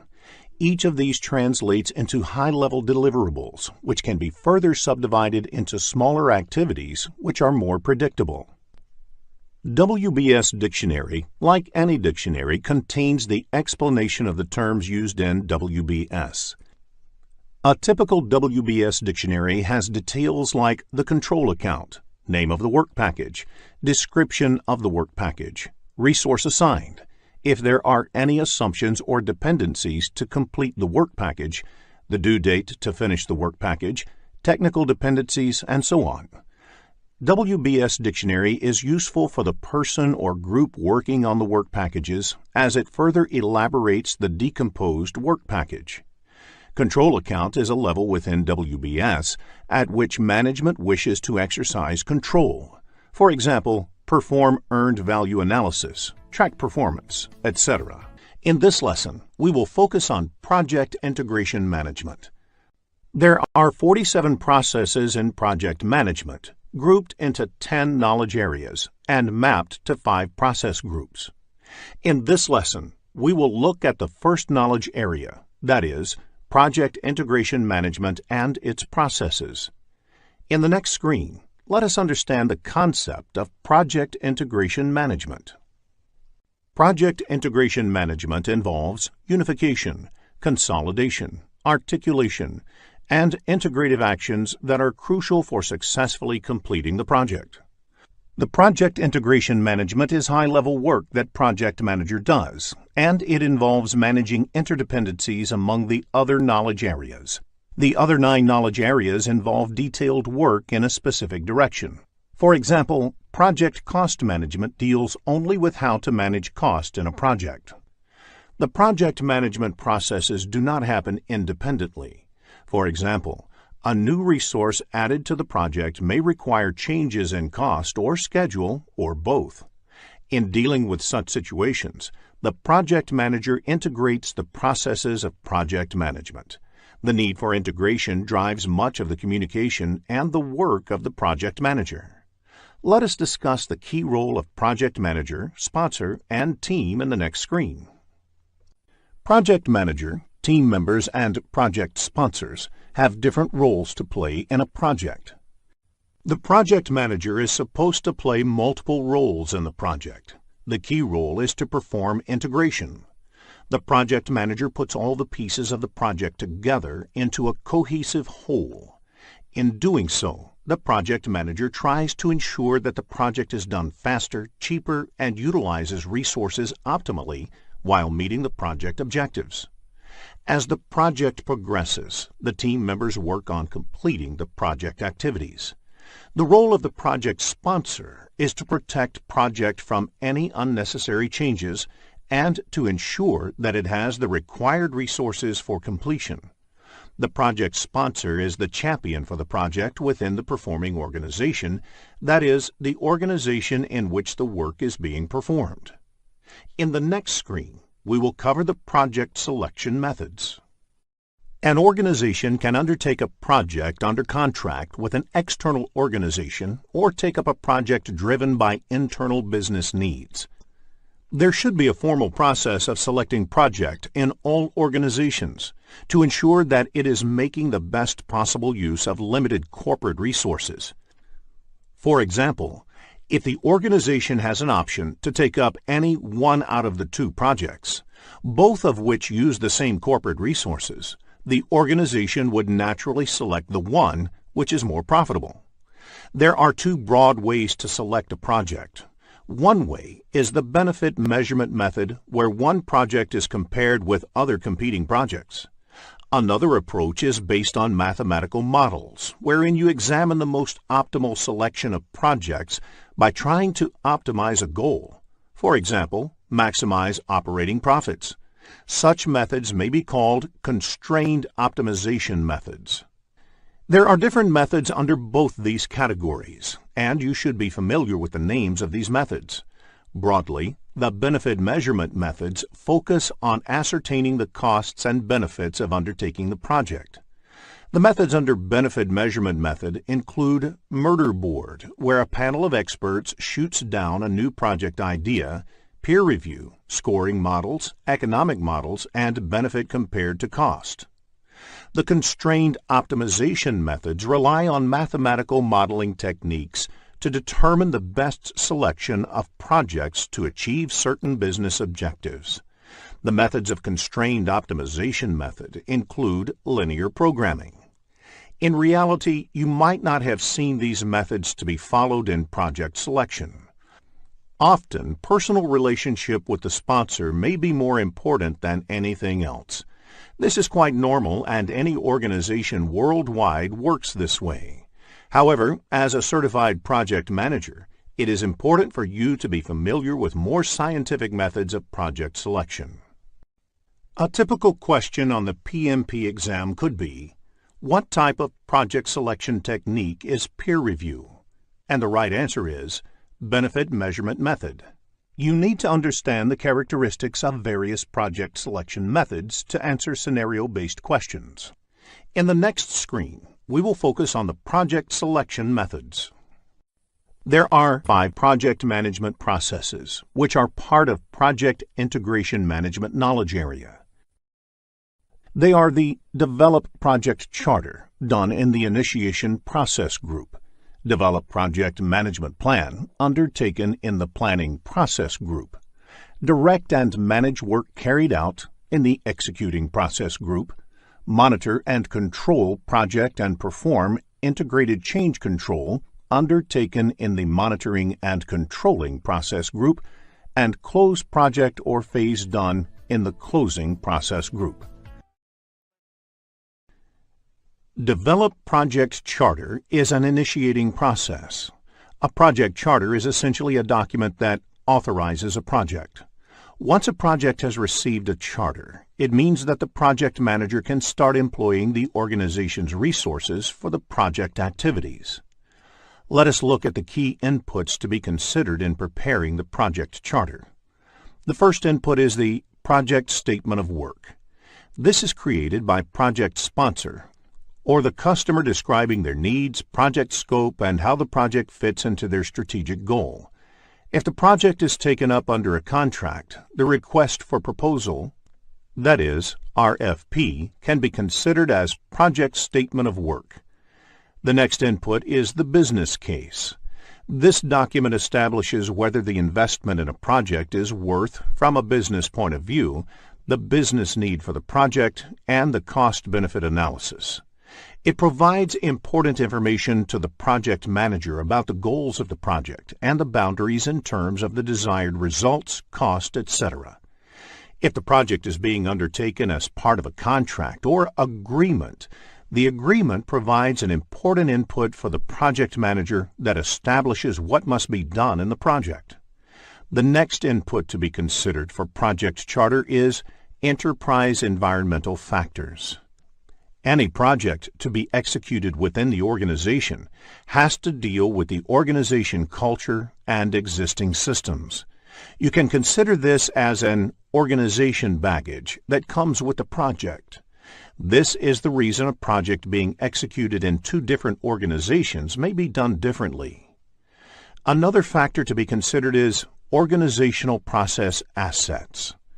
This is a broad term and includes all the organizational processes, procedures and policies, corporate knowledge base, and historical project information.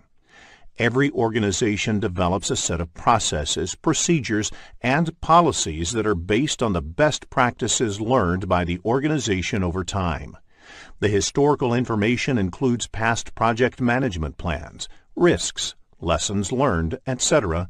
of similar projects executed. Now, let us look at the tools and techniques used in this process. The first technique is expert judgment. Expert judgment is an invaluable input to the process of formally authorizing a project, because an expert can provide insights into why a project makes business sense or why it does not. From experience, they may be able to shed light about the validity of the business drivers, feasibility, assumptions, and constraints that need to be considered for the project. Facilitation techniques is another technique used. The chartering process is often a collaborative activity involving many influential stakeholders in an organization.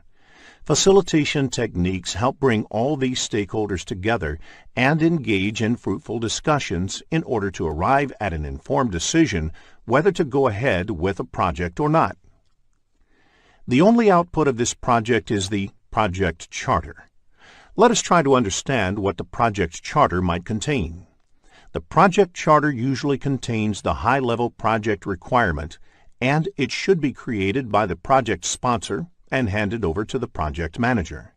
The project manager can do the groundwork to prepare the project charter, but it must be signed by the project sponsor or somebody in the performing organization who is higher in authority than the project manager. It is important to point out that a project charter is not a project management plan. The detailed risk, schedule, cost analysis, etc. is part of the project management plan and should be done during the project planning phase, when there is more detail on the availability of the project to do so. The charter should be sufficiently high level to accommodate the minor changes that might arise in the project. In this lesson, we will focus on project management processes. Project lifecycle addresses the question, what to do to get the work done. It varies industry-wise. For example, let us look at a typical project lifecycle in a software industry. First, you understand what is required and analyze it as part of the requirement analysis phase. Then, as part of the design phase, you figure out the implementation of it and arrive with the approach. Next, you implement the functionality by writing the code as part of the coding phase. The code is then verified to ensure it works right as part of the testing phase. The tested and verified software is then installed at the customer locations as part of the installation phase. After the installation, the system then moves into operations and support phase. The project management process addresses the question, what to do to manage the project. The processes for managing the projects are likely to be the same across industries. For instance, in the develop schedule process, one needs to develop the project schedule, irrespective of the industry or domain you are working. In the next screen, let us understand the project management process groups. The project management processes are divided into 5 process groups. They are Initiating Process Group, Planning Process Group, Executing Process Group, Monitoring and Controlling Process Group, and Closing Process Group. The initiating process happens at the beginning of the project or a phase. The planning, executing, and monitoring and controlling processes go together. Therefore, you plan, execute, and replan based on the execution result. The project closing processes are performed when the project work or a phase within the project is completed. The typical project management process in the closing phase releases resources back to the resource pool so the team members can be assigned to another project. Note the iteration of processes within the phases is dependent on the scale of the projects. Small projects may have only one iteration, whereas bigger projects may have multiple iterations before they enter a new phase. Project management processes are overlapping activities. Let us look at the interaction between these activities in the next screen. Process groups have overlapping activities that occur throughout the project lifecycle.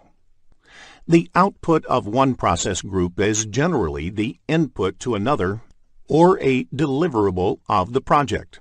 For example, project management plan is an output of planning process group and an input to execution process group. Note that production of the plan is not a one-time activity. As the project progresses, the project management plan may get updated as a result of the monitoring and controlling processes. The updated project management plan once again forms an input to the execution process group. In the next screen, we will discuss the project management process group, knowledge area, and project management process mapping. Given on the screen is the list of the 47 project management processes, 10 knowledge areas, and 5 process groups. The table shows how each of them is interrelated.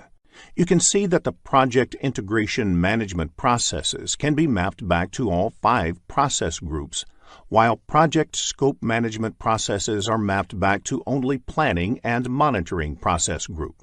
Study the table to identify processes under project management and the knowledge area they belong to.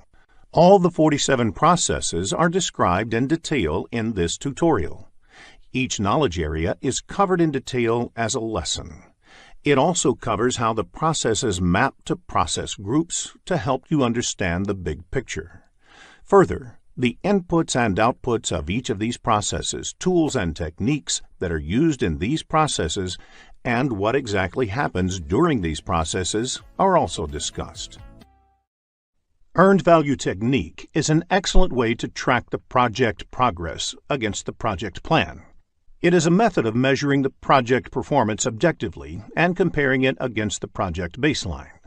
Results from an earned value analysis indicate deviation of the project from cost and schedule baselines. Baseline is the initial approved value along with approved changes. Therefore, schedule baseline is the first approved project schedule along with approved changes. There are various terms used in earned value technique. Planned value is the authorized budget assigned to the scheduled work. Earned value is the work performed in terms of budget authorized for that work. Actual cost is the cost incurred in work performed. Budget at completion is the budgeted amount for the total work. Estimate at completion is the expected total cost for the project. Estimate to complete is the expected cost to finish all the remaining project work. Variance at completion is the projected budget surplus or deficit at the end of the project. All the parameters displayed on the screen are measured in terms of cost. You may come across business scenario-based questions on earned value management in the PMP exam, so ensure that you develop a clear understanding of this topic. Let us look at an example of a planned value in the next screen. Planned value is the estimated value of the work planned. This value is measured in terms of currency, say dollar. If the planned value is $340, then the work planned is worth $340. How do you calculate earned value? The solution is add the budget allocated to each of the activities that have been completed at the point of time. The resulting value is the earned value. In the next screen, let us look at the formula used to calculate earned value. In cost variance, negative means the project is over budget. Positive means the project is under budget. Similarly, in schedule variance, negative means the project is behind schedule, whereas positive means the project is ahead of schedule. The value of the next two parameters, Cost Performance Index, CPI, and Schedule Performance Index, SPI, values vary between 0 and 1. For example, a CPI of 0.8 implies that 80 cents of work is obtained for every dollar spent in the project. Similarly, if SPI is 0.9, it implies that project is progressing at only 90% of the speed originally planned. The next parameter is Estimate at Completion, or EAC. There are different ways of calculating the EAC value. The method used depends on how the cost and schedule variances are expected to play for the rest of the project. BAC by CPI is used if you expect that the current cost performance will continue until the end of the project. AC plus BAC minus EV is used if you expect that the rest of the project will be managed at the budgeted rate. AC plus BAC minus EV by the product of CPI and SPI is used if you want to factor in the impact of the cost as well as schedule variances. AC plus ETC is used if you want to re-evaluate the project based on a forecast value for the estimated cost of the remainder of the project. The next parameter is estimate to complete, or ETC, which is the cost of project from this point to the end. This is calculated by subtracting the actual cost from the estimate at completion. In addition, variance at completion can be calculated by subtracting the estimate at completion from the budget at completion. Variance at completion is the cost estimation whether it is over or under budget. Another parameter is the To Complete Performance Index, or TCPI. This is the cost performance needed to achieve a desired outcome. For example, if the project needs to be managed to the original budget, BAC, then TCPI, that is, the CPI that must be maintained for the rest of the project, is calculated as BAC minus EV by BAC minus AC. Similarly, if it has to be managed within a revised target, say EAC, then TCPI is calculated as BAC minus EV by EAC minus AC. Before the start of the PMP exam, please make a note of the formulas of earned value technique. In the next screen, let us look into a business scenario to understand this concept better. After reading the problem statement, click the Solution button to look at a possible answer. Let us take the example of a software development project.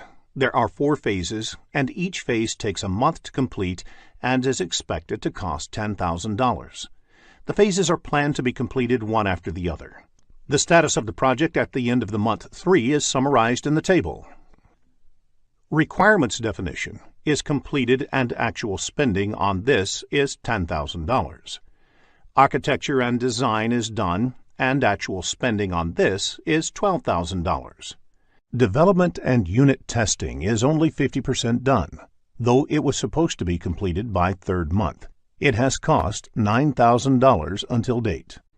System testing and go live has not yet started. Note, S indicates start time, F indicates finish time, and PF indicates that it is partly finished at the end of the month. Based on the above information, calculate the CV, SV, CPI, and SPI of the project. Let us look at a solution in the next screen. Before we end this lesson, let us also look at a few definitions that might be useful for your PMP examination. Law of diminishing return. This means the more you put into something, the less you get out of it. For example, doubling the number of resources working on a project will not necessarily have the time. Working capital. The amount of money the company has to invest on the project and the day-to-day company operations. Funding limit reconciliation. The process of comparing the planned expenditure in a given period with the available funding for that period. Large assets purchased by the company lose value over time. This is called depreciation. There are 2 forms of depreciation, straight line and accelerated. Same amount of depreciation is taken every year. For instance, a car with a price tag of $10,000 and useful life of 10 years is depreciated $1,000 per year. At the end of the 10th year, the value of the car is considered 0 for all accounting purposes. Accelerated depreciation depreciates faster than the straight-line depreciation. For instance, a car with a price tag of $10,000 depreciates $3,000 the first year, $1,500 the next year, $1,000 the 3rd year, and so on. Critical path is defined as the longest duration path through a network diagram, which determines the shortest time to complete the project. Float can be considered as a buffer time available to complete an activity. Float is calculated once the network diagram is ready. It is also called as slack. There are 3 kinds of float. The first being the total float, which is the amount of time an activity can be delayed without delaying the project end date or an intermediary milestone. The second type of float is free float, which is the amount of time an activity can be delayed without delaying the early start date of its successor or successors' activities. The last type is independent float, which is the amount of time an activity can be delayed if all the predecessors finish at their latest finish dates and you want to start all the immediate successors at their earliest start dates. The slack of the activities on the critical path is 0, because there is no scope to delay activities on the critical path. Critical path actually represents the project duration. Delaying activities on the critical path is as good as delaying the project duration. Concept-based questions on critical path can be expected in the exam, so it is essential to have a clear understanding of the concept. In the next screen, let us learn how to calculate float. Let us look at an example for critical path. There are 5 activities in this project and 2 paths in the network diagram. Start, 1, 2, 4, 5, end is one path, and start, 1, 3, 5, end is the second path. Since the duration of the path start 1, 2, 4, 5, end is 18 days, which is more than the duration of the path start 1, 3, 5, end, the critical path of the project is start 1, 2, 4, 5, end. Let us take activity 3 as an example. First, calculate the early start and early finish dates. Activity 3 can start only after activity 1. Since the early finish of activity 1 is 3, it becomes the early start of activity 3. Activity 3 cannot start earlier than 3 because activity 1 can be completed only by then. Therefore, early start of activity 3 is 3, since the duration of the activity is 4 days. The early finish of activity 3 is 3 plus 4 equals 7 days. Now, let us calculate the late start and late finish of activity 3. Late start of activity 5 is 14 days. The activity 3 happens just before activity 5. So the late finish of activity 3 is 14 days. To calculate the late start, you can subtract the duration from late finish. Therefore, the late start of activity 3 is 14 minus 4 equals 10. In the next screen, let us focus on schedule compression. If getting your learning started is half the battle, what if you could do that for free? Visit SkillUp by Simplilearn. Click on the link in the description to know more. Hi, welcome to Project Management Tools tutorial from Simplilearn. So what is project management tools? Why should we use project management tools while doing project management? So project management tools help to keep a streamlining flow in project management processes. The tools help the team or an individual to carry out the steps of project management in an effective and efficient manner. So project management tools, features and functionalities. So basically a project management tool should have minimum fulfilling these features and functionality. They should be simple to use, customizable, they should have API for integration, it should help in collaboration, it should help in risk analysis and real-time reporting. When we say simple to use, the project management tools need to be suitable for every project we do. One needs to find a tool that will have a pleasant interface and increase work productivity. The project management tool must be easy to configure according to the organization needs. Every project management approach, every project management templates, every artifact needs tailoring and adaptation before adopting as part of the practice. There are business patterns that change every day, so having customizable tool is an added advantage. API or application programming interface enables the sharing of data and application between devices. The tools with API integration allow seamless connectivity amongst the team. The project management tools must allow for collaboration so that the whole team can work together. Collaboration not only makes the task easier, but also increases the productivity of the project. Risk analysis helps to identify, analyze and respond to the risk quickly and efficiently. It needs to capture all the details of the risks, their impacts, the probability of occurrence of the risk and risk responses and tracking them throughout the project life cycle. The real-time reporting enables the access of data at different locations of the project management. One can assess or access data at any time about the project's current status. This will help in having a real-time update about the project status to the stakeholders of the project. The top 10 project management tools what we have today in the market are Monday.com, Rick, Jira Software, Trello, Asana, Teamwork, MeisterTask, Basecamp, Oracle's Primavera, and Microsoft Project Management Tool. So let us look at these one by one. So Monday.com was released during the year 2012 and it is known for providing features to enable flexible planning and monitoring capabilities. The website where you can find Monday.com access the tool is www.monday.com. So this tool is used by more than 90,000 teams across the globe.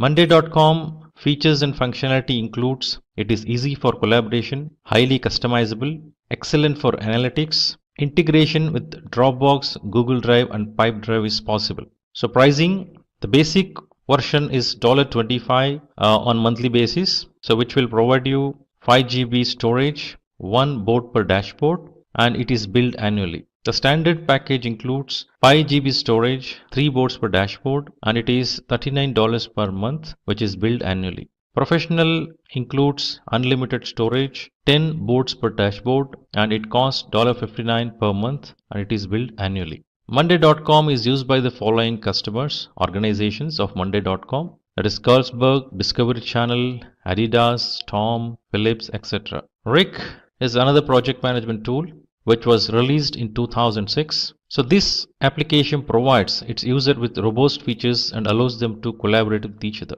The website to access the tool is www.rick.com and this is used by over 18,000 organizations across the globe. The features of Rick includes it has collaborative editing, flexible workflow, real-time reporting, and efficient work management. The pricing includes 0 to 5 users. It has basic integrations and which is free, whereas professional includes $9.8 per user per month, which has a slabs of 5, 10, and 15 users, and Rick Proof free trial. Business version has 5 to 200 users and Rick Proof free trial, whereas $24.80 per user per month. The companies which uses the Rick tools are Airbnb, L'Oreal, TeamViewer, Tiffany & Co, etc. Now let us look at Jira Software.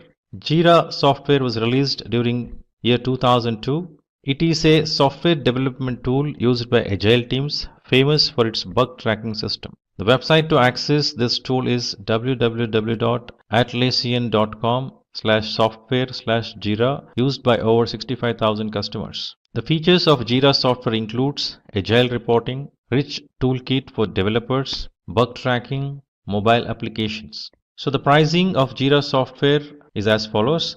So for forever 2 GB storage and community support, which cost $0, whereas standard is around $7 per user per month, which includes 250 GB storage and 9 to 5 standard support. Premium is $14 per user per month, unlimited storage, and has 24/7 premium support. Jira Software is used by the organizations that is Hitachi, Visa, Dropbox, Nestle, Domino's, Coca-Cola, Samsung, etc. Now let us look at the tool Trello. So this application was released in 2011. It is known for providing flexibility in organizing and prioritizing the tasks with the help of its boards, lists and cards. Website to access the tool is www.trello.com, used by over 50 million people. The features of Trello includes smooth editing, easy file uploads from Dropbox or Google Drive, high security standards, and easy data searching techniques. So the pricing includes it is free for 10 MB per attachment and 10 team boards. Business class includes 250 MB attachment, unlimited team boards, and it costs $9.99 per user per month annually. Enterprise version provides 250 MB per attachment, unlimited team boards, and costs around $20.83 per 100 users per month. The companies who use Trello are Google, Adobe, PayPal, UNICEF, the New York Times, etc.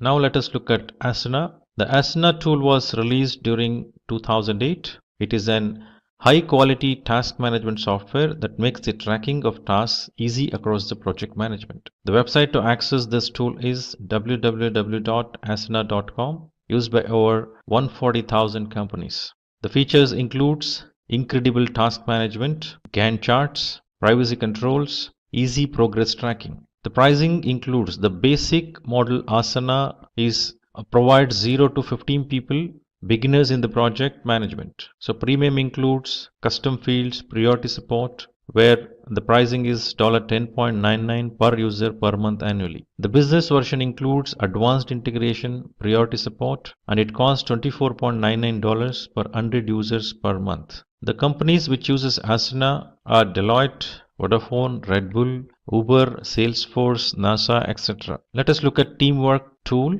Teamwork was released during year 2007. It is a cloud-based project management solution that helps in managing group activities and establishing flexible communication. The website to access this tool is www.teamwork.com, used by over 370,000 organizations. The features of Teamwork includes high-quality CRM, help desk software, risk register, and easy time tracking. The pricing includes 0 to 5 users and 100 MB file space is provided free of cost, whereas Pro version includes 5 to 50 users, 100 GB file spaces, which cost $9 per user per month. Premium version costs around $15 per user per month, which includes 5 to 100 users and 250 GB file space. The organizations who use Teamwork are Forbes, eBay, Microsoft Studios, HP, PayPal, Disney, Honda.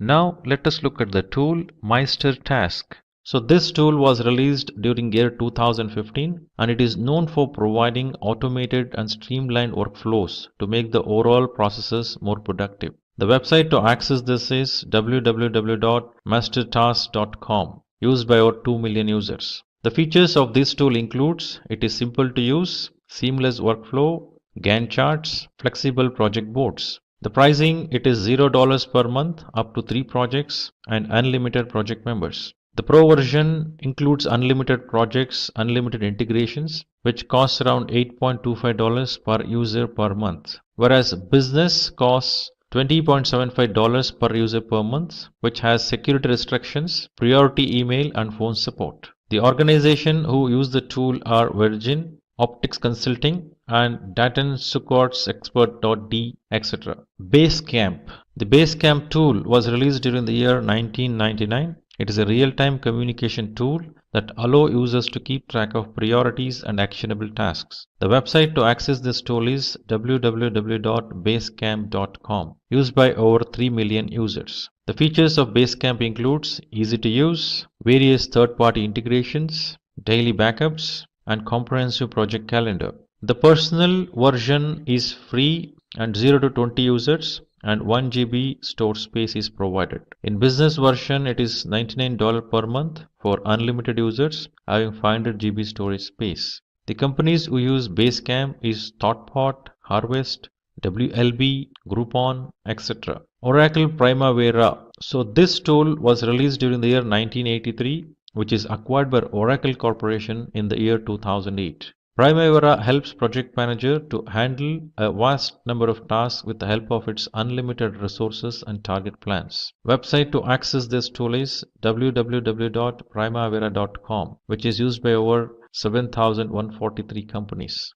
So features of Primavera includes creation of WBS, the work breakdown structure, issues and risk recording, supports large number of activities, and easy collaboration with project users. The Enterprise Project Portfolio Management version costs around $2750 per user, which improves planning and execution. Professional Project Management version is USD 2500 per user, handles large-scale, highly sophisticated projects. So Oracle Primavera Contract Management version module costs around USD 2000 per user, keeps construction projects on schedule and on budget. So the companies which use Primavera are Burns, McDonald's, Pond, Arcadis, etc. Microsoft Project. So Microsoft Project Management tool was used during the year 1984. So this tool allows users to develop a schedule, assign resources, track progress, and manage budgets all through the project. The website to access this tool is www.office.microsoft.com/project. The features of Microsoft Project includes simple to use,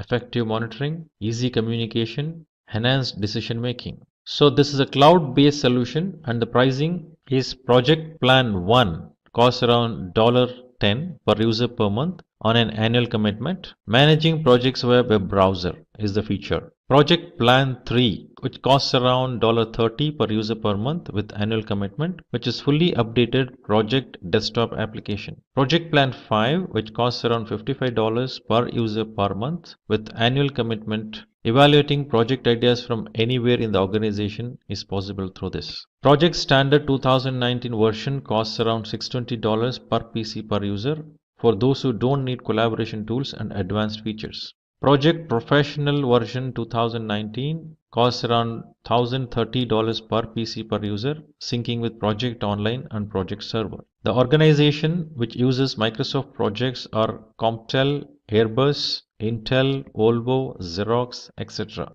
Let's get started with what exactly is Trello. So Trello is a simple and easy to use collaboration tool that can enable you to organize projects and everything related to it into boards.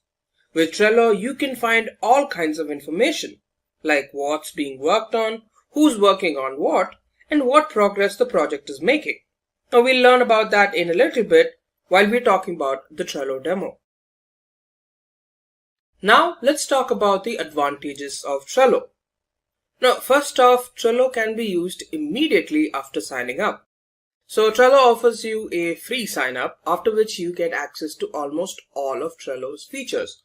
Now it does have a premium service, but most of Trello's important features are available in the free account. Secondly, it follows the Kanban system. So the Kanban system is a popular methodology that can be used to achieve lean. So with Trello, you can also achieve lean. Now Trello also has a very popular mobile application, which also has the same features as the interface that you see on the desktop. It's very user-friendly. Now the fourth advantage is that all project-related items can be seen on one page, which means everything you need about the project is available in one place. Next, adding new members, creating issues, and assigning them are very easy with the help of Trello. Now that we had a look at all the advantages that are provided by Trello, let's have a look at a live demo. So first off, let's go to Trello.com.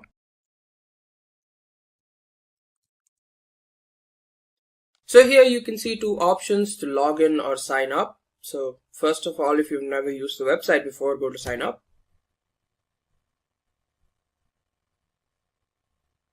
So here you can enter your email, or you can go through Google or Hotmail or Outlook. So it's very simple. I already have an account, so I'll just log in. Right, so I'm just going to log in.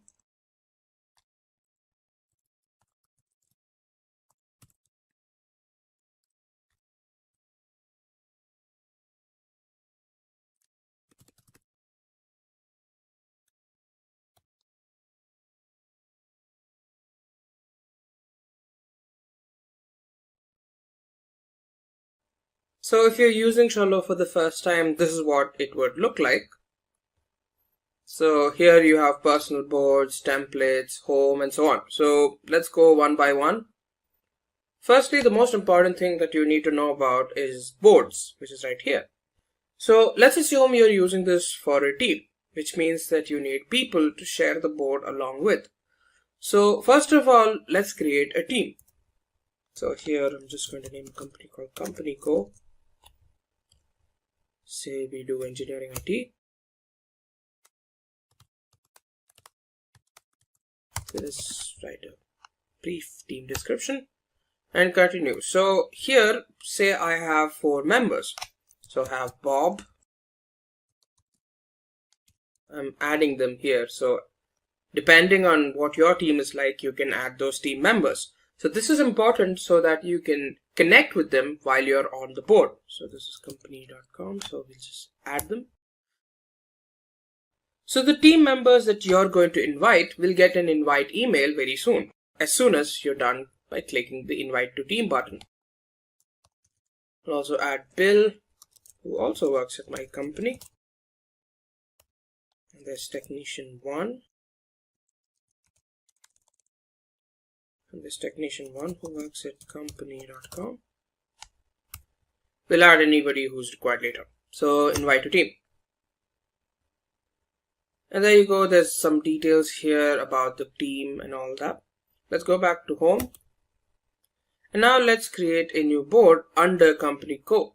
So the difference here is that for personal boards is that, like the name suggests, it's personal. You can also add the team if you want later on, but here you have the option for creating a team board. So I'll show you how you can create a team board from personal board. So you go to create board.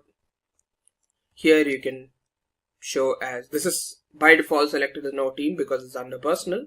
Change it to company and you can write business, but anything else like that.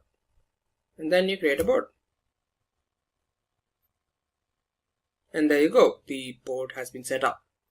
So now, first things first, it's that you can make this team visible, which is either only board members can see it, or since it's a small team, the entire team can see it.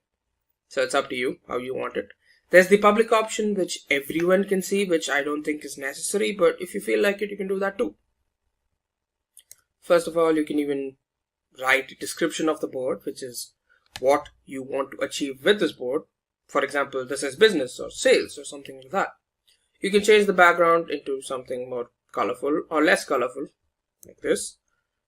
And then there's search cards, which we haven't added anything so far, so there's nothing to search. There's stickers, which again is, I feel, unnecessary at the moment. You can also see something called Butler. So based on your usage or how you're using Trello, Butler can provide you suggestions like what you can add here. Like you can see here, the tips haven't been added so far because we haven't used Trello so far. So based on your usage, it'll give you suggestions. Now let's go back. So here you see power-ups. So power-ups are basically additional features that you can add to your board. So there are features that are connected to a number of different fields. There's analytics, automation, utilities, tools, and so on. So as a free user, you get access to one power-up, but still we don't have to use it so far because we don't have anything on our board. But based on your requirement, you can go through these power-ups and decide on one of them. So now let's get back to business or our board. So first you can see add a list. So this basically refers to the different processes that you want to follow in this board. So first of all, we'll add a list title. I'm going to add to do. That's the first list. Then there's in progress, on hold, and completed. So here we have 4 lists which represent the processes in this business. So if you want, you can even add another list depending on your requirement. So in these lists, there are things called cards, so which are like subtopics. So first of all, let's add a very simple title. For example, deliver product company A. This is again very simple. Deliver product to company B. Like this, so on and so forth if you want it. So here, this is a card. So this card can be moved from each stage to another as it progresses. So this is in the to-do stage since we've not started with anything. So once you click on a card, so this pop-up shows up. So here you can add a description like conversed with company A, ready to go.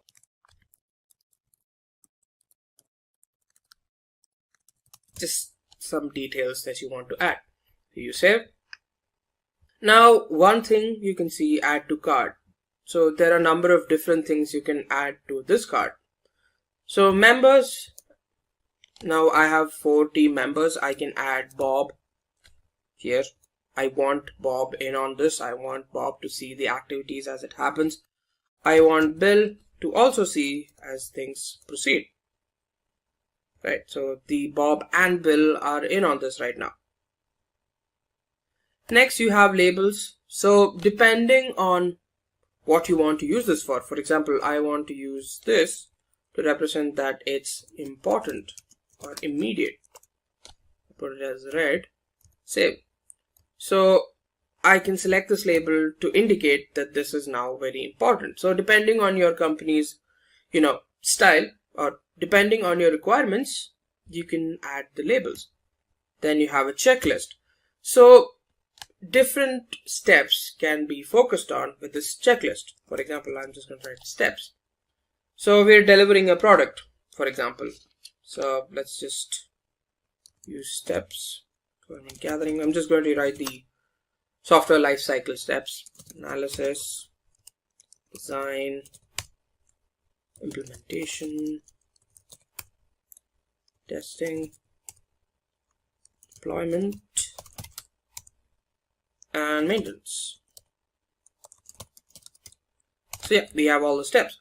So one thing is that once each of these steps are done, you tick it, so a percentage increases. So until you're done with 100%, you can just keep ticking.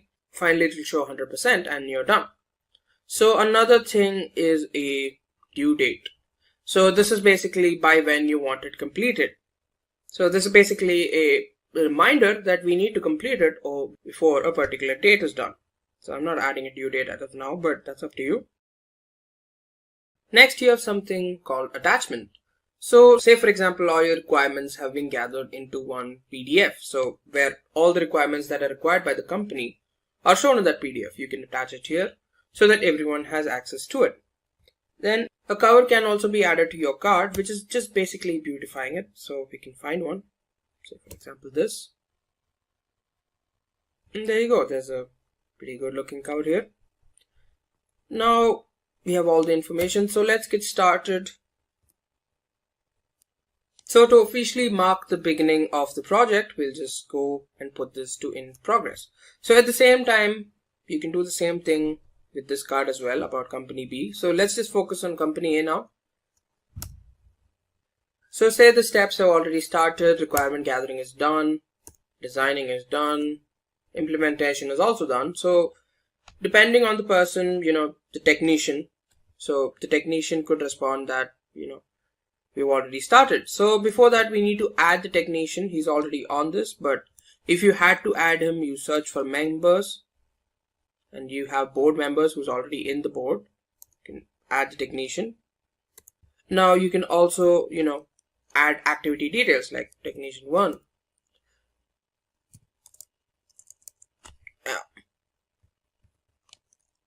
How's it going? How's the process going?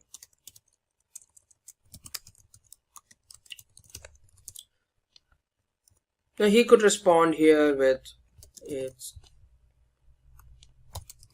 fine. So each time one of us, adds the other or says something to the other, they get notifications so that, they get to respond as well. They get to know what's happening. Now say for example, the technician is not able to complete the project or complete his work. So it's put on hold. So here I could say, so testing isn't done. So you can say tech, why the delay or what's going on? And he would give an appropriate response. And once he's ready, he can finish the testing and put it back to in progress. Then eventually all of it is done, deployment and maintenance. So here you have an option to hide complete items. That's up to you. You can also delete them if you feel like it. You can close this. And then after everything is done and you feel that everything of the process is done, you can put it on completed. So if this is a recurring process, you can, make a copy of this, which you can find by doing this copy. or you could just put this on archive, indicating that it's done. You can even get it back by just going to more, archived items, and then there you have it. You can send it back to board. That's up to you. And there you go. That's most of everything you need to know about Trello. One another thing is that right now you can only add 10 boards on this feed as of now because you're using a free membership. Also, depending on the intensity or the difficulty of the board, you can also have different boards for different projects. I've just used one for multiple projects, but it's entirely possible for you to have one board per project. You can also, favorite this, indicating that this is a very important one that you need to focus on every day. So this is where you get all the notifications that X has changed. There you go. All kinds of responses, everything that you need is available on this home screen, which is basically like a home feed. You can also find templates depending on your requirement. So you can choose a template from a wide variety of options. So I'm just going to show you the Kanban template. So here you have details about the template. You have an example of what the template looks like and so on.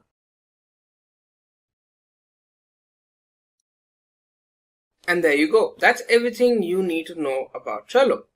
In this session, we will be talking about Agile Project Management and several other things related to it. Let's get started with what is Agile Project Management. Agile Project Management, as the name suggests, is a flexible approach to building a project. In Agile Project Management, the project is broken down into several stages or sprints. Agile does not work on the principle of delivering the final product at the end of the project. It works on delivering sections of a project or mini projects. The process of project management in the case of Agile is Agile based. So there won't be any central control of project manager as it was there in the traditional way of working. Before we move forward, let's have a look at the Agile development cycle. Agile methodologies consist of several small cycles or sprints. At the end of each stage, we get a mini project. There's a product backlog that explains new features, changes in the existing features, and several other improvements in the project. Then we have a sprint backlog, which has a list of tasks that are to be completed during each sprint. The sprint consists of planning, designing, execution, testing, and deployment stages. And at the end of each sprint, a mini project is delivered. With every sprint, new features are added to the product, which plays a significant role in the overall project growth. After all the sprints and early validation in the development, the final deliverable has a fewer chances of failure. Let's now have a look at some reasons why industries have started moving towards Agile project management. The first reason is high product quality. When we talk about high product quality, we refer to the build of the product as per stakeholders' demands. Testing is performed at short intervals of time wherever needed to ensure high quality of the product. Then another reason is customer satisfaction. Whatever is done in the project is known by the customer. The deliveries don't take longer durations as they used to take in the case of traditional ways. The changes may be provided by the customer in the execution phase of the project. Third reason is reduced risk. Since the project is divided into sprints, so if the risk affects one sprint, it doesn't mean whole of the project will be at risk. The process of risk analysis continues to take place with all the other processes. Another significant reason for Agile project management is better and faster return on investment. The project is now developed in several sprints and each sprint has its own version. Therefore, the project becomes market ready after a few sprints only. Since the projects can now be released with ease and in shorter duration, this helps the organization to stay ahead in competition with respect to other organizations which have still not moved to Agile methodology. Now we shall check the principles of Agile project management.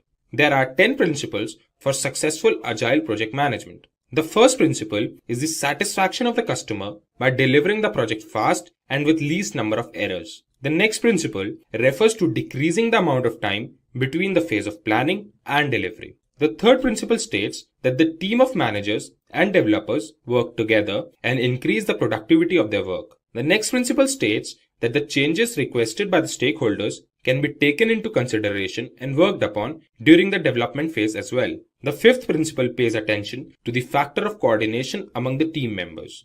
Then the sixth principle refers to the process of monitoring and tracking the progress of the project at the end of each sprint and making amendments wherever needed. Moving on, the next principle states that there must be a feeling of trust and support towards the team to complete the project's objectives. The next principle emphasizes on face-to-face conversations with the development team. The face-to-face conversation helps in both solving problems and easy knowledge sharing. Then the ninth principle emphasizes on finding solutions and maximizing the amount of work done with simplicity. This ensures timely completion of tasks by all the team members. The last principle states that Scrum tools like Monday.com or Zoho Sprints must be used to simplify the complicated codes, which further helps in saving time. We shall now see the steps in Agile project management. The goal of Agile methodology is to produce shorter development life cycles and more frequent product releases than traditional waterfall project management. So we will now check 6 steps in Agile project methodology. The first step in the process is project planning. Project planning includes feasibility study, development of scope, breaking the project into executable tasks or sprints, and then estimating the amount of time needed to complete those sprints. The second step is the step of roadmap creation. A roadmap is a plan of action that shows how a project shall evolve over time. A list of all the features that the final product should have is created, and the steps to achieve those features are taken. The next important step is release planning. Since we are doing the project keeping in mind the Agile project methodology, the project will complete in sprints. That means there will be the release of features at the end of each cycle. And unlike the traditional waterfall model, the development cycles will be smaller. The fourth step in Agile project management is sprint planning. The sprints are made keeping in mind what all is to be accomplished in that particular step. At the beginning of each sprint, the goal of that sprint is decided and steps to achieve that goal are taken. The next step in the process emphasizes on daily meetings. There are short meetings every day to discuss if the team was able to finish the task for each sprint and check if there are any amendments that are required. Each team member talks about what they achieved in the last sprint and what are they going to work on in the next sprint. The last step is the step of sprint review and retrospective. There are 2 meetings after each sprint. First meeting is for the sprint review. This meeting is with the stakeholders to show them the finished product. This helps both sides to build a relationship and discuss if there are any issues in the end product. The second meeting is for having a sprint retrospective. This meeting involves the stakeholders to discuss what went well and what went wrong during the sprint. Sprint retrospective takes place after the sprint review and before the next sprint planning. Now when we know the steps needed for Agile project methodology, we must understand some Agile project management frameworks. There are several frameworks available today. Here, we will be discussing some of the most popular frameworks. The first framework we will discuss is the Kanban framework. Kanban framework is a well-known framework for implementing Agile software development. In the case of Kanban framework, work items are represented on the Kanban board, which helps all the team members to see the state of every piece of work at any time. Kanban board not only helps in visualizing the work, but also optimizing the workflow among the team. The next framework we will discuss today is the Scrum framework. Scrum framework is a popular framework for managing complex knowledge work like in the field of research and advanced technologies. Scrum is a simple framework that helps teams work together and learn through their experiences gained while working on a problem. The third framework we will see today is the hybrid framework. The hybrid framework is a combination of Agile methodology and non-Agile methodology. In the case of a hybrid framework, planning is done using the traditional way of project management, while the execution and delivery is done using the Agile methodology. Since the hybrid is a combination of the two, it handles the requirement changes and delivers the product in different stages. The fourth and the last framework we will see is the Lean framework.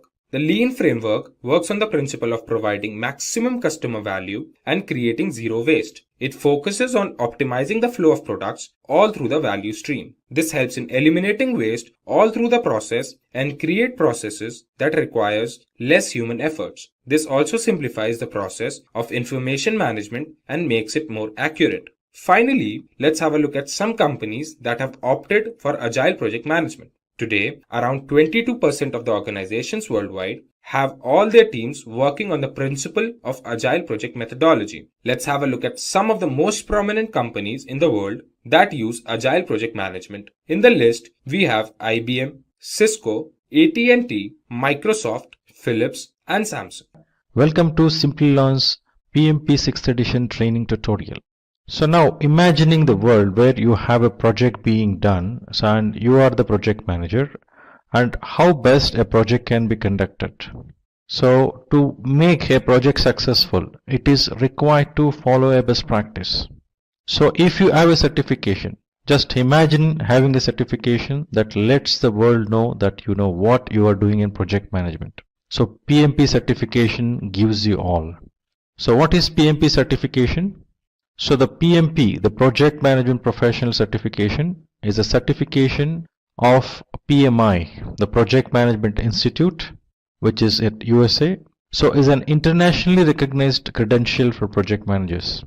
See, the certification indicates that the certified professional has a sufficient experience, education, skills and competency. Reason being, before going for PMP certification, it asks for specific prerequisites which involves experience in project management as well as formal education of project management and demonstrated skills.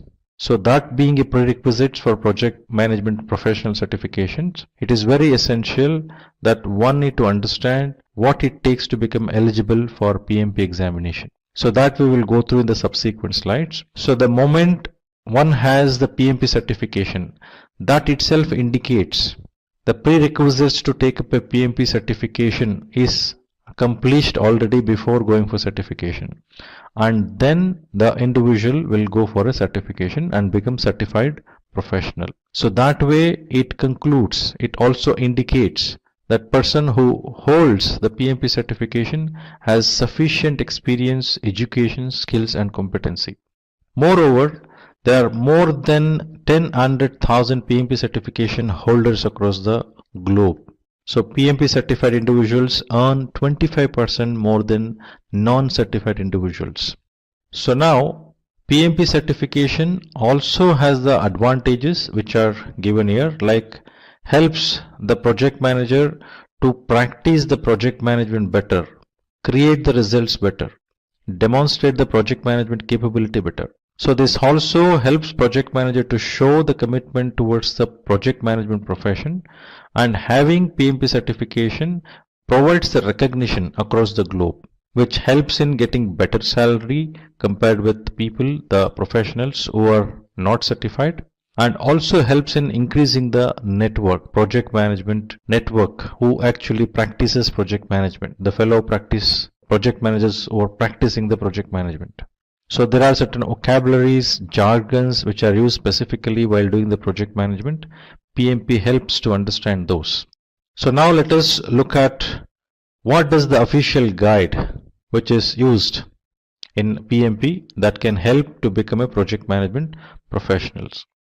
So that is PMBOK, which is referred as Project Management Body of Knowledge, or PMBOK, which is the collection of processes, best practices, terminologies and guidelines accepted as standards within the industry. So the latest edition of this is 6th edition, which was released in 2017. The first edition of PMBOK guide was published in 1996, and the 6th edition, as I mentioned, was released in 2017, and the exam format was revised from 26th March 2018.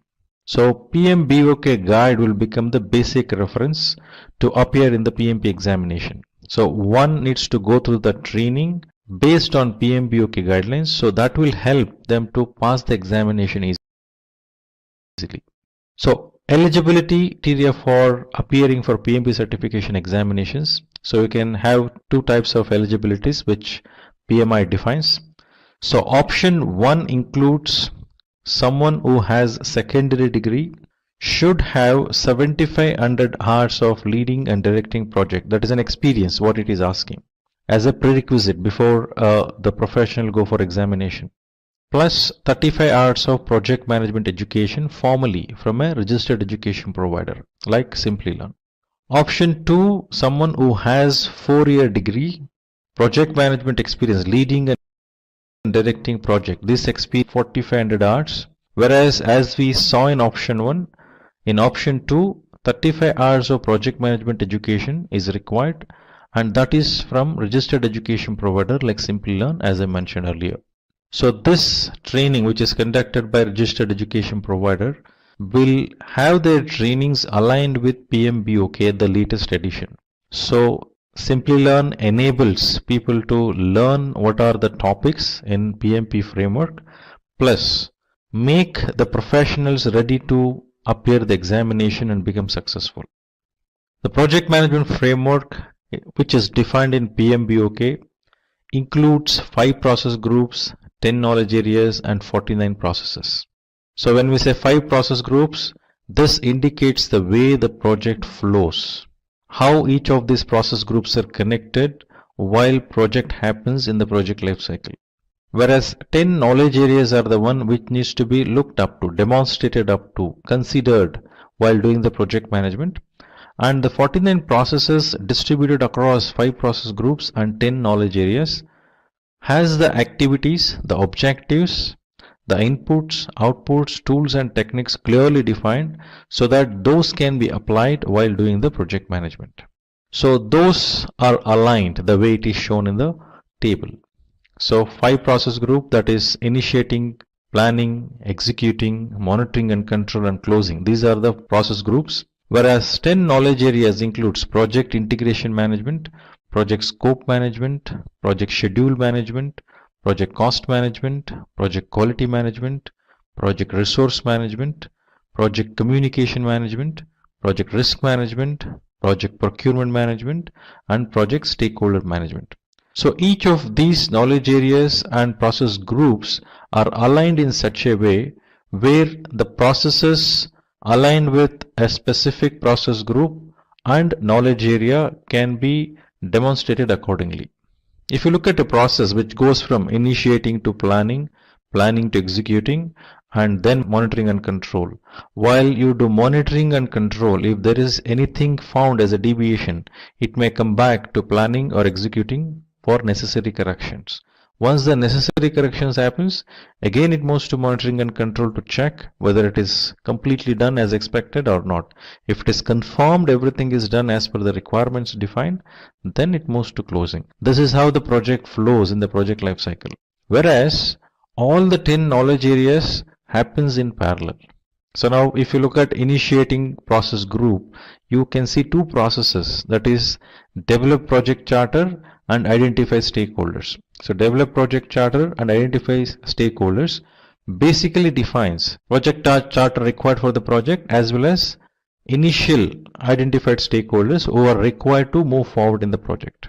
Similarly, if you look at planning process group, you have 24 processes which are distributed across all the 10 knowledge areas. So these processes creates a plan for the project which involves scope baseline, schedule baseline, cost baseline, quality management approach, then resource management approach. Means the plan, I mean to say. When I say approach, I am speaking about the plan. Similarly, communication management plan, risk management plan, procurement management plan, stakeholder management plan, and all of these will get consolidated into project management plan in the integration management knowledge area.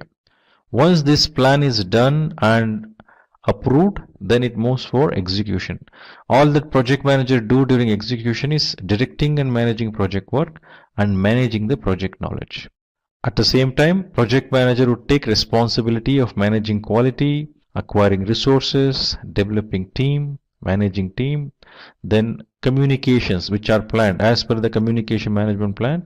Communication should happen during execution. So similarly, implementation of risk responses defined while doing the planning and conducting the procurements as planned and then managing stakeholder engagement. So actual execution of those work packages, execution of those deliverables happens from the team. Now as those deliverables happens, the delivered products are checked, monitored and controlled. You can see validate scope, control scope. Likewise for each knowledge areas, there is a control process which checks is that happened in execution as it was planned in planning process group. So then that is consolidated here for monitoring and controlling the project work in entirety, integrated. Similarly, performing integrated change control. Any deviations found in any of these checks which is being done in the control. Now that deviations needs to be corrected. So change will be raised. So request for change will be raised and that will be approved and controlled and necessary directions are given, approvals are given, and that moves towards execution for implementation. Once it is implemented, again validation happens. Once control checks if everything is okay, then it moves to the closure. Now, activities in closure, a project or a phase, involves just an activities of closure. The products or services or results which are created from the project does not go to closure until those are validated, checked, confirmed and signed off. Only then it goes to closing project or phase, and necessary formalities which are required to be completed before conclusion will happen in closing project or phase. This is how the project flows. Second point which you should keep in mind is a project manager is also called as an integrator. So main focus, the umbrella view, the bird's eye view project manager should have from project integration management. So this layer, project integration management, where project manager should have an umbrella view, total view about entire project, what is happening. So bigger picture, only when project manager has a bigger picture, project manager can come to the lower levels and see are they progressing the way it is supposed to. So then go back, look at the bird's eye view again and see is it going in the right direction, which is very essential.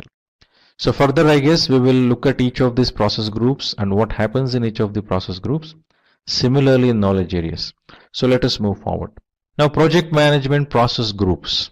So these process groups details the necessary requirement that need to be satisfied to ensure that project resources are used efficiently, and these represents the chronological phases that all projects go through during the project life cycle. So starting from initiating stage, it moves to planning. Once the plan is ready, then it moves to execution. As the execution happens, validation checks happens in monitoring and control, and as you find some deviation in monitoring and control, for correction of the deviation it comes back to execution, or if any necessary changes needs to be done in planning also while doing these corrections, then it may move to plan, then execution, and then monitoring and control. So this loop continues until the confirmation, yes, it is delivered as per the plan, and then it moves to closure. So that's how the project flows, and the project life cycle would be like that. So initiating process group. So initiating process group involves the processes, activities and skills needed to define the beginning of the project. As I mentioned earlier, in initiating process group, the creation of project charter happens and identification of the basic stakeholders, main stakeholders who are required to understand the further requirements in detail, who needs to be engaged. So those are identified. So setting up permits, authorization and initial work orders which should be in place and are important for effective and logical progress of the project and success across all project phases. So this clearly sets up the phases for the work to be completed, initializing teams and having a well thought out budget, which is very important. So this gives that view in totality, but it may not give you the full granular details, but it sets the directions, provides that insight. And also one important thing we should keep in mind is in initiation stage, appointment of project manager happens. The formal declaration of appointment of project manager happens and project charter will be formally handed over to project manager, and that formal declaration of assignment of project manager happens. From then project manager takes over, and first activity project manager does is identification of stakeholders. So next process group is planning process group, where we have around 24 processes to define the project scope, cost, schedule, quality, resource, risk, then procurement, stakeholder engagement. So comprehensive plan if it is waterfall approach, or basic skeleton plan which is required if it is agile approach. So it also clarifies the goals and expectations while putting in place the infrastructure to achieve the goals, keeping in timeline and budgetary constraints. The end-to-end view of the project is provided in planning. So this acts as a basic reference while the execution and monitoring and control happens. So based on the planning, the way it is done, execution will happen. Now next process group is executing process group, where the role of project manager is to direct and manage project work and manage the project knowledge, main activities, being an integrator of a project. Secondly, acquiring resources. It may be human resource or technology resource or any other resource required for the project. Then if it is human resource, there needs to be necessary training, development of the team, and then managing them. So a lot of team dynamics are involved. That needs to be handled. So this involves managing teams while handling time expectations and achieving benchmark goals. Team members delivers those results. Team members does all the activities and then creates that results. So team concerns needs to be addressed, because as you see the people together, the team members together, it is quite obvious conflict may occur. So conflict resolution should happen. The engagement with the team member should happen. So demonstration of work which is done by the project team, that needs to be monitored and controlled. Parallelly, which happens during the execution, monitoring and control is also happening. So project manager should look at both. So concerns needs to be addressed. Execution, is that happening as per the plan, has to be checked as part of monitoring and control while execution is happening. So bird's eye view in entirety, which says how the execution should happen, that needs to be directed and monitored. Whereas coming on ground, seeing is that happening the way it is required, that is also very essential. So next is monitoring and control process group. Now, as part of these process group, as I mentioned, while execution happens, it is very essential to check, validate, and control. So this process group involves processing change orders. Any deviations being found, change requests are raised. And if that change request needs some modification or changes in planning, then it goes to planning. If no such planning requirements, simple change, then it straight go to execution, change get executed, and then again validation happens. So integrated change management, which is there in this particular process group. So this also focuses on addressing ongoing budget considerations, handling unexpected circumstances that could hamper the team's ability to meet the initial project expectations. So it goes on throughout the project lifecycle. So two process groups, if you closely observe, planning process groups and monitoring and control process groups are the process groups where you see processes in all the knowledge areas. Otherwise, if you see in initiating process group, it is only two processes. One is in integration management, other one is stakeholder management. If you look at execution, you don't see in scope, time, cost, and risk management. Similarly, if you see closing process group, only one process, which is in initiating process group. So these are the only two process groups, planning process groups and monitoring and control process group, where you see the most of the processes.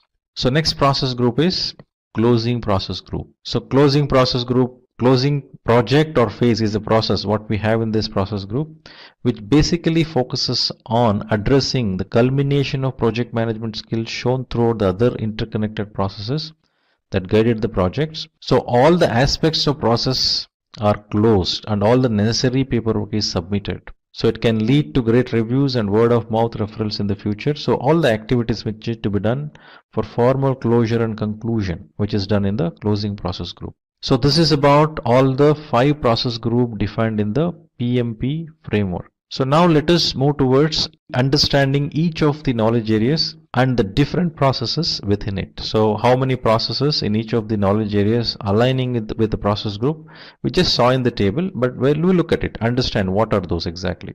So now knowledge areas are necessary for effective project management, which can take place during any of the explained process groups. So they are 10. So those are project integration management, project scope management, project schedule management, project cost management, project quality management, project resource management, project communication management, then project risk management, project procurement management, project stakeholder management. So many people ask me, when I train the people, they ask me, how do we remember all of this? So remembering process group will be easy because it's the flow which you can remember, then remembering the process group will be easier. But to remember the knowledge areas, so one thing you should keep in mind is initially when PMBOK were defined, mostly until 3rd edition or 4th edition, we used to focus on triple constraints. So when we say triple constraints, we used to tell scope, cost, and time. Now later, when as the best practices evolved, as the PMBOK evolved, so it did not limit on triple constraints, it actually said 6 constraints: scope, cost, time, quality, resources, and risk. So if you can able to remember the 6 constraints, so associated with each of these constraints, there is a knowledge area. Like you have project scope management, which is one of the area of constraints. Similarly, schedule management linked to time, cost management, quality management, resource management, and risk management. So out of 10, easily you can able to remember 6. Further, there are 4. Now integration management by default integrates all the 9 knowledge areas. So remembering that may not be difficult. So to consolidate this, to conduct the project properly, you need stakeholders. You need to procure something and you need to communicate. So other 3 knowledge areas remembrance should happen by linking to this. So firstly, remember 6 constraints, that is scope, time, cost, quality, resource, and risk. Then you have communication which needs to happen. To communicate, there should be stakeholder, and also there should be supply which needs to happen to the project. So if you can link like this, 9 knowledge areas you can remember. So all these 9 knowledge areas you will integrate and manage in integration management. So in fact, all the plans which are defined in rest of the 9 knowledge areas except integration management, so all those plans are called as subsidiary plans. So all these 9 subsidiary plans, that is scope management plan, schedule management plan, cost management plan, quality management plan, resource management plan, communication management plan, risk management plan, procurement management plan, and stakeholder management plan. So all these 9 subsidiary plans are integrated together and consolidated in project management plan. So that happens in project integration management. So this we should keep in mind. So project integration management, what does it do? So project integration management basically includes plans to develop project charter, a document that sets up the project and assigns the project manager created during the initiation phase. So a project management plan is also created, which is a roadmap for the entire project to become a success. So the project plan, once approved by stakeholders and sponsor, is monitored and tracked through the change log. It also directs and manages the project work. This process is monitored, analyzed, and reported to identify and control any changes or problems that could be encountered. So one thing we should keep in mind when we say project integration management, this is the only knowledge area where we see processes in all the process group. So we have process in initiating process group, we have processes in planning, we have process in execution process group, we have processes in monitoring and control process group, and also in closing process group. So project integration management is only knowledge area where it has a processes in all the process groups, which we don't see in any other knowledge area.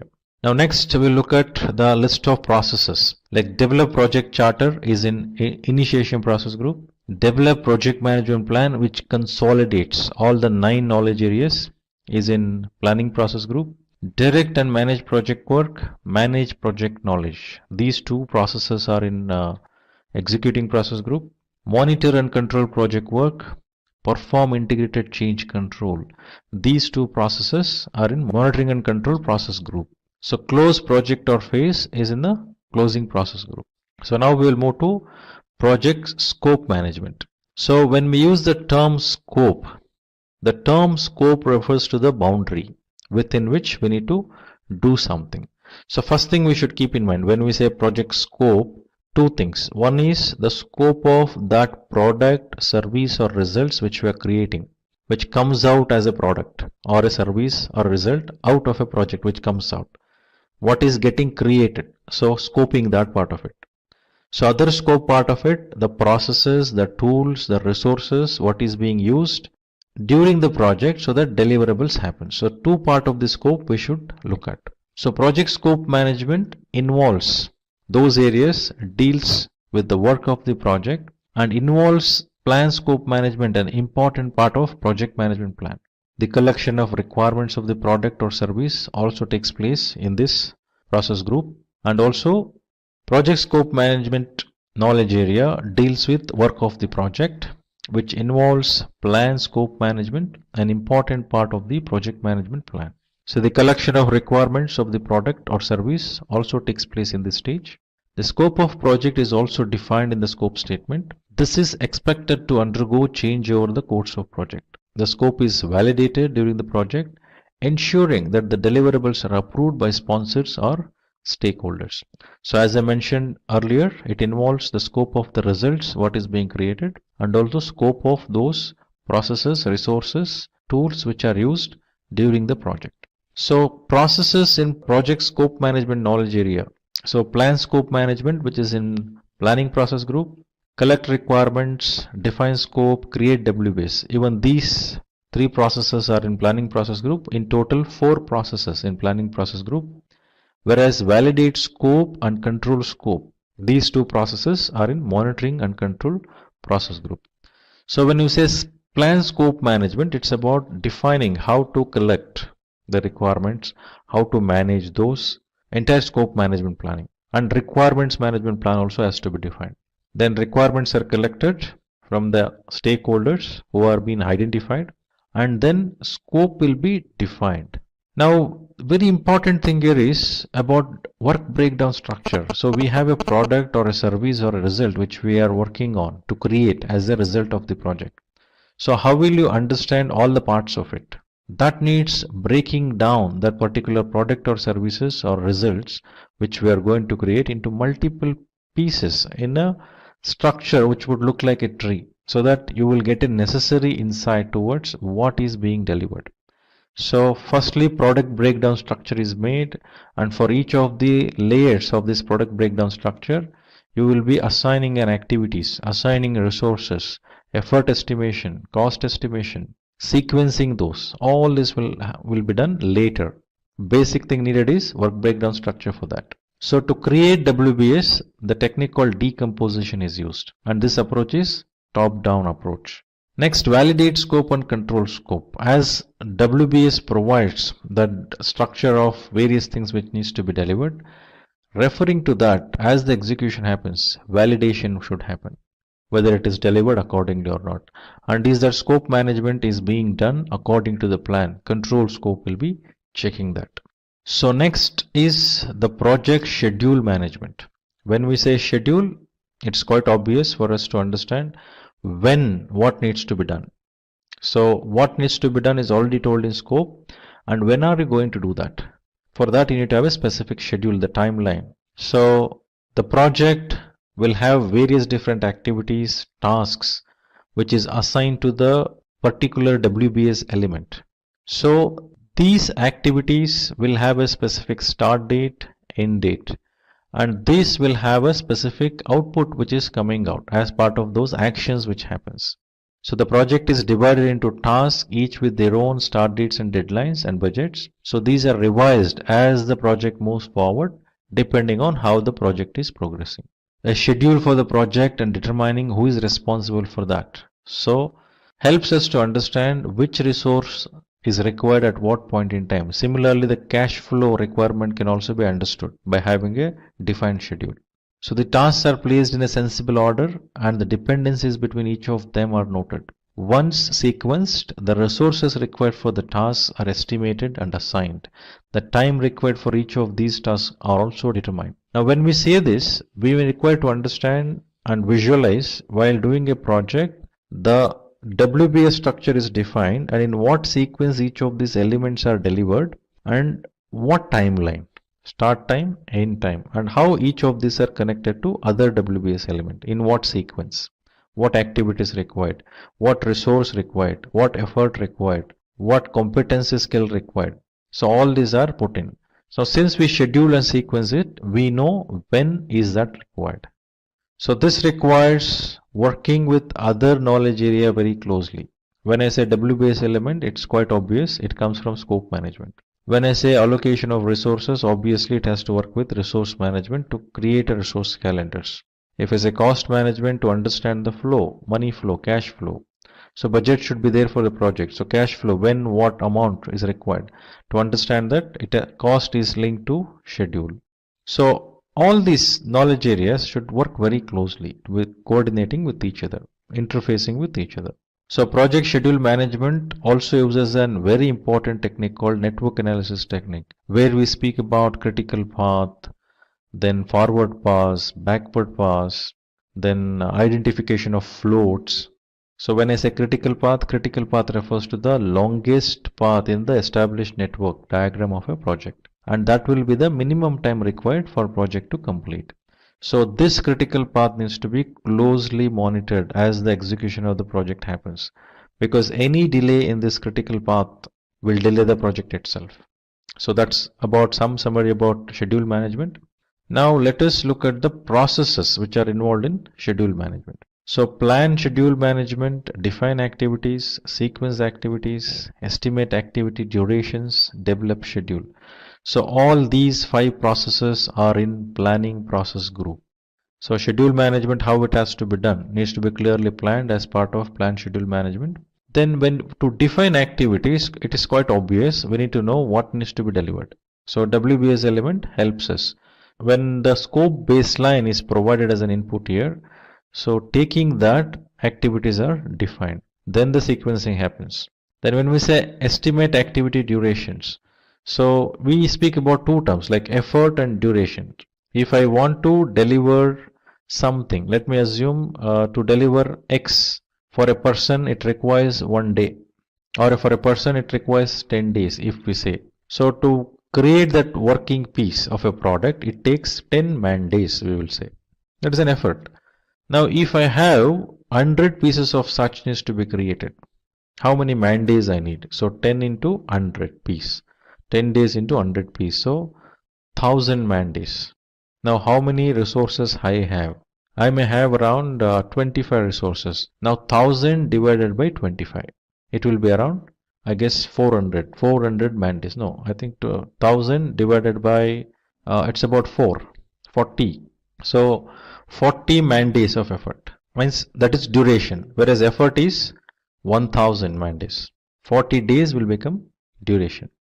So likewise, looking at how many resources we have, how many, what is that effort is actually required, is involved, and then what is the duration within which we need to complete it. Either you look at how many resources I have, based on that I will look at the duration, or I will look at the target date. Mainly target date is given by customers, as you discuss, when the project needs to be completed. Accordingly, you are required to acquire the resources. So this itself is showing us these knowledge areas now work very closely. Now without scope, you cannot define activities. Now without understanding the activities, you don't know what is the effort. So now once you understood the effort, you know what resource, what competency, when. So you have to work with resource management. So to have those resources onboarded or acquired, you need to have money, cost. So what cost it takes. So likewise, it goes one by one elaborating. That's why you see 24 processes in the planning process group distributed across all the 10 knowledge areas. So this is about schedule management. Now I look at the cost management, project cost management. So when we say cost, it is quite obvious. It's all about money. What money? The expenditure, the outgoing money. So project incurs cost. If any individuals, I keep getting these questions in a lot of trainings. So is checking the revenues, the invoice raising and collection of payment, is that a job of a project manager? Now when we say the project management and look at it as a project management activities, now it's all about delivering the results of the project. So when we say I need to collect invoices and to submit invoices, collect payments, when you say that, so that doesn't mean it is part of a project management role. No. Now if in your organization, if you have a designation of project manager or some manager or something, and invoice submission and collection of payment is also part of your job description, you have to do. You don't have any choice. So designation is totally different when compared with the meaning of the role called project manager. So any other things which are associated with your designation in the organization, it may be project manager also, designation possible, depending on what job description, what job activities are associated with it, accordingly you need to do. But when you do a project management activity in specific, when you involve in the project, so all these aspects what we are defining, that needs to be taken care 100%. Along with it, raising an invoice, collection of payment, or coordinating with some other department to find out new opportunities in the existing customer, those are all additional things which are given to you as an individual with that designation to justify many things. So as a professionals, I have a position in organization with some designations, and there is a CTC salary which is given, and that needs to be justified. To justify that, various different roles are attached to you for your designation. So that you need to look up to. Accordingly, you need to deal with. Now let us come back to project cost management. So it's about expending money, what we're speaking about, which basically focuses on estimating and allocation of budget to the project. That is first thing. One needs to estimate, approximate what cost it takes for a project. Now, what are those cost components? So where is that cost incurred? So cost is incurred to the resources acquired. Cost is incurred to the tools. Cost is incurred in all that activity what we do. Right? So everywhere, the one we create a result for raw material what you acquire, the people, the technology resource what you acquire, the facility what you have. So all this involves money, the cost, expenditure. So approximation of the cost needs to be done, what it takes to complete this project, and confirm, budget it. So this involves project budgeting. So good estimation tools need to make sure that the funds are within the need of the project and stakeholder sponsors are kept informed. So estimation and budgeting cannot happen in isolation. Project manager cannot do alone.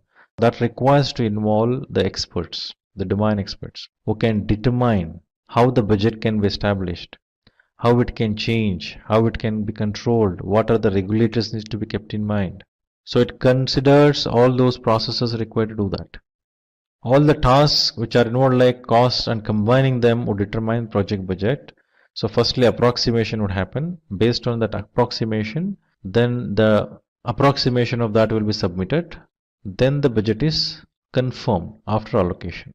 So this needs to be monitored and controlled throughout the project lifecycle. So initially I also mentioned earlier about triple constraints, scope, time and cost. So it is very important to monitor these three critically. So for that there is a technique which is used, which is very popular, earned value management, which speaks about or provides you the insight towards how the project is progressing in terms of scope, time and cost, which are basically very important ones. Then comes rest of the things, quality, resource, risk, which complements to this, right? So project cost management involves 4 processes, that is plan cost management, estimate cost, determine budget, which are part of planning process group, and control cost is part of monitoring and control process group. Now next knowledge area is project quality management. So when we say quality, it's all about ensuring that grades are set, requirements are clearly defined, and how are you going to ensure that inherent characteristics what are defined are accomplished. So you need to have a quality management approach, quality management plan in place. Now what quality management I should follow? There are a lot of standards, a lot of best practices.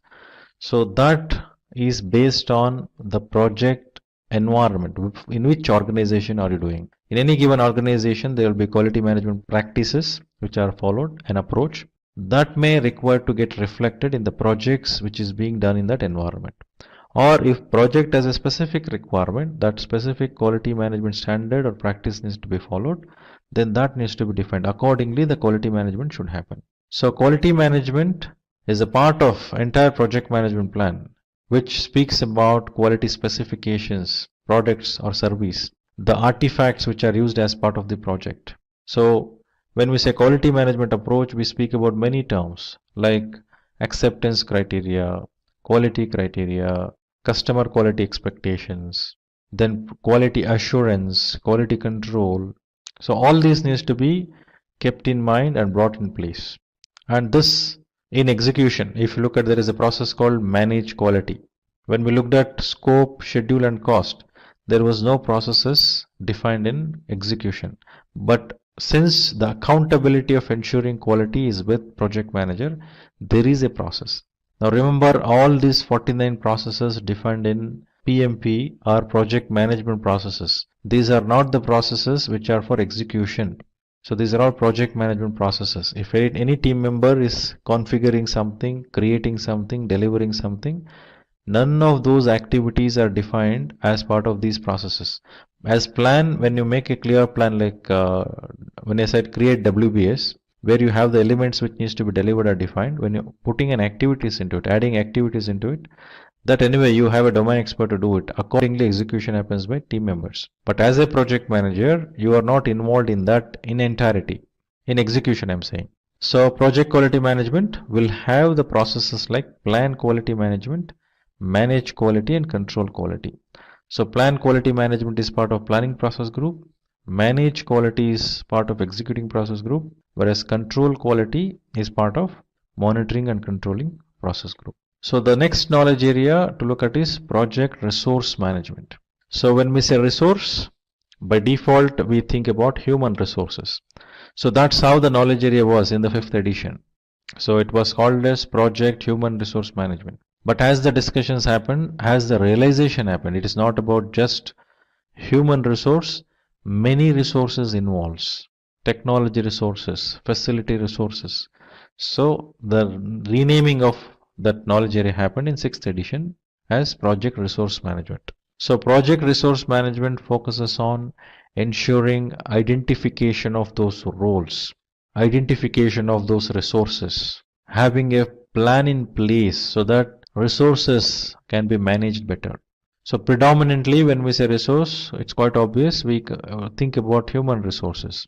So which is very, very unpredictable kind of resource. Whereas when it comes to technology resource, it is predictable.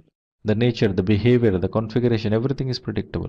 But only those human resources are the one which requires a special treatment, a special approach to engage with them.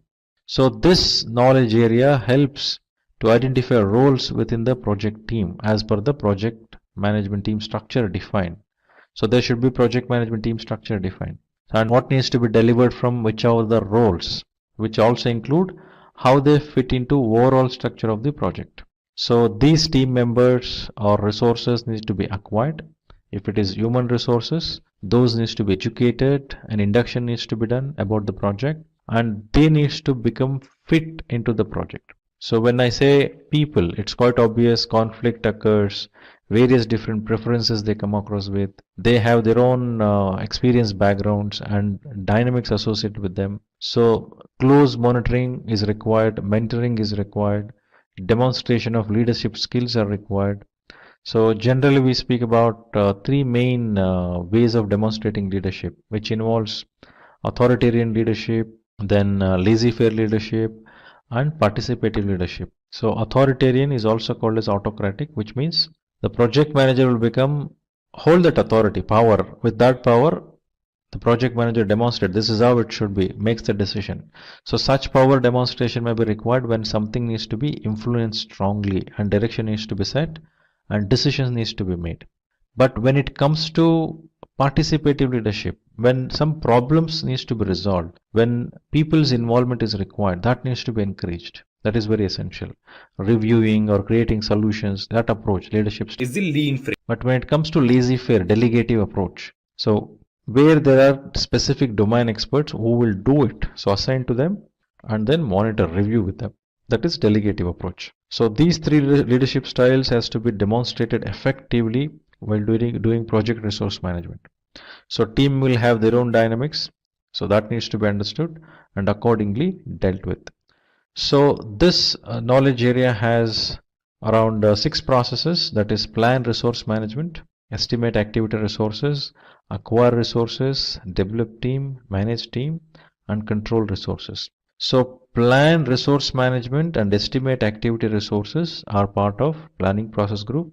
Acquire resources, develop team, and manage team are part of executing process group, whereas control resource is part of monitoring and control process group. So next knowledge area we are going to look at is project communication management. So when we say project communication, firstly we need to understand what is this communication is all about. So communication is used to convey something to someone. So there should be two parties, the communicator and the one who receives it, means sender and receiver. So very important here is when sender sends certain message, at the receiver's end, how it is received. Is the meaning what is actually perceived by a receiver is same as what is meant by the communicator, means sender. So this will become a big gap. If what I told versus what someone understood, if there is a gap, then the communication is not effective. So it is very essential to understand this dynamics. Communication should be very effective, and based on that communication there is always a resultant action. So always communication will have two parties minimum. One is sender and receiver. And in the receiver's perspective, one needs to understand who would be the receiver generally. When I say project manager communicates with sponsor. Project manager communicates with team members. Project manager communicates with customers. Project manager communicates with other functions within organization, suppliers who are external to the organization. Now, each of these communications will have a specific objective and intention. So, project manager should understand that. And what sorts of vocabularies, jargons which needs to be used while communicating, the words, the communication methods which needs to be used, the communication channel, the language, the syntax. Understanding all of these will become very important while doing the communication in the project. So project communication management is the area that informs the team and stakeholders about the project. So the communication management system is determined along with how it is done and how often it is done, how frequently the communication has to be made. So managing communications should also involve reviewing how effective the communication is and how regularly the modifications are being done to ensure the communication is actually fulfilling the requirements of communication needs. That needs to be discussed regularly and looked at. Is that helping? So it is very essential as the stakeholders are identified that communication requirement should also identified. And what communication? Why is that communication? How often, how frequently the communication has to be made? What channel, what template which has to be used, and what language. So all these needs to be understood, signed off. So when you inform or sends a message to the sponsor, it will have specific objective of that communication. Similarly, when you send it to team member, specific objective. Here in these two aspects, the frequency will change, the language will change, the stakeholders to whom the communication is made changes, and impact it has to create in that communication will also change. So that needs to be understood. The project manager should be very sensitive about it. So communication management plays very important role, whereas 90% of the time project manager will be spending his effort and time in communicating. If that is not effective, it is difficult to become successful in project management. Now let us look at the processes in project communication management. So there are three processes, that is plan communication management, manage communications, and monitor communications. So plan communication management is part of planning process group, manage communication is part of executing process group, monitor communication is part of monitoring and control process groups. The next knowledge area is project risk management. So when we use the term risk, it's all about an uncertainty, what we're speaking about. So every assignment we take up, every initiative we do, everything involves risk.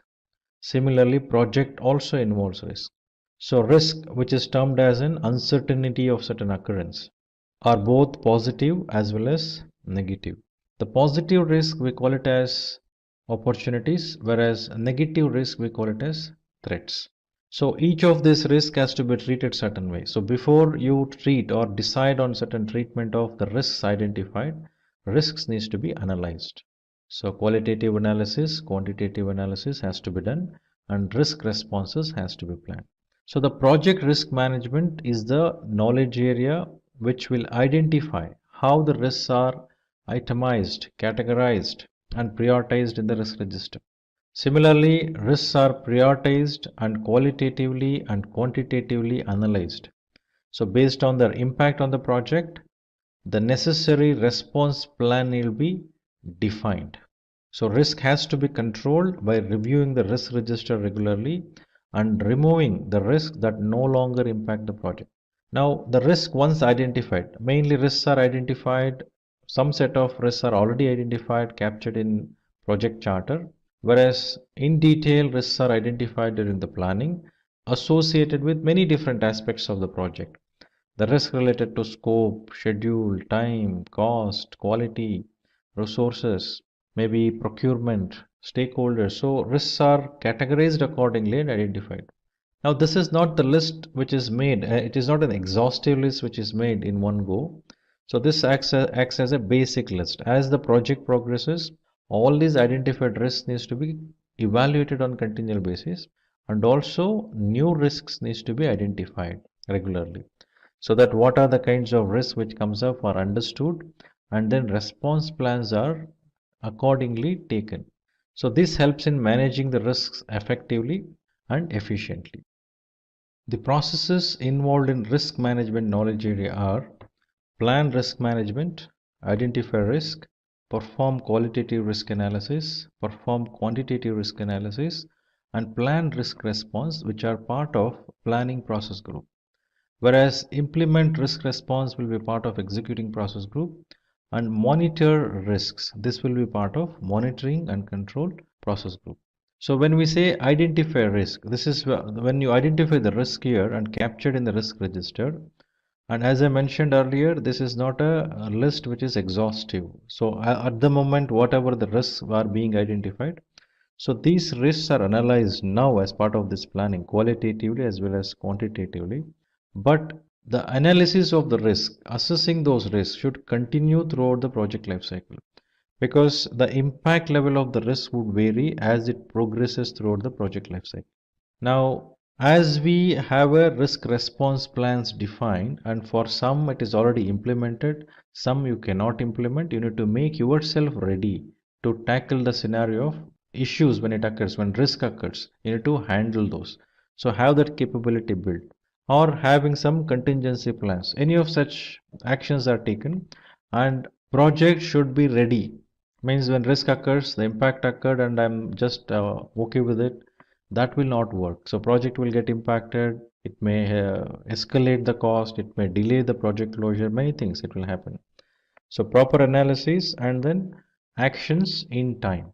Right risk response plans can be implemented. So for positive risk, for opportunities, generally acceptance or exploit or taking advantage of that would be the kind of response we will see. For the negative risk, the threats, the kind of responses what we would see is like avoid or have a contingency plan or mitigate the risk in terms of having some measures implemented. Transfer risk is another thought which is done. So if someone says avoid risk, that behavior is called as risk averse behavior, someone who don't even take risk. So if I take up this, I have the risk of so much, so I will not even take up that, such behaviors. So those are the kinds of risk responses may come across, which needs to be implemented as part of executing process group. Then whatever the plan, whatever the implementation which has happened, that needs to be monitored as part of monitoring and control. So next knowledge area for us is project procurement management. So when we say procurement, so every project involves procuring something. So a main decision which happens here is make or buy decision. So should I make it myself? Should I create myself within the organization, or should I do something or purchase something? So make or buy decision. So when I decide I'm going to buy certain things from outside, because we cannot make everything as part of our organization, because the direction of the business is totally different. If I am a bank and I am doing an IT project, I need not go and sit and start configuring a server.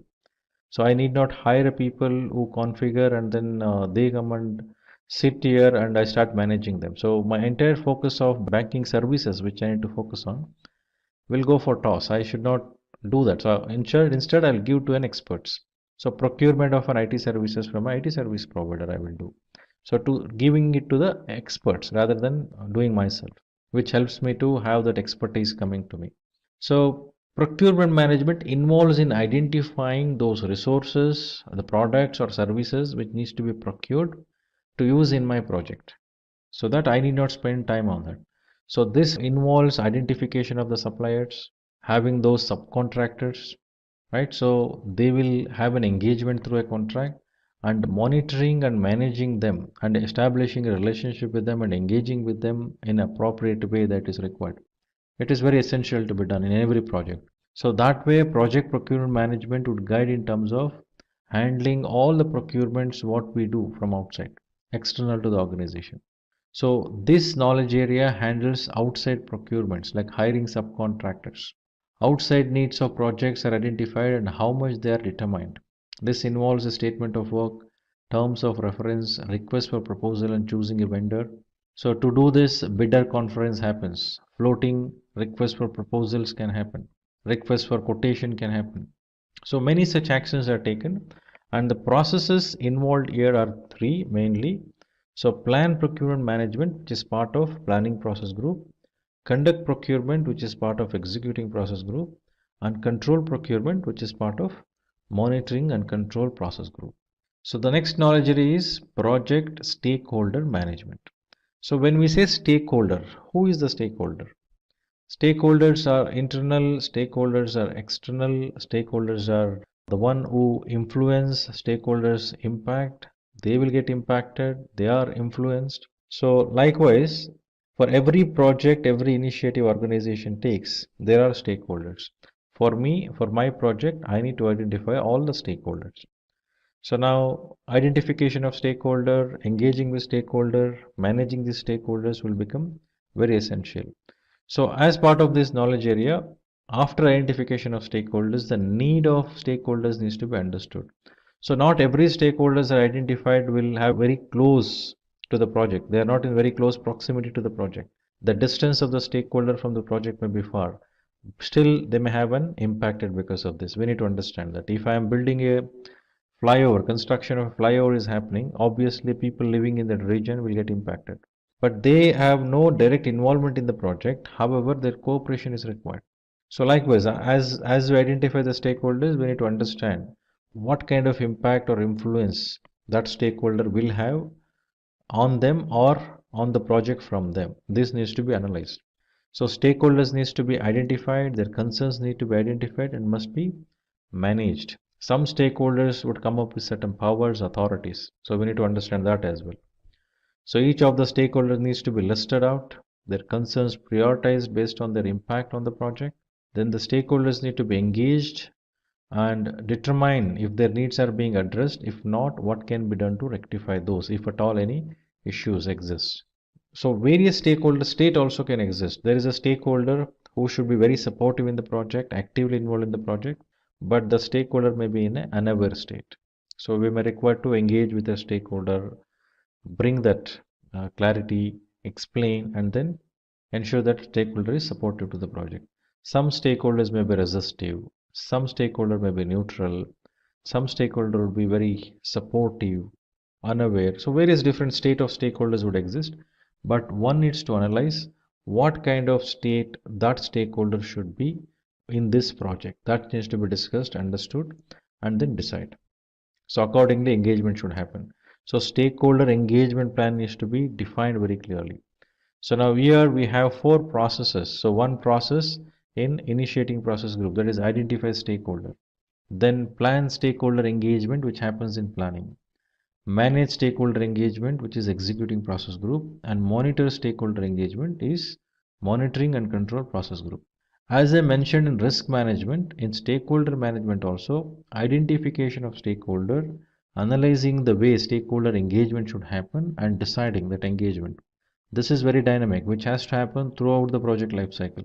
And this is not one time register what we create, like stakeholder register if we create, it is not one time register, it is dynamic, which gets updated throughout the life cycle of the project. Here, as part of this video, we are going to look at few plausible questions which one would face while going through an interview. This will help them to prepare for interview and also help to understand what kind of questions would come across when they face the interview. In addition to that, these questions also has an insight towards the role of project management itself. So let us look at one by one. Question number 1. How do you define a project? So as per the PMI's PMBOK 6th edition, a project is a temporary endeavor undertaken to create a unique product, service or results. The temporary nature of projects indicates that a project has a definite beginning and end. So when we say this temporary endeavor undertaken to create a unique product, service or results, each project will have a definite start date and end date. Once the project team is formed, once the project objectives are achieved, so the team which is formed, the human resources which are onboarded to a project, so those are disseminated, sent back to their respective functions or departments, and project will be concluded as complete. So project can be simple or complex, and maybe managed by a single person or a group of them. So every project will have a life cycle. So from beginning to end, it starts and end, where it acquires lot of resources, where it will divide the project life cycle into multiple stages or phases, where project is being done and deliverables will happen through the milestones during that life cycle. So projects are often broken into small tasks to utilize team strengths and increase productivity. Question number 2, what is a project charter? So project charter is a short document that explains the entire project. So this will become a basic document which will be given to a project manager so that a project manager can understand what is a project management is all about. So this document would include the objectives of the project, how will they be carried out, who are the stakeholders, identification of risks, advantages of the project and the budget. So project charter plays an integral while planning the project, as a plan is something that is used in all the phases of project lifecycle. It is very essential because it provides all the necessary insights a project manager is needed while taking up the project. After getting the project charter, the first job a project manager is supposed to do is to identify the stakeholders. Even though project charter will have a basic list of stakeholders, so project manager has to contact those stakeholders, establish the list of stakeholders for the project, understand the requirements in detail, and further move towards planning. What is meant by scope of the project? So project scope is most essential part of project planning that helps in determining the list of specific project goals or deliverables. So when we say this, project will have a definite, unique deliverable which has to be created. So this will have a specific description of the specification as well as the features, functionalities of the deliverable. So to accomplish that features functionality of that output, what we are going to create as a result of a project, within a project lot of activities are done. The processes, the tools, the resources which are utilized for the project all falls under this scope. So when we say the term scope, it is very important for us to understand the scope of a project versus scope of the product. The scope of the project involves all those processes, resources and activities what we do to accomplish the result. Whereas product scope is the one which we speak about the result itself, the features, functionalities of that result itself. So one needs to understand the difference between this project scope and product scope and define accordingly. So this will help in identification of the project's output and why that output is created and how this particular product or services or results will help organization or business to accomplish their objectives. This should be the basic understanding a project manager should have. So it includes everything that is to be achieved by the project, which means all those results what needs to be achieved, all those value which has to be created by the results. So we need to keep in mind the result itself is not the ultimate objective of an organization. It is not. Instead, the result will help organization to accomplish their objectives. For example, if you take in HR department, if they introduce an intranet portal for claim processing, so the application what is created as part of the exercise of initiative where my employees should submit their claims through a specific portal. Now that is to reduce the time, the processing duration as well as the efficiency and effectiveness of the processed claim what is submitted. So this is an outcome. So keeping that outcome, the objective, this portal is created. That portal itself has the features and functionalities which project will focus and create that results. So through that result, organization would accomplish their objectives. That should be kept in mind. So understanding the scope is essential. So while understanding the scope, also need to understand how this particular output, the product results, is going to add value to the business. What is the outcome of that? That is also very important to understand. One is understanding the scope, ensuring the project is delivered within that scope, and all that required to be done to accomplish that scope has to be done, and only that. Not anything more than that, not anything lesser than that. What is project life cycle? As I was mentioning during the question 3, there is a project scope. So project itself has a life cycle. So this project scope falls under this project life cycle. So project life cycle refers to the beginning and end of the project. So there is a life. So you initiate a project, trigger a project is actually started, and as it starts, it progresses, creating the results, and then it ends. Project can end in various different scenarios. One is by accomplishing the objective of the project, the ultimate results, the deliverable it creates, and then ends. Or project may also get closed prematurely. So we are not going to look at why the project is going to close prematurely at the moment. Our idea is to understand what is project life cycle and to visualize that. So this entire span of time the project spends from the beginning to end. It involves various different stages or phases, whatever the term you want to call it. And in each of these stages or phases, there is a milestone deliverables which are measured, and that will be part of the ultimate deliverable, what is going to be delivered as a result of a project. So it involves all the activities, all the processes, all the resources which needs to be acquired, managed, and then the results needs to be accomplished ultimately. So here in a project life cycle, it involves 5 process groups which mainly focuses on different activities and dynamics of the project, which we call it as the initiation process group, planning process group, execution process group, monitoring and controlling process group, and closure process group. So during initiation process group, the creation of a project charter, appointment of the project manager, and identification of the key stakeholder will be done. This can be initiation of the project as a whole or as a part of a specific stage or a phase. Now all these process group what I mentioned, initiation, planning, execution, monitoring, closure, all of these process groups can be looked at their involvement in the entire project life cycle. At the same time, it can also be seen as part of a single phase. So each of the process groups are applicable, like initiation of a project, if I say, similarly, initiation of a stage or a phase. So the planning process group involves the process of creating the plan for achieving the project's objectives. So this would create the detailed plan for entire project or a skeleton plan for a project if it is a agile or rolling wave project. If that approach is taken like rolling wave or progressive elaboration or agile approaches, then the skeleton of the project plan is created.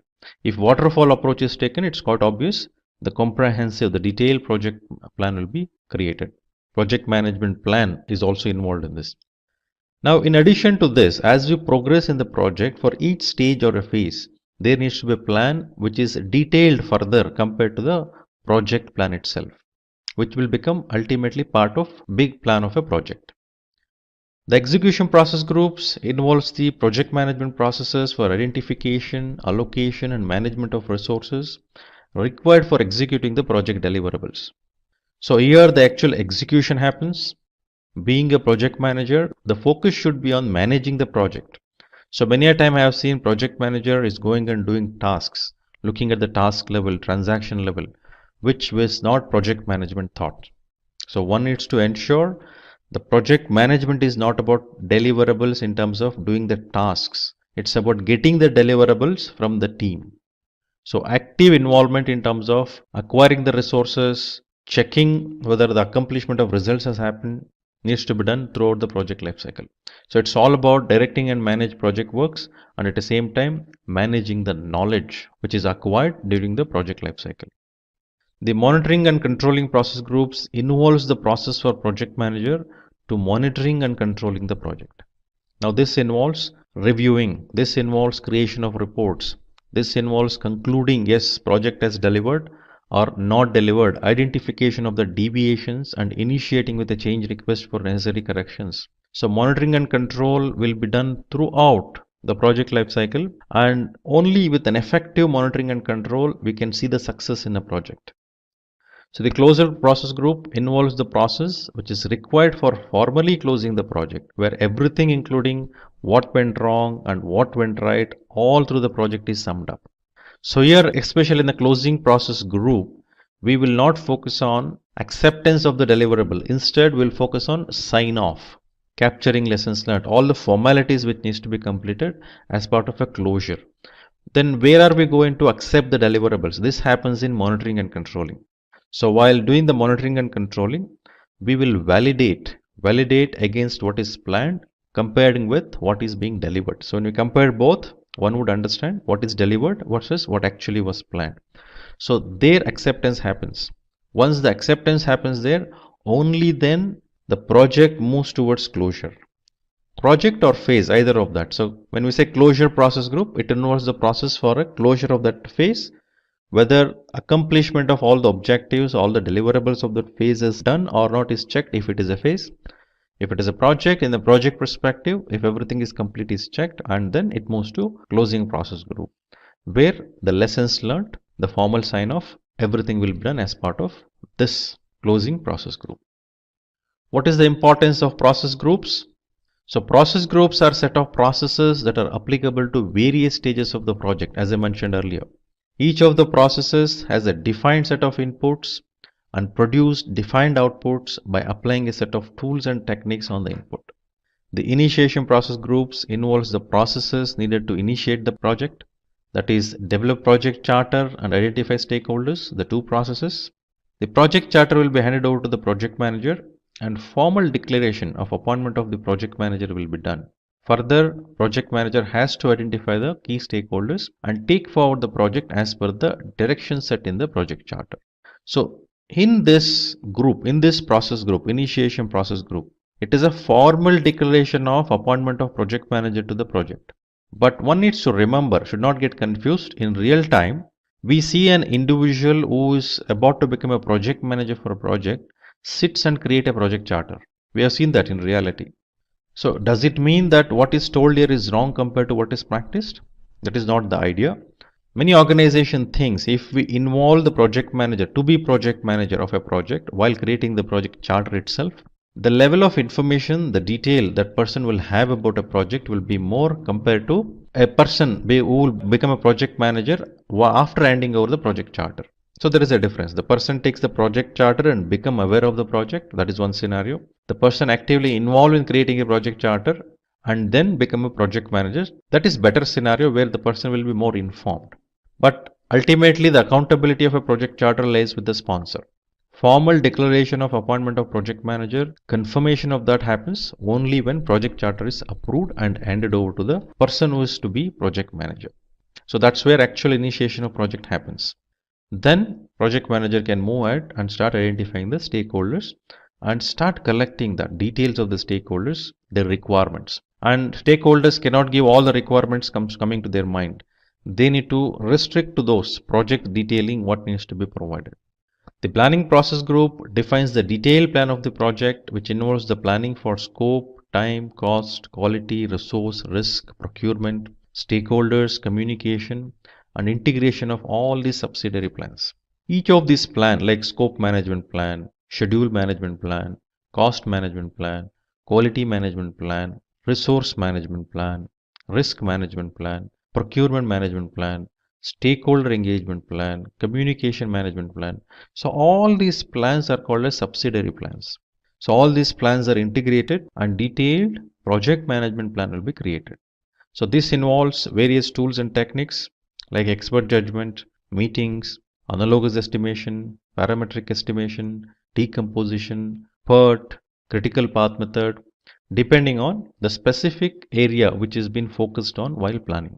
For example, expert judgment is a common technique used across all the areas like scope, time, cost, quality, all of these 9 areas, knowledge areas which I was mentioning. Expert judgment meetings are mostly seen as a technique used during each of these planning.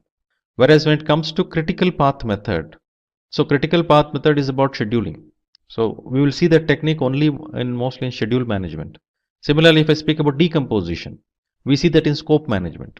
So likewise, there are specific techniques which are specific to a specific knowledge areas, which we need to identify as we go through the entire framework itself. Similarly, there are common techniques used across the knowledge areas, which if we can identify that common techniques which are used across knowledge areas, it is easy for us to remember and recall those. Similarly, specific techniques for a specific knowledge area. The execution process group involves the processes to direct and manage the project works. The active involvement of the members of the team is seen performing their tasks to execute the project works. Although the project plan is finalized, there may be changes in requirements that come from the stakeholders, which are considered for further modifications. So actual involvement of team delivering something, acquiring the team, onboarding the team, onboarding the supplier, identification of them, doing the bidder conference, engaging with stakeholders, all this action should happen. So because the main focus of execution process group in project management perspective is directing and managing project work and managing the project knowledge, which is very, very important. The monitoring and controlling process group refers to tracking and reviewing the progress and performance of the project. The process of monitoring and controlling is continually performed throughout the project lifecycle. So here, I think as I mentioned earlier as well, so it is very essential for us to understand whether project has delivered all those required deliverables or not. Are the deliverables are fulfilling all the features and functionality which are defined during the planning? That validation should happen. Any deviations are found, change requests are raised, and these change requests are approved. Once it is approved, then it comes to integrated change control process through which changes are executed. Then the closing process group involves assembling a report of all procedures throughout the project lifecycle. The closing process group marks the formal closure of the completion of its deliverables. Now let us move to the next question. So question number 6, name 10 knowledge areas as mentioned in the PMBOK.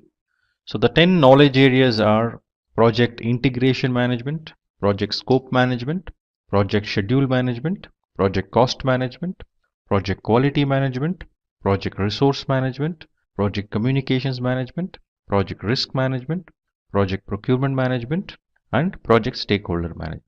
The project integration management basically focuses on unification and integration of all the project to manage it in an integrated way. A project manager is also called as an integrator, which means a project manager should have an end-to-end visibility of the project. So all the rest of the 9 knowledge areas, the plan which is created as part of all the next 9 knowledge areas, those are consolidated and a comprehensive project management plan will be created in project integration management. So this is the only knowledge area where we see the processes in all the process groups. Whereas in the rest of the knowledge areas, if you see, we don't see any processes in initiating process group except stakeholder management. So integration management has one process. Similarly, stakeholder management has one process in initiation process group. Similarly, in closing process group, only integration management has a process. No other knowledge areas has any processes. So this is the only knowledge area where we find processes in all the process groups, which means it is very important to look at a project in an end-to-end view perspective. A full view of a project should be known to the project management. Only the project manager can become successful in doing the project management. The next knowledge area, project scope management, which focuses on ensuring collecting requirements, defining scope, creating work breakdown structures, and scope baseline. So scope management focuses on ensuring the necessary scope is defined and provided so that during execution projects are delivered accordingly, and monitoring controlling of the scope, the validation of the scope will be based on what is defined in the planning, what is planned as part of scope management. Similar to scope management, in schedule management, once that work breakdown structure is created, it is very essential to understand what it takes in terms of efforts, what it takes in terms of duration, and in what sequence project deliverables are completed, in what sequence activities are done. So schedule management focuses on that. The important technique what we use when it comes to schedule management is critical path method. So in a given project, when we establish a network diagram, so we may see multiple paths from beginning to end of the project. So some paths will be the longest path, which is called as critical path, and that will be the minimum time which is required to complete the project. So schedule management plan provides us a detailed schedule of a project along with sequencing and duration, and at the same time that is considered as a scheduled baseline. Then the cost management. So when we say cost, it is very essential for us to understand it is an outgoing money, outgoing monetary value. So projects incurs cost. When I say project incurs cost, there needs an investment from the organization who is actually doing this project. So the cost needs to be assessed, means an approximation of the cost needs to be done, a budget has to be allocated to the project, and within that budget, the project needs to be completed. It cannot go beyond that. So budget is established, allocation of budget and confirmation of budget happens. And cost perspective, monitoring of the project happens based on what is that specific budget it has within that project has to done. That will become a baseline, cost baseline. So to measure the cost and schedule, a technique called earned value management is used, where the terminology like cost performance index, schedule performance index, actual cost, earned value, planned value, budgeted completion, estimate to complete. So these are the terminologies which are used as part of earned value management. Now let us move to quality management, project quality management. So it is very essential for us to ensure all the processes, all the activities, all the templates defined for the project are complied with. That is first thing while doing the project, during the project life cycle. Similarly, the deliverables which comes out of a project at the end of the project or at the end of the specific phase or specific stage or specific milestone. So those deliverables should be according to the specifications defined and agreed upon. So quality management focuses on establishing that quality management approach so that project compliance is maintained at the same time. The results what is delivered is as per the specification what is agreed. The resource management focuses on ensuring all the resources which are required for the project are acquired, configured, installed. If it is a technology resources, if it is a human resources, the necessary induction of the project, the brainstorming required for team to understand what is the project is all about is given, and the necessary skills and capabilities are there with those human resources, and these team members execute the task of the project. So project resource management plays very important role. And now here when we say scope, when we say schedule, when we say cost, when we quality, in each of this, in other knowledge areas as well, the involvement of each of these resources are essential. So what resources gets into scope management, what resources gets into schedule management, what into cost. Likewise, for each of the knowledge areas, we see various different resources used. When I say in schedule management, effort has to be established. While we establish an effort, it is also required to understand what is the skills and capabilities required. So schedule management definitely work very close with resource management. Similarly, each of these resource comes with cost. So obviously cost management is involved. Then quality, yes. So who is going to do the quality management? So roles and responsibilities needs to be clearly articulated, defined if it is a human resource in resource management. Coming to communication management. So communication I think plays very important role. As we know, 90% of the time project manager spends on communications.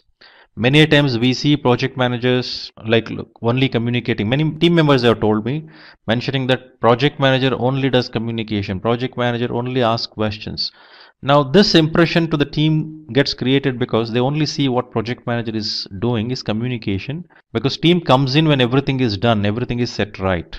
So they see project manager during the monitoring and control mainly, not during initiation, not during planning, not during closure. So many team member comes and goes during the project. They only see project managers reviewing and asking the questions. So because of this, they assume project manager only communicates, project manager only asks questions. But it is very important to ask questions, but there is a perspective and objective behind it, which already project manager is involved and created like a plan, like signing off, coordinating with stakeholders, understanding requirements, many things has done. In all these areas, communication is involved. So it plays very vital role. So then project risk management, every initiatives organizations takes, every investment organization does, there is a risk. So already the identified risks are evaluated and project is taken up by the organization, which means the business has already understood what is the risk associated with this particular project. Considering that, they have taken up a project. But while doing this project, while doing the project management, lot of risk comes across. Project manager should keep identifying the risk, assessing the risk, analyzing the risks, qualitatively and quantitatively depending on the level of impact of the risk. So risk means we already know it is uncertainty of certain occurrence, an outcome. It may be positive or negative. Positive, you can take advantage of that, you exploit it, you enhance it. Whereas negative risk, you mitigate, you respond, you will have a response plans like accepting those or transferring it, sharing it. Transferring means you outsource or you take an insurance. So that is negative risk responses. Next, the project procurement management. The projects would involve certain procurement. So we need to ensure for this project, what is that I am creating myself and using it?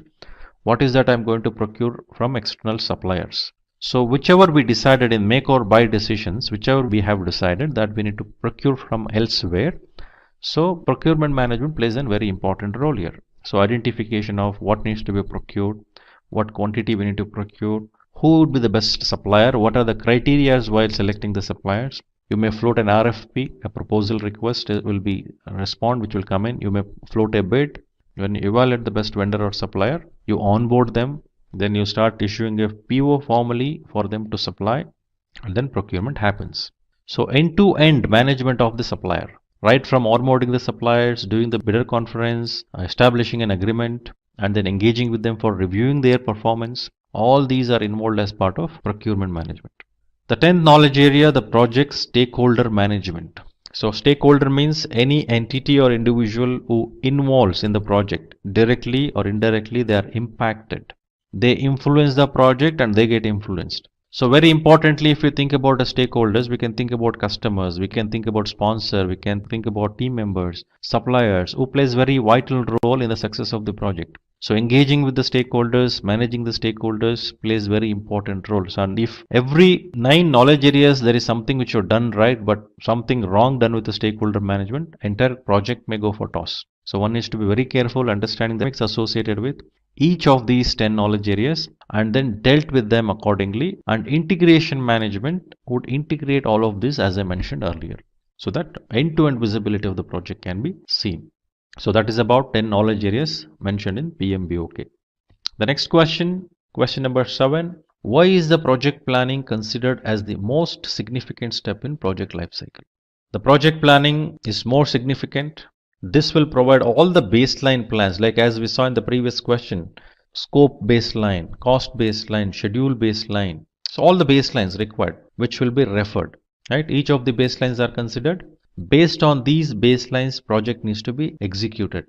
Now, any deviations to this baseline plans need to have a formal approval for necessary corrections. So already we know there are 9 types of subsidiary plans for all the 9 knowledge areas: scope, schedule, cost, quality, resource, risk, procurement, communication, and stakeholder. These are the 9 knowledge areas which will have a subsidiary plans which will get integrated in integration management. So without having a clear plan, clear directions, so execution will not have any specific direction to take. So you cannot measure the deliverables. So what to do, when to do, who will do, all these are defined as part of the planning, and that plays a very important thing. So if you look at the entire framework of PMP, most of the processes out of 49 processes we can see in planning process group. Almost like 24 processes out of 49. 50% of the processes almost can be seen in planning process group, which itself indicates how important the planning process group and planning activity for a project. So why the project plan is considered most significant? Let us look at few more points. So one is it provides visibility in terms of what project is all about, what is that we are going to deliver, and what kind of results are we going to create, what is that we are aiming for. We'll get a better visibility. So next, increases employee satisfaction because there is no confusion. Each team member understands what needs to be delivered and what is the performance of the team members, how it is measured is also visible, and that is happening in reality because you cannot deviate on what is being planned. So that should happen in actual execution as well. So obviously employees are not confused now, the team members are not confused, they're delivering it according to what is planned, and it is easy for them also because it is a better visibility and they have a clarity about it. Next is quality assurance and control. So as we know, quality management is one of the knowledge areas. So doing timely audits, testing all the deliverables, compliance checks. So all these ensures the approach what we have selected, covering all of this ensures the project is delivered as we planned. Then reduces project risk because all the risks are identified. We have understood what are the risks are and we keep identifying the risk and analyzing those. And when we say risk, there is one unique nature of risk. Where exactly the risk occurs, accordingly the impact to the projects will be there. For example, when I start a project, if there is a risk associated with human resources which I have not even onboarded, non-availability of a specific resource, very less impact. But when I am onboarded a resource and then project execution is happening and execution is at peak, now what happens? It is quite obvious. Risk impact will be higher compared to the risk which would have occurred in the beginning of the project. So meaning as we progress in the life cycle of a project, the identified risk will have an impact differently at the different parts of the life cycle. depending on the nature of the risk and state of the project. So since it is visible to us, we have a risk management knowledge area which emphasizes on doing all of this. So since we are doing it, it will become visible for us to have an effective risk management. So next question, when is stakeholder analysis performed? Already we know stakeholder means an entity or individuals who involve directly or indirectly, who get influenced, who will get impacted, are all called as stakeholders. Understanding who are those stakeholders who are basically straight in terms of having impact or impacted. So we need to identify them and manage them. We may have a stakeholder like competition to our organization, but do we really manage them? Not required. We may require to be sensitive. What competition is doing? Is this project is unique so that the details of this project, the information on about this project is not leaked to the competition, is not shared with competition. In that sensitivity, you need to ensure monitoring it. You need not manage the competition here, but you need to monitor what is happening relating to competition. Similarly, stakeholder like team member. So you are required to manage them. You cannot just keep monitoring. You need to manage them so that there can be the results which is required to be created has created. Now next is customer. If you say, you need to engage with them. You need to discuss with them. You need to review with them. That customer is getting what customer has asked for. Right? So stakeholder may be anyone who is affected because of project. Stakeholder analysis plays an important role to identify and analyze their needs. Right? So the analysis is generally performed whenever there is a need of any clarifications over quantitative and qualitative data.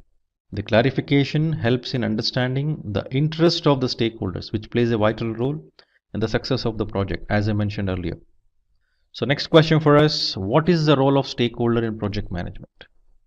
So stakeholder, as we know, refers to any organization or entity that can have any positive or negative effect due to project. Because their interests are most important, their positive impact need to be kept in mind, while any negative impact need to be minimized while planning for executing any activity during the project. So it is very important to understand the stakeholder perspective view.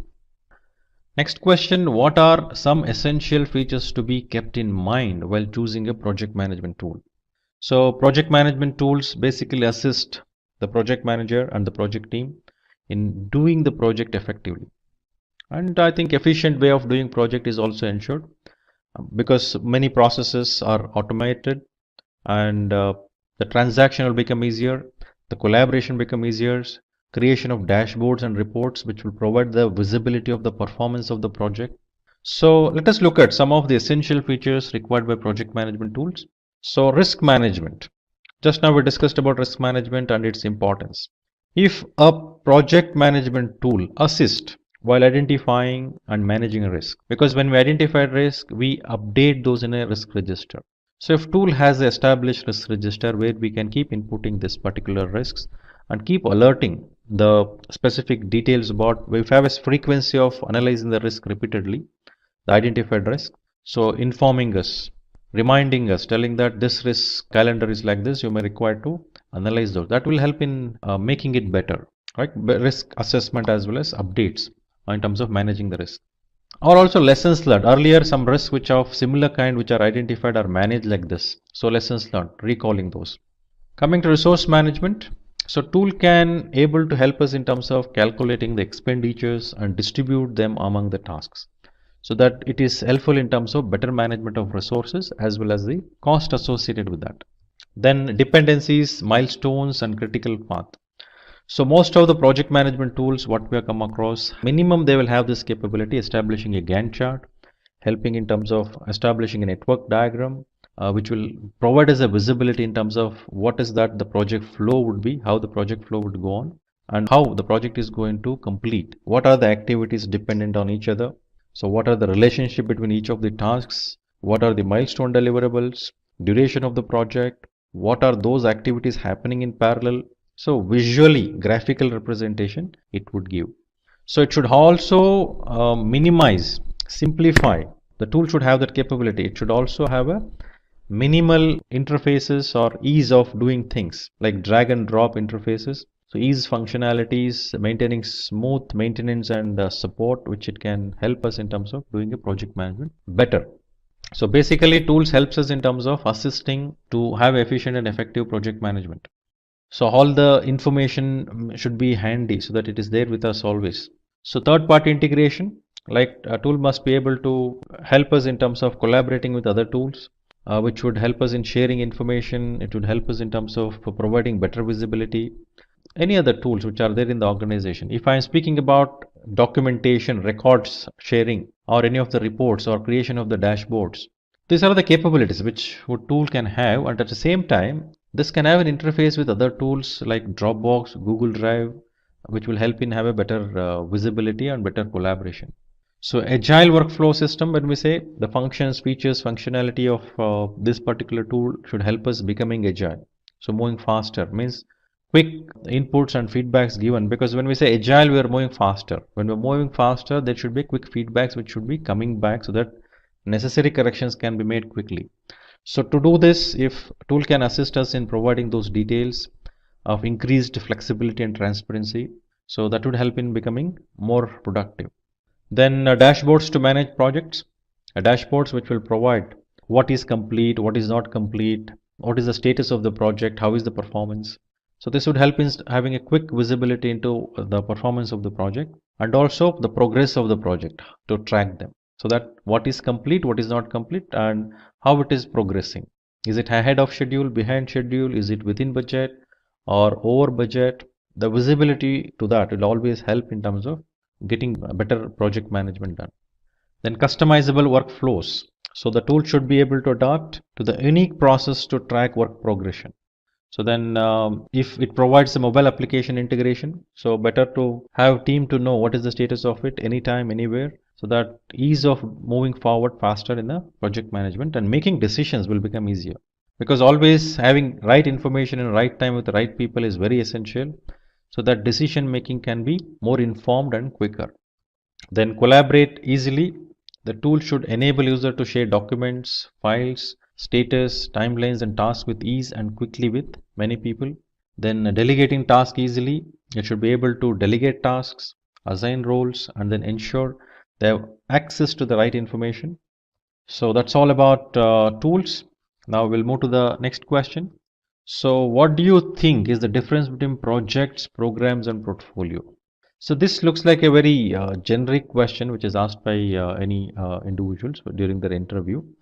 But even though this question doesn't focus on project in specific, it is very essential for project manager to understand the difference between these three, so that whom to ask for what will be known to the project manager. So the definition of project is like a temporary endeavor. It's an activity that is used to create a unique product, service, or results. We saw that, we understood already. Whereas program is a collection of related projects which are managed as group to achieve better effectiveness and efficiency. So which you don't get when you manage a project individually, if you group it and manage, you can share resources, you can optimize the resources and cost, you can standardize, that you can achieve through program management. So portfolio management is again a group of projects and programs which may be related, unrelated, but strategic objective, accomplishing strategic objectives of the organization is very essential. So all these projects and programs and other related works are grouped together with a common strategic objective of organization. So the project manager versus program manager versus portfolio managers, what do they do? So project manager expects change and implements processes to manage and control the project in terms of accomplishing the project objective. Whereas program manager expects changes from inside and outside the program to provide strategic benefits, as I mentioned earlier, like standardization, optimization. So portfolio manager monitors changes in the overall context of the strategic plan of the organization. Is this projects or programs or whatever we do in this organization, are they aligned to strategic objectives? Are they helping to accomplish the strategic objectives? So project managers manages and coordinate the team to ensure success, whereas program manager manages the program staff and the project manager providing leadership and vision. The portfolio manager may coordinate or manage the portfolio management staff. Then monitoring part of it, project manager monitors and controls tasks to produce the products, results or services of the project, whereas program manager monitors the progress of components to lead the program to success. Portfolio manager manages the aggregated portfolio performance and value indicators. So planning part of it, Project manager develops, monitors and controls project plans throughout the project lifecycle, whereas program manager develops the program plan and performs high-level planning to guide component-level planning, whereas portfolio managers perform plannings at a portfolio level. The scope, the project manager will develop, monitor and control throughout the life cycle of the project, whereas program manager has a program which has a wider scope aimed at meeting the benefits and goals of the organization, whereas portfolio has a scope that changes with change in the strategic plan and goals of the organization. So why the strategic goals or plans would change, the directions would change? That has various different reasons, maybe a business scenario, market conditions, etc. The success of the project is based on time taken to finish the project, the budget within which it is completed, the scope, the customer satisfaction, the quality defines the success. Whereas the program success is measured in terms of benefits it delivered as it expected from the program. Then the portfolio success is the aggregated performance of all its components, programs and projects. Question number 12. What are the skills a project manager must possess? Typically, a project manager would require to have effective communication skills. So communication skills help in terms of establishing better relationship because it plays a vital role there. What do we communicate? When do we communicate? How do we communicate matters because it's not about just verbal communication or written communication. There is non-verbal communication through body languages, through expressions, which individuals do the communication. So it is very essential to have a right method and right approach towards communication. So the project manager should possess that skill. Good leadership skills. So many a times the term leadership is confused with the position of a leader. No. So leadership is basically a capability of an individual. So if a specific individual having that capability can influence people, can inspire, can motivate. Project manager having a leadership skills, it's very essential. It is a must required skill. Only then project manager can make the people listen to him. People will respect him because the behavior will be guided through that capability. Strong team management skill which requires an engagement, which requires a communication and leadership skills work very closely with this team management skills. So understanding the team dynamics, ensuring the right education, right skilled individuals are in place and they're monitored and managed, which is very important. So there should be a little bit of mentoring which needs to be done to the people regularly so that team gets what is expected out of them and they do accordingly. Then effective negotiation skills, a lot of scenarios which comes in terms of negotiating in various different scenarios. Negotiate to ensure things are being in place or in the interest of both the parties involved in the negotiation. It is very important to involve and make a right discussion, right set of discussion so that stakeholders are benefited. Now, who are these roles we are speaking about who would involve in negotiation? We can think of customers while establishing an agreement. We can think of teams while having some conflict resolutions which you take. Team will have a conflict you may require to resolve. So suppliers related issues which needs to be resolved. So negotiation is very important, but always negotiations would be in the interest of both the involved parties. Then critical thinking. So critical thinking in the sense not just seeing what is there, it's about how to set it right, how to take it forward in the right direction. So what could cause, visualizing things is very important. Risk management skills, it's quite obvious. The most ignored area which I have seen throughout is the risk management. So I don't know what is the reason risk is ignored. Many of the projects what I have seen, almost like 80 to 85%, people don't even look at the risks. So it is very essential to look at the risk and manage the risk. Only then project can become successful. So question 13, what will be involved in project scope management? So we already know project scope means it involves both project scope as well as product scope.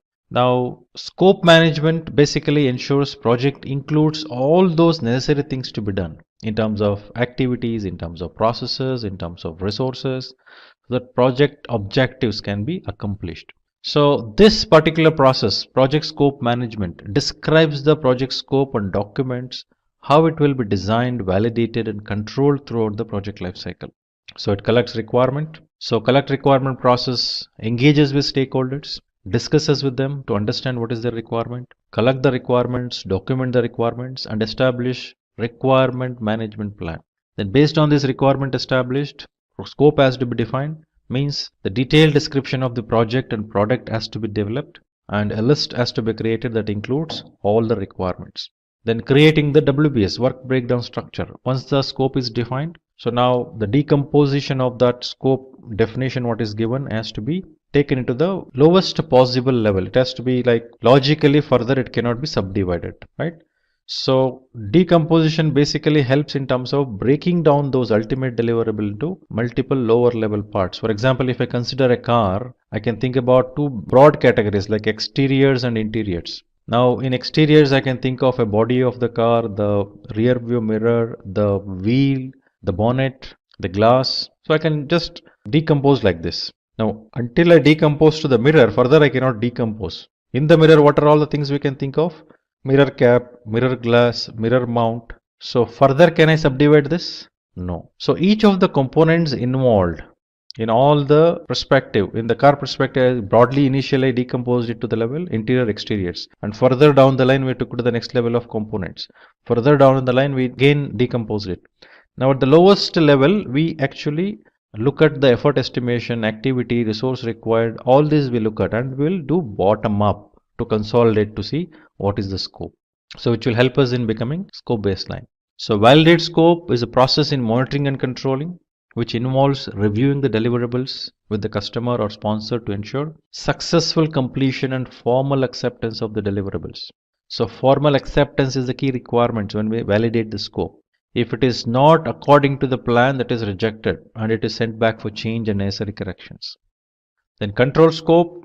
So in this process, the status of the project and product scope is monitored. Changes to the scope baseline, which is actually defined as part of the planning. If anything is seen in terms of deviation, that needs to be corrected. The change request would be raised.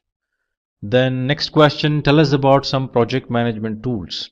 So some of the most common and popular management tools which I have come across are listed here, like Plutio, Basecamp, Teamwork projects, Zoho projects, Asana, Jira software, Trello. I think details of this you may require to go to individual tool sections and then review those. Better if you can able to create a comparison sheet, always helps in terms of understanding what is that features, functionality each of these tool has. So one more tool which is not mentioned here is Microsoft Project. So which is also another popular tool which is used. And similarly I can mention like Primavera. So each of these has its own advantages, disadvantages. So you may require to list out what do you exactly want in terms of when you take up a tool for project management and what each of this tool has. If you can able to create a comparison sheet, that would help you in terms of selecting the right tool for your organization and projects. Question number 15. What is the significance of monitoring and controlling in the project lifecycle? So as we know, monitoring and controlling is a process group. So this involves tracking the project's performance alongside the planned project management activities. This also focuses on comparing actual and planned performance. So we have defined that in the planning. So what needs to be accomplished, how it has to be accomplished, what templates are to be used, what needs to be delivered. We have defined it in planning. So that needs to be compared with the actual thing what is created and what is that, how are we doing this currently, how it is done, is it complied with. Assessing performance to determine any corrective actions are identified, their status reported, and appropriate responses to risks are taken. So ensuring an accurate information base, providing information to support status reporting, measuring progress and forecasting, adding forecasts to update cost and current schedule information, making sure approved changes are being implemented. Upon successfully performing monitoring and control, the processes within monitoring and controlling process group. So the possible outcomes would be like the change request, work performance reports, update to project management plan and project documents.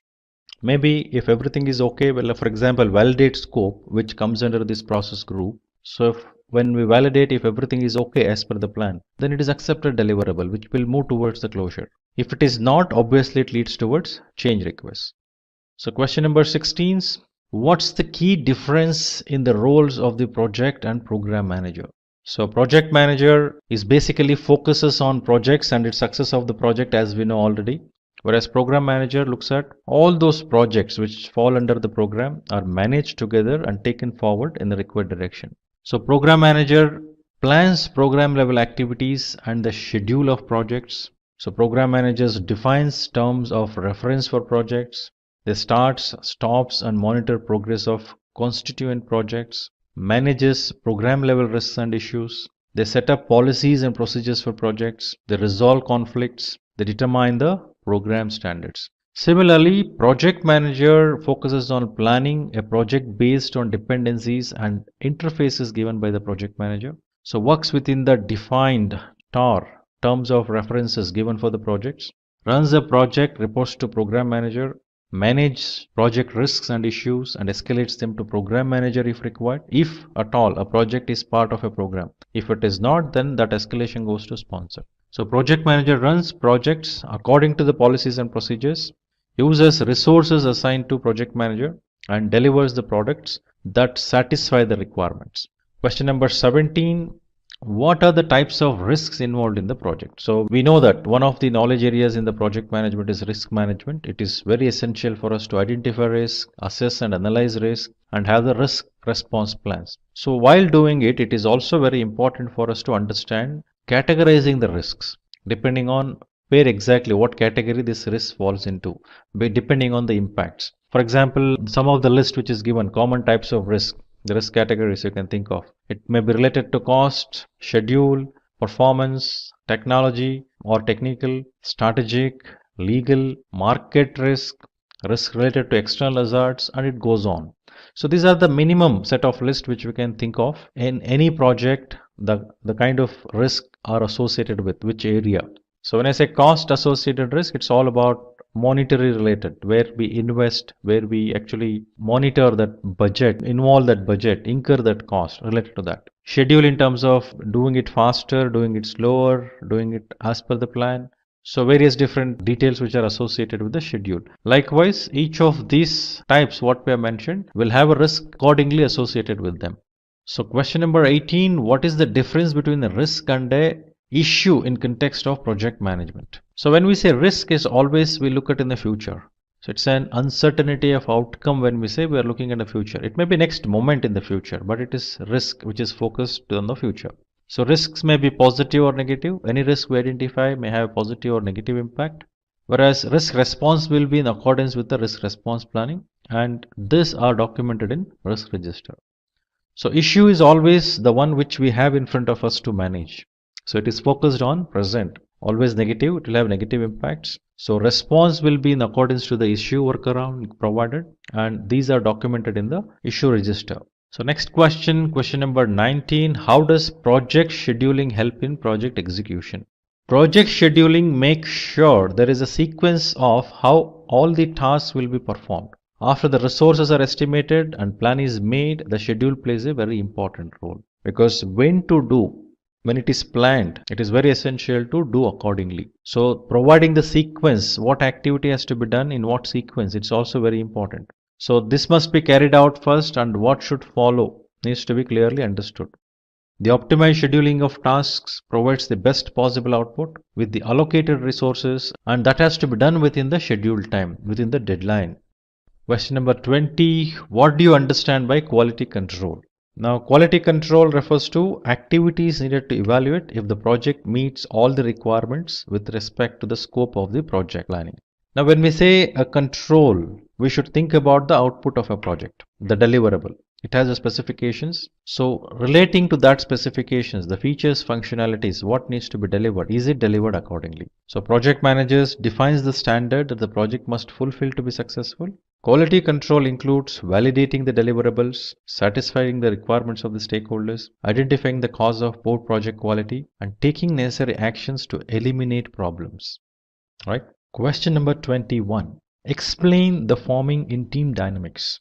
Basically, when we say team dynamics, it involves various different stages like forming, storming, norming, performing, and adjourning. So forming happens first. Now, this happens when the team first meets each other. So when they meet each other, they get introduced to each other and get to know their backgrounds, experience, and areas of expertise. The team members discuss about the project, discuss the project objectives, and beginning to think their role in the project. They're beginning to understand. They know what is this project is all about. So in detail, what is this project is all about will be understood by them in storming, which is the next stage in the team dynamics.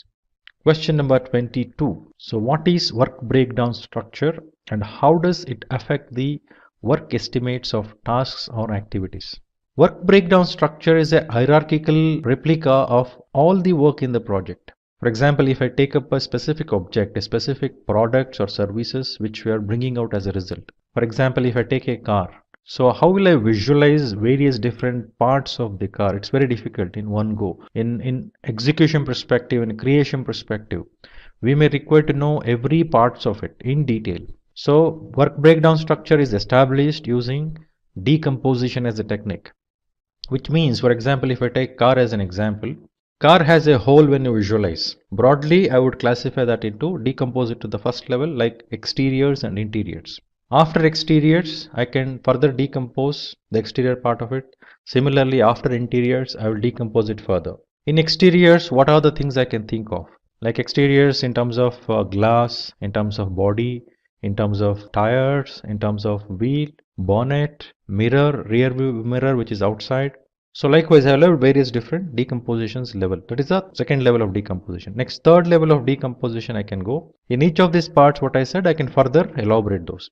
If I take the rear view mirror as an example, so I can think about mirror cap, I can think about mirror glass, I can think about mirror mount. So these are the various different decomposed levels below mirror. Similarly, if I come to interiors, we can think about entertainment system, we can think about seats, we can think about AC, right? So we can think about anything else like dashboards.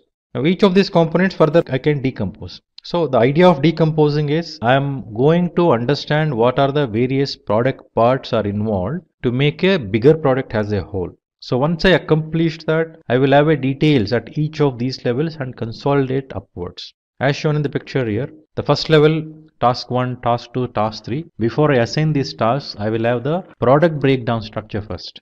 And from bottom level, I start adding up the activities, effort estimation, and then I keep consolidating upwards. Similarly, I will put the cost components to it. I will estimate the cost involved, the one which is required. And then I go upwards and consolidate. So WBS helps in organizing the work in a manageable sections. So this would help in establishing additional details, which would help in defining tasks, helping in estimation, helps in, when I say estimation, it is not just specific estimation, it's about cost estimation, schedule estimation, effort estimation, and then this will also help us in terms of sequencing further. So work breakdown structure will also have something called WBS dictionary, which gives the description of all the WBS elements. Next question, question number 23. What is meant by the term SPI? Now SPI refers to Schedule Performance Index. So Schedule Performance Index is a measure of schedule efficiency expressed as a ratio of earned value to the planned value. So when I say earned value is the actual work which is completed. The value, the budgeted value for the actual work which is completed, and planned value is the budgeted value of the work which is supposed to be accomplished as per the plan. Now this will help us in understanding how the project is progressing in schedule perspective. If SPI is lesser than 1 means it is behind schedule. SPI is more than 1, it is ahead of schedule. If SPI is 1, it is as per the plan. Schedule is as per the plan. Question number 24. What is the significance of agile project management?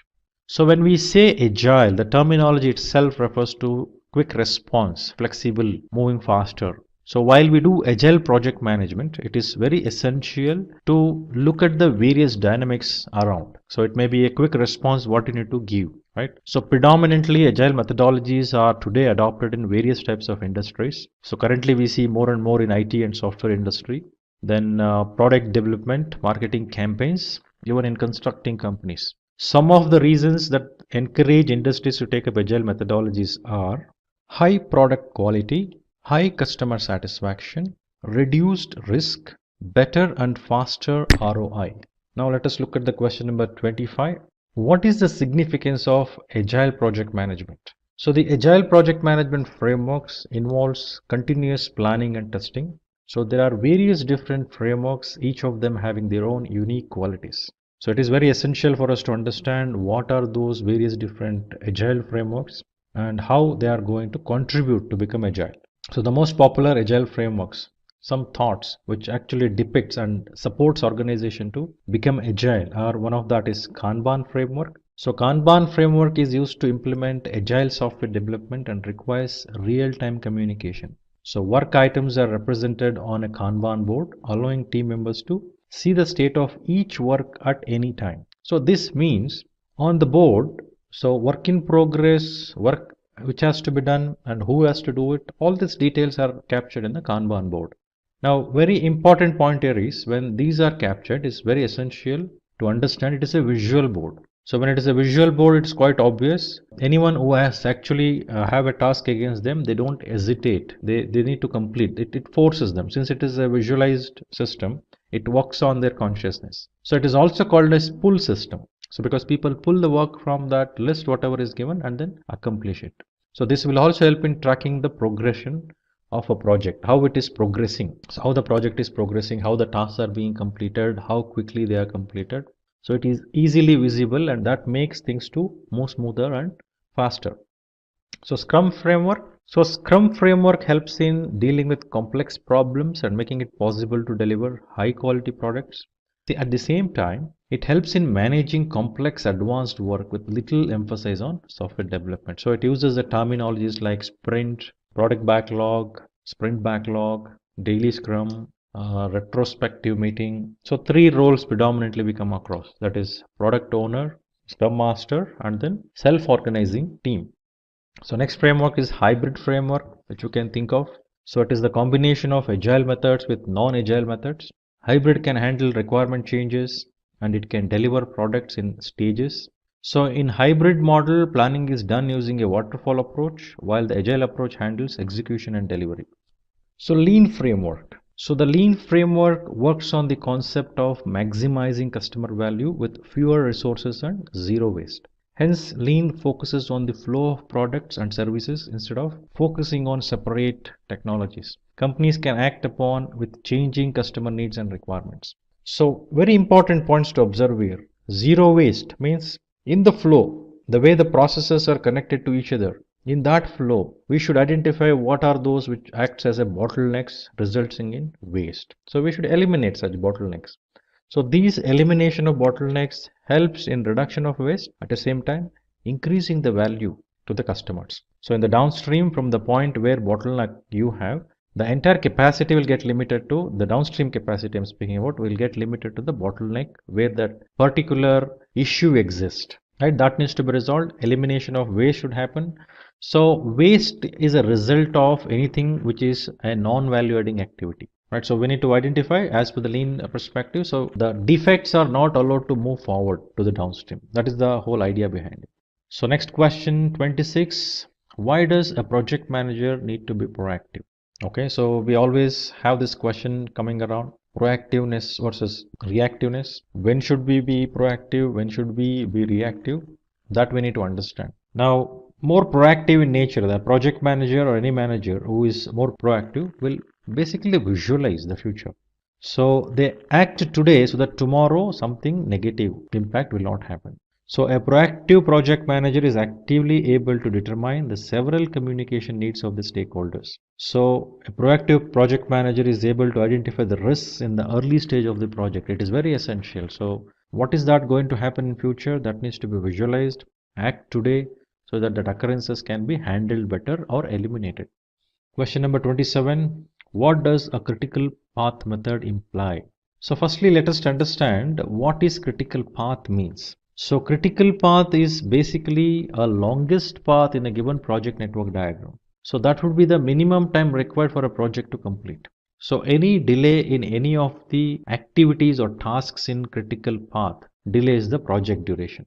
So in critical path method, so it is a crucial tool for determining the progress of the project to ensure that project is on schedule. So as I mentioned, any delay in any of the activities or tasks in the critical path delays the project itself. So monitoring on these activities in a critical path will become more important so that project can happen as per the plan, as per the date what is given. So critical path method helps in determining the essential or critical path by finding out the longest stretch of dependent tasks. So that each dependencies, each flow from left to right, from beginning to end, has to be visualized and monitored very closely so that project finish date is not delayed. It happens according to the plan. So next question, defined planned value, actual cost and earned value. So when we say planned value is the approved value of the work that needs to be completed within a given period. It serves as a baseline and needs to be calculated before work can be started. It is also known as budgeted cost of work schedule. So formula to calculate planned value is planned percentage of work completed into project budget. Assume your project budget is 10,000, whatsoever the currency is. Let us assume 10,000 is my project budget. So my project duration is 5 months. Each month I have a plan to complete the work worth of 2,000. So which means that 2,000 is my planned value. The work which is supposed to be accomplished within the end of that first month is work worth of 2,000. So if I do the work which is lesser than work worth of maybe lesser than 2,000, I am behind schedule. If I complete the work worth more than 2,000, then I am ahead of schedule. So planned value will become that reference, the 2,000 what I mentioned as a planned value. The work worth of 2,000 I am supposed to complete before the end of the month 1. If I say any work which is completed according to the budgeted value, I will make this planned value as a reference to decide whether I am behind schedule or ahead of schedule. Actual cost. Actual cost refer to the value of total expenses that you have incurred for the work done till date. For example, in the previous discussion relating to the planned value, at the end of month 1, the planned value was 2,000. So that is the work worth which we are supposed to complete. Now let us assume we have completed a work where the work worth relating to that actual work completed is around 1,800. Means I am behind schedule for sure. But at the same time, to complete the work worth of 1,800, how much I incurred actually? So if I have incurred actual cost also 1,800, then cost wise I am according to the plan, but behind schedule, because I have only completed the work worth of 1,800 against the work worth of 2,000, which is the planned value. I am behind schedule. But to complete it, the actual cost I incurred is 1,800, so cost wise I am according to the plan. If my actual cost is lesser than 1,800, then I'm doing very good in cost perspective. If my actual cost is more than 1,800, then I'm using more money, means over budget. So actual cost helps us in relating to planned value to define whether cost wise how am I doing. So it is also known as actual cost of work performed. So this will be used to calculate cost variance and cost performance index. Earned value. Earned value represents the value produced by a project. It is also known as budgeted cost of work performed. In our example, the earned value is 1,800, meaning I have completed the work worth of 1,800. That is the earned value, which says behind schedule. When I compare earned value with the planned value, it will tell me whether I am behind schedule, ahead of schedule, or according to the plan. Now for this earned value of 1,800, if I incur the actual cost of 1,800, then cost wise I am doing good. If my actual cost is lesser than earned value, then cost wise I am very good. Right? If I incur more than earned value, for example, to complete the work worth of 1,800, I incur the cost of 2,000, then I am not doing good. I am over budget. So the combination of earned value and planned value helps us to know the schedule perspective whether project is behind or ahead or according to the plan, schedule perspective. Whereas the combination of earned value and actual cost helps us to understand whether project is within the budget, over budget, or according to the plan. Question number 29.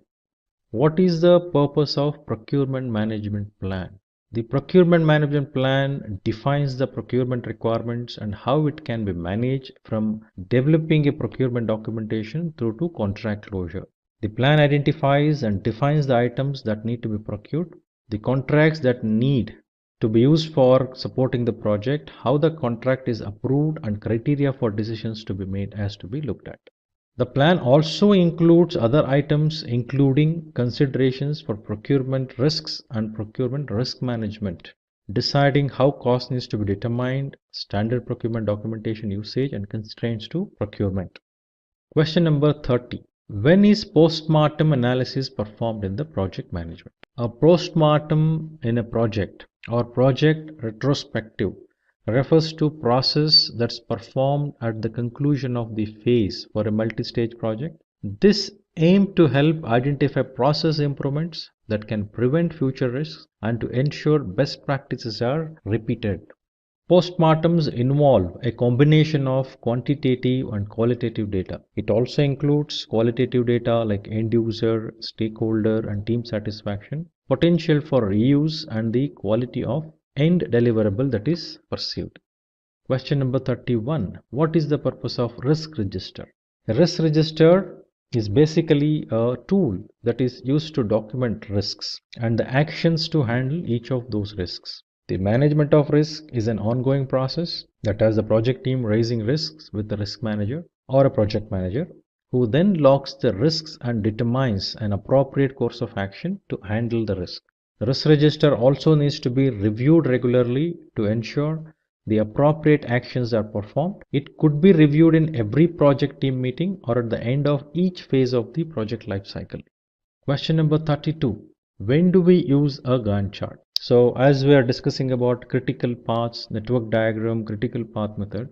So by using a project tools, we first establish a Gantt chart. So Gantt chart is basically a visual view of tasks scheduled over a period. A Gantt chart is useful for outlining all the tasks involved in the project along with their order shown against the time scales. So since it gives the pictorial representation, it helps us in understanding what tasks will be completed after which tasks and how the dependencies of each task can be easily understood.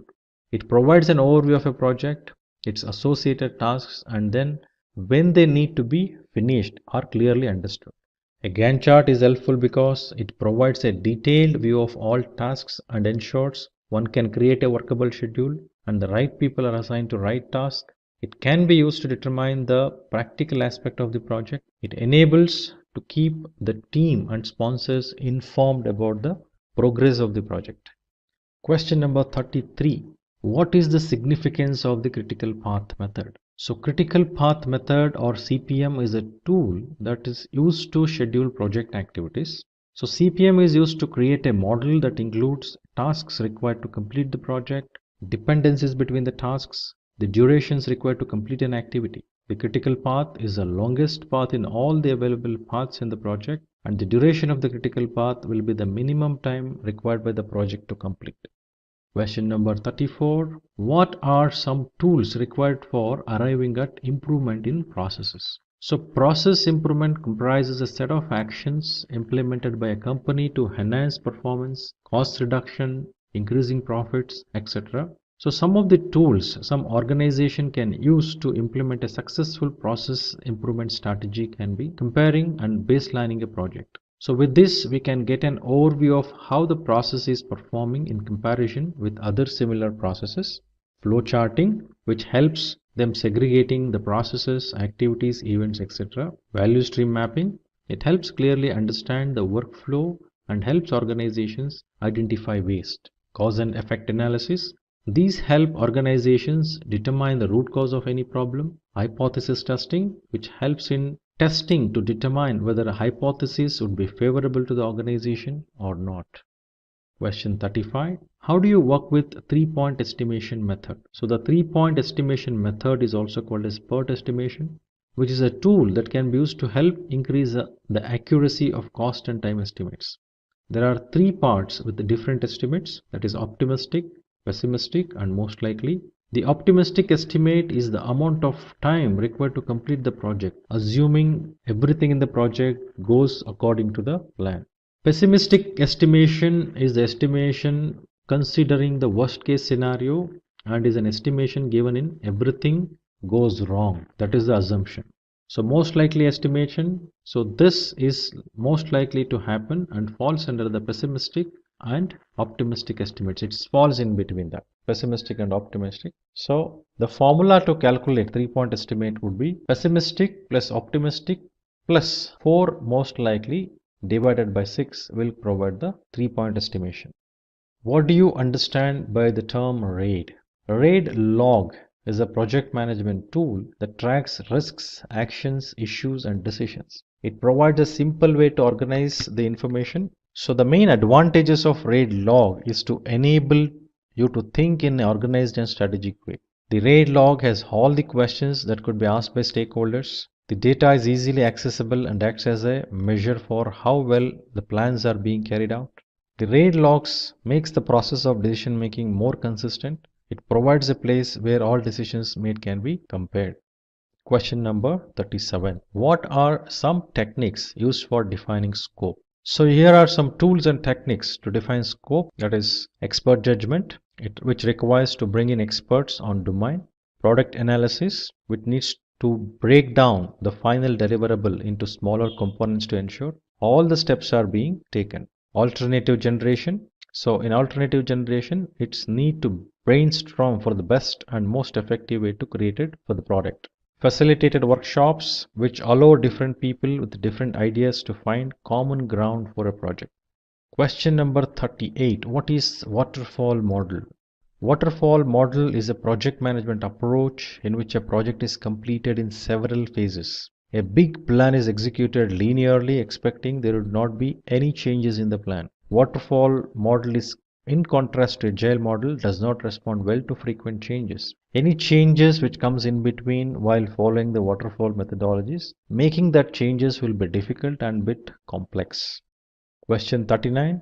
On what basis would you decide if a particular risk should be avoided or mitigated? The risks which are having high impact, negative to the business, are avoided by the organizations usually. So avoiding is the first decision what organization makes for sure.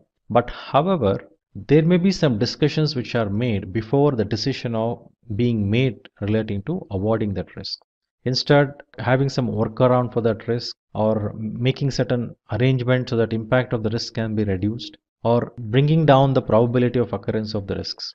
Considering something which will have higher negative impact, they may not be worthwhile to take up. So in that case, I think avoiding is the best decision. Once the organizations consider to take up after identifying and analyzing the risks, then organization would work on risk response plan for all the risks which are identified.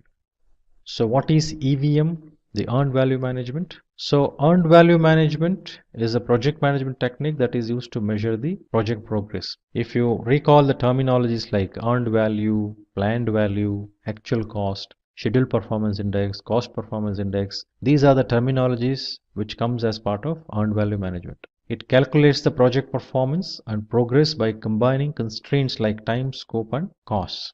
So question 41. What is the difference in product lifecycle and project lifecycle? So project lifecycle refers to the sequence of stages or phases the project undergoes from the time it is initiated till it is closed. So this project lifecycle involves 5 process groups, which is initiating process group, planning process group, executing process group, monitoring and controlling process group, closure process group, which should be there throughout the project life cycle, along with the 10 knowledge areas and 49 processes.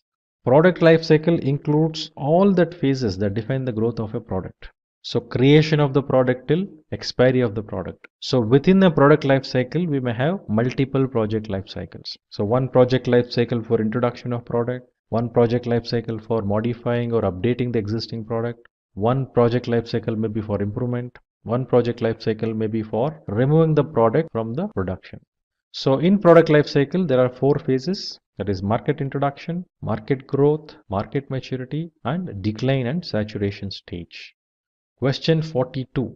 Define capability maturity model. So capability maturity model is an approach to improve or refine development process in an organization. So it is an elaborated structure of elements that helps in defining the features of an effective process.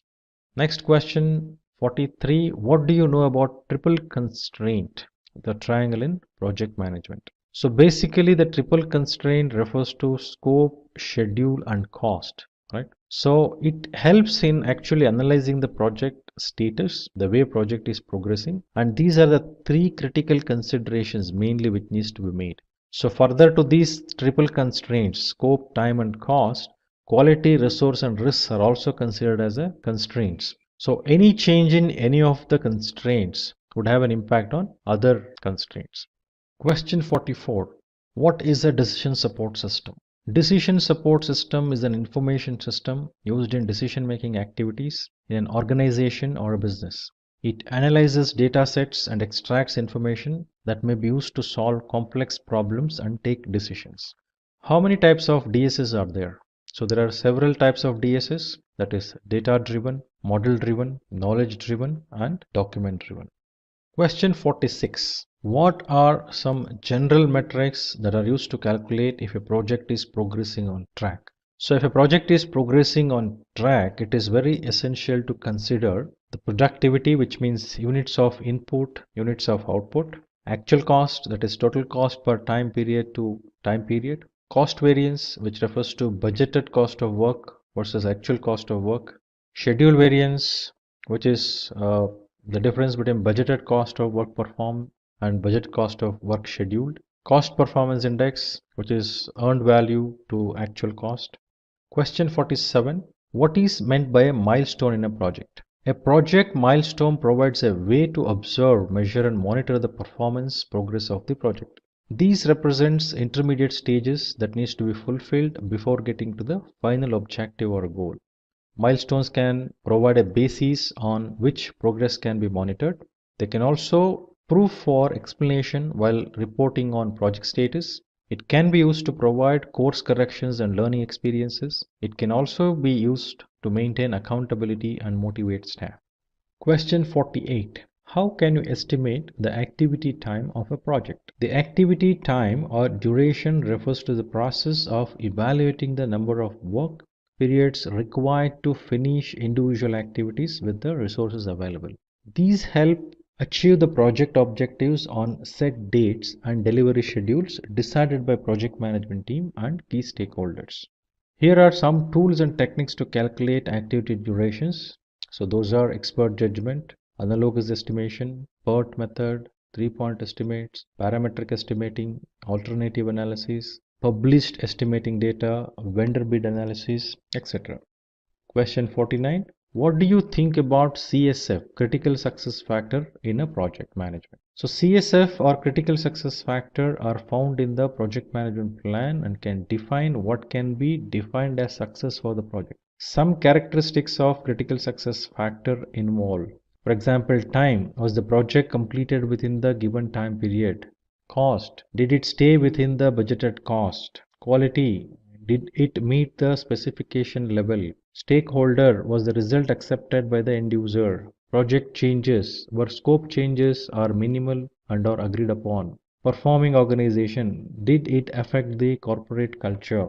Commitment is required from team members, clients, top management and all stakeholders, which is very essential, and it is one of the main critical success factors. Goals must be specific, measurable, attainable, relevant and time bound. There must be process for quick identification and resolution of conflict. Good project leadership is to be established. Risk management policies have to be established. There must be proper project planning that needs to be done. Then best practices need to be applied at all stages. Proper communications must take place to ensure information is passed across. Question number 50. What do you understand by the term SOW? So SOW or statement of work is a document that includes and defines each aspect of the project. It is a foundation for the project plan.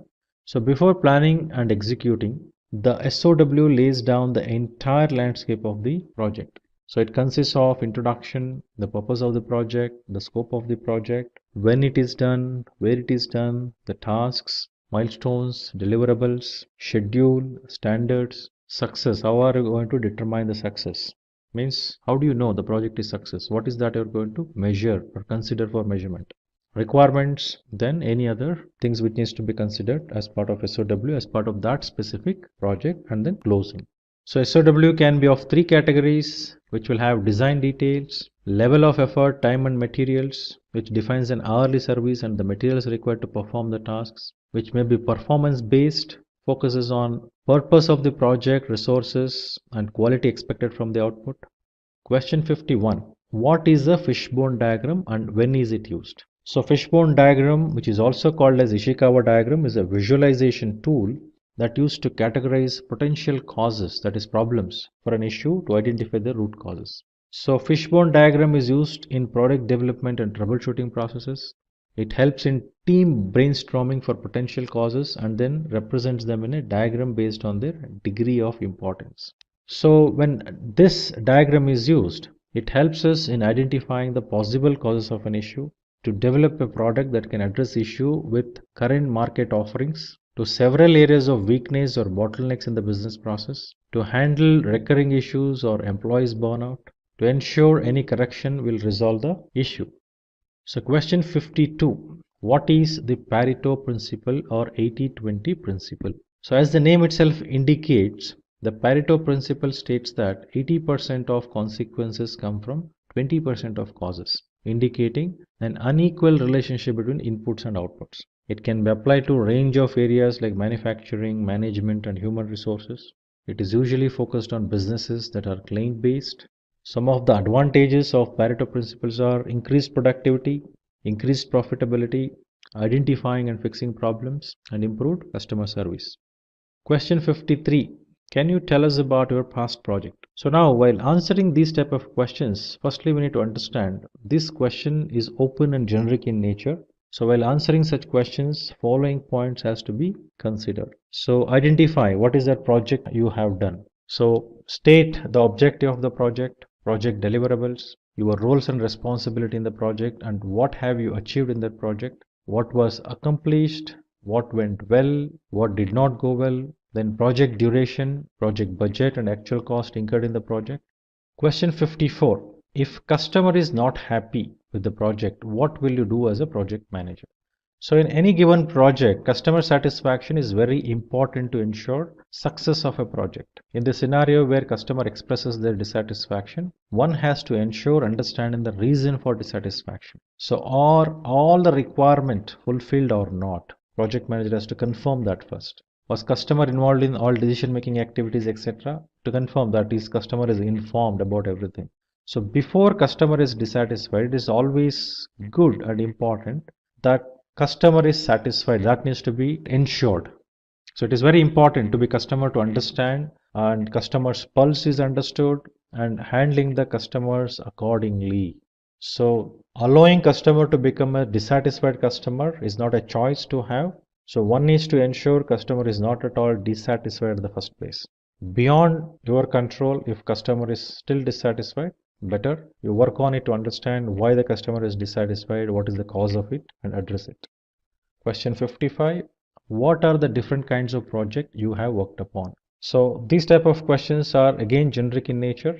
While answering those questions, please ensure you speak about various different domains of the project which you have, and that should have variation in when I say different domains of the project. What were the deliverables of those projects? Project's nature and complexity, unique challenges in each different type of projects, then project duration, budget, and actual cost. Question 56. Did you ever face a situations where the project team was demotivated, and what did you do to bring them back on track? So as we know, project team plays very important role in success of any project. It is very critical to keep them motivated.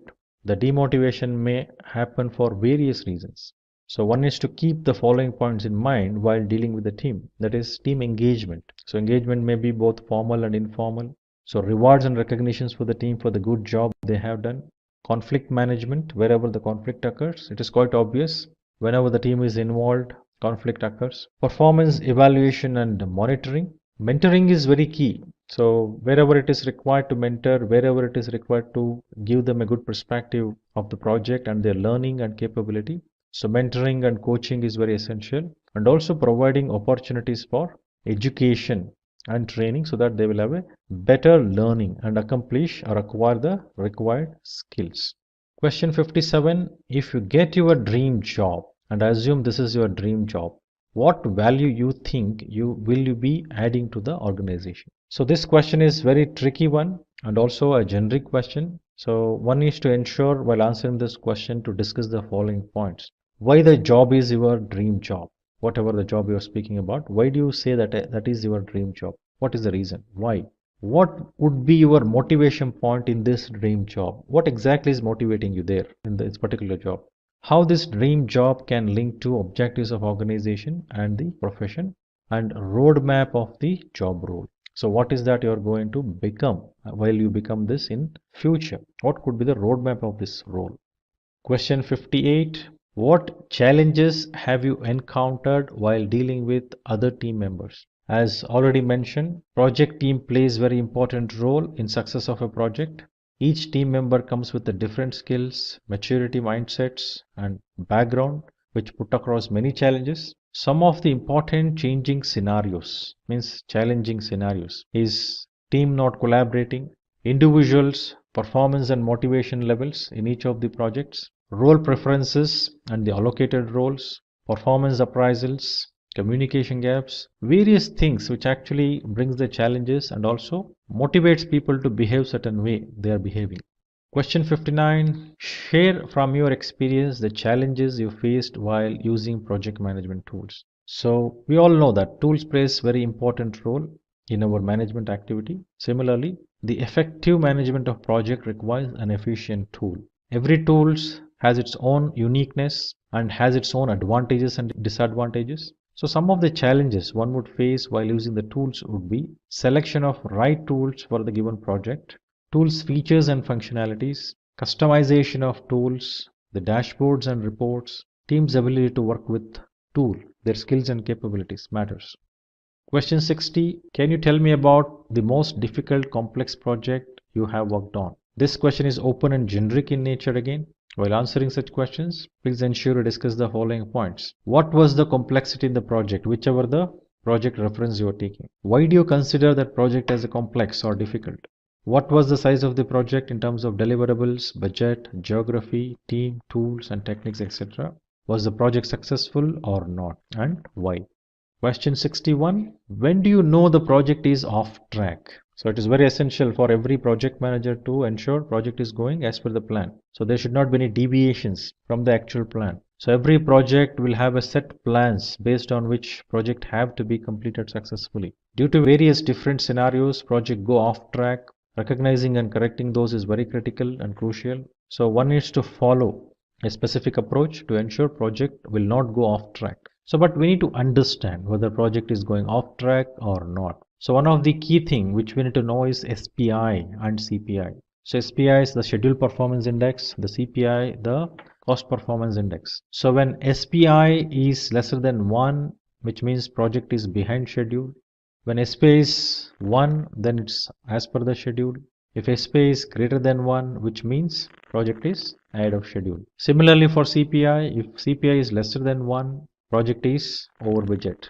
CPI is more than 1, project is under budget. If CPI is 1, project budget is as per the plan. So similarly, the results of audits and testing done as part of quality management also reveals the details related to compliance and off specifications which needs to be corrected if they are not expected. Next question, have you managed remote teams and outsourced resources? So these questions come from the scenario where you have to manage the team not reporting to you directly and they are managed by different individuals. While having such resources, the dynamics will be different. So while managing such resources, one has to ensure the engaging with them is different than the way the individuals are engaged, the internal teams. So it is required to engage with that team more often. The performance of the team members has to be well known to the reporting manager and that needs to be communicated regularly. The next question, if you could go to the past and do one thing differently as a project manager, what would you do and why? So every project manager who has managed several projects earlier will think of doing better which they have done already. So this is because of the experience they had while doing the project and the insights they have today compared to the day they did that project. So while answering this question, following points has to be kept in mind. What went well and what did not go well? Why do you think they happened and what would have been the better solution? Why do you think it could have been done better? Why did you not do it earlier the way you're thinking the right way of doing it today? So what was the cause? Were you not informed about it? Or there was some force which was working on you to take it in that way? What made you to do that way? So why are you thinking that this is the better way to do it? What are the reasons that you need to mention?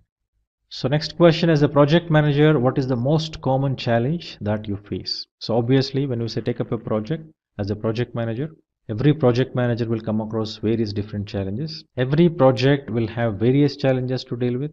Project managers has to prepare themselves to handle those. They should not shy away from those. So typical challenges which project manager would come across would be the scope perspective not clearly defined. So not having proper sign off between customer and project organization. Then the deadline dates or schedules which are given are not realistic. Low budget allocated, low cost allocated. Capabilities and skills of the team, then project environment, etc.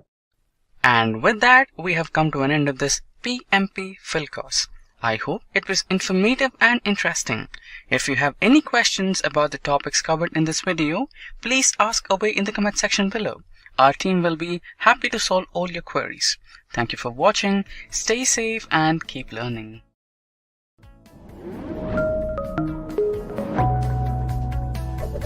Hi there, if you like this video, subscribe to the Simplilearn YouTube channel and click here to watch similar videos. To nerd up and get certified, click here.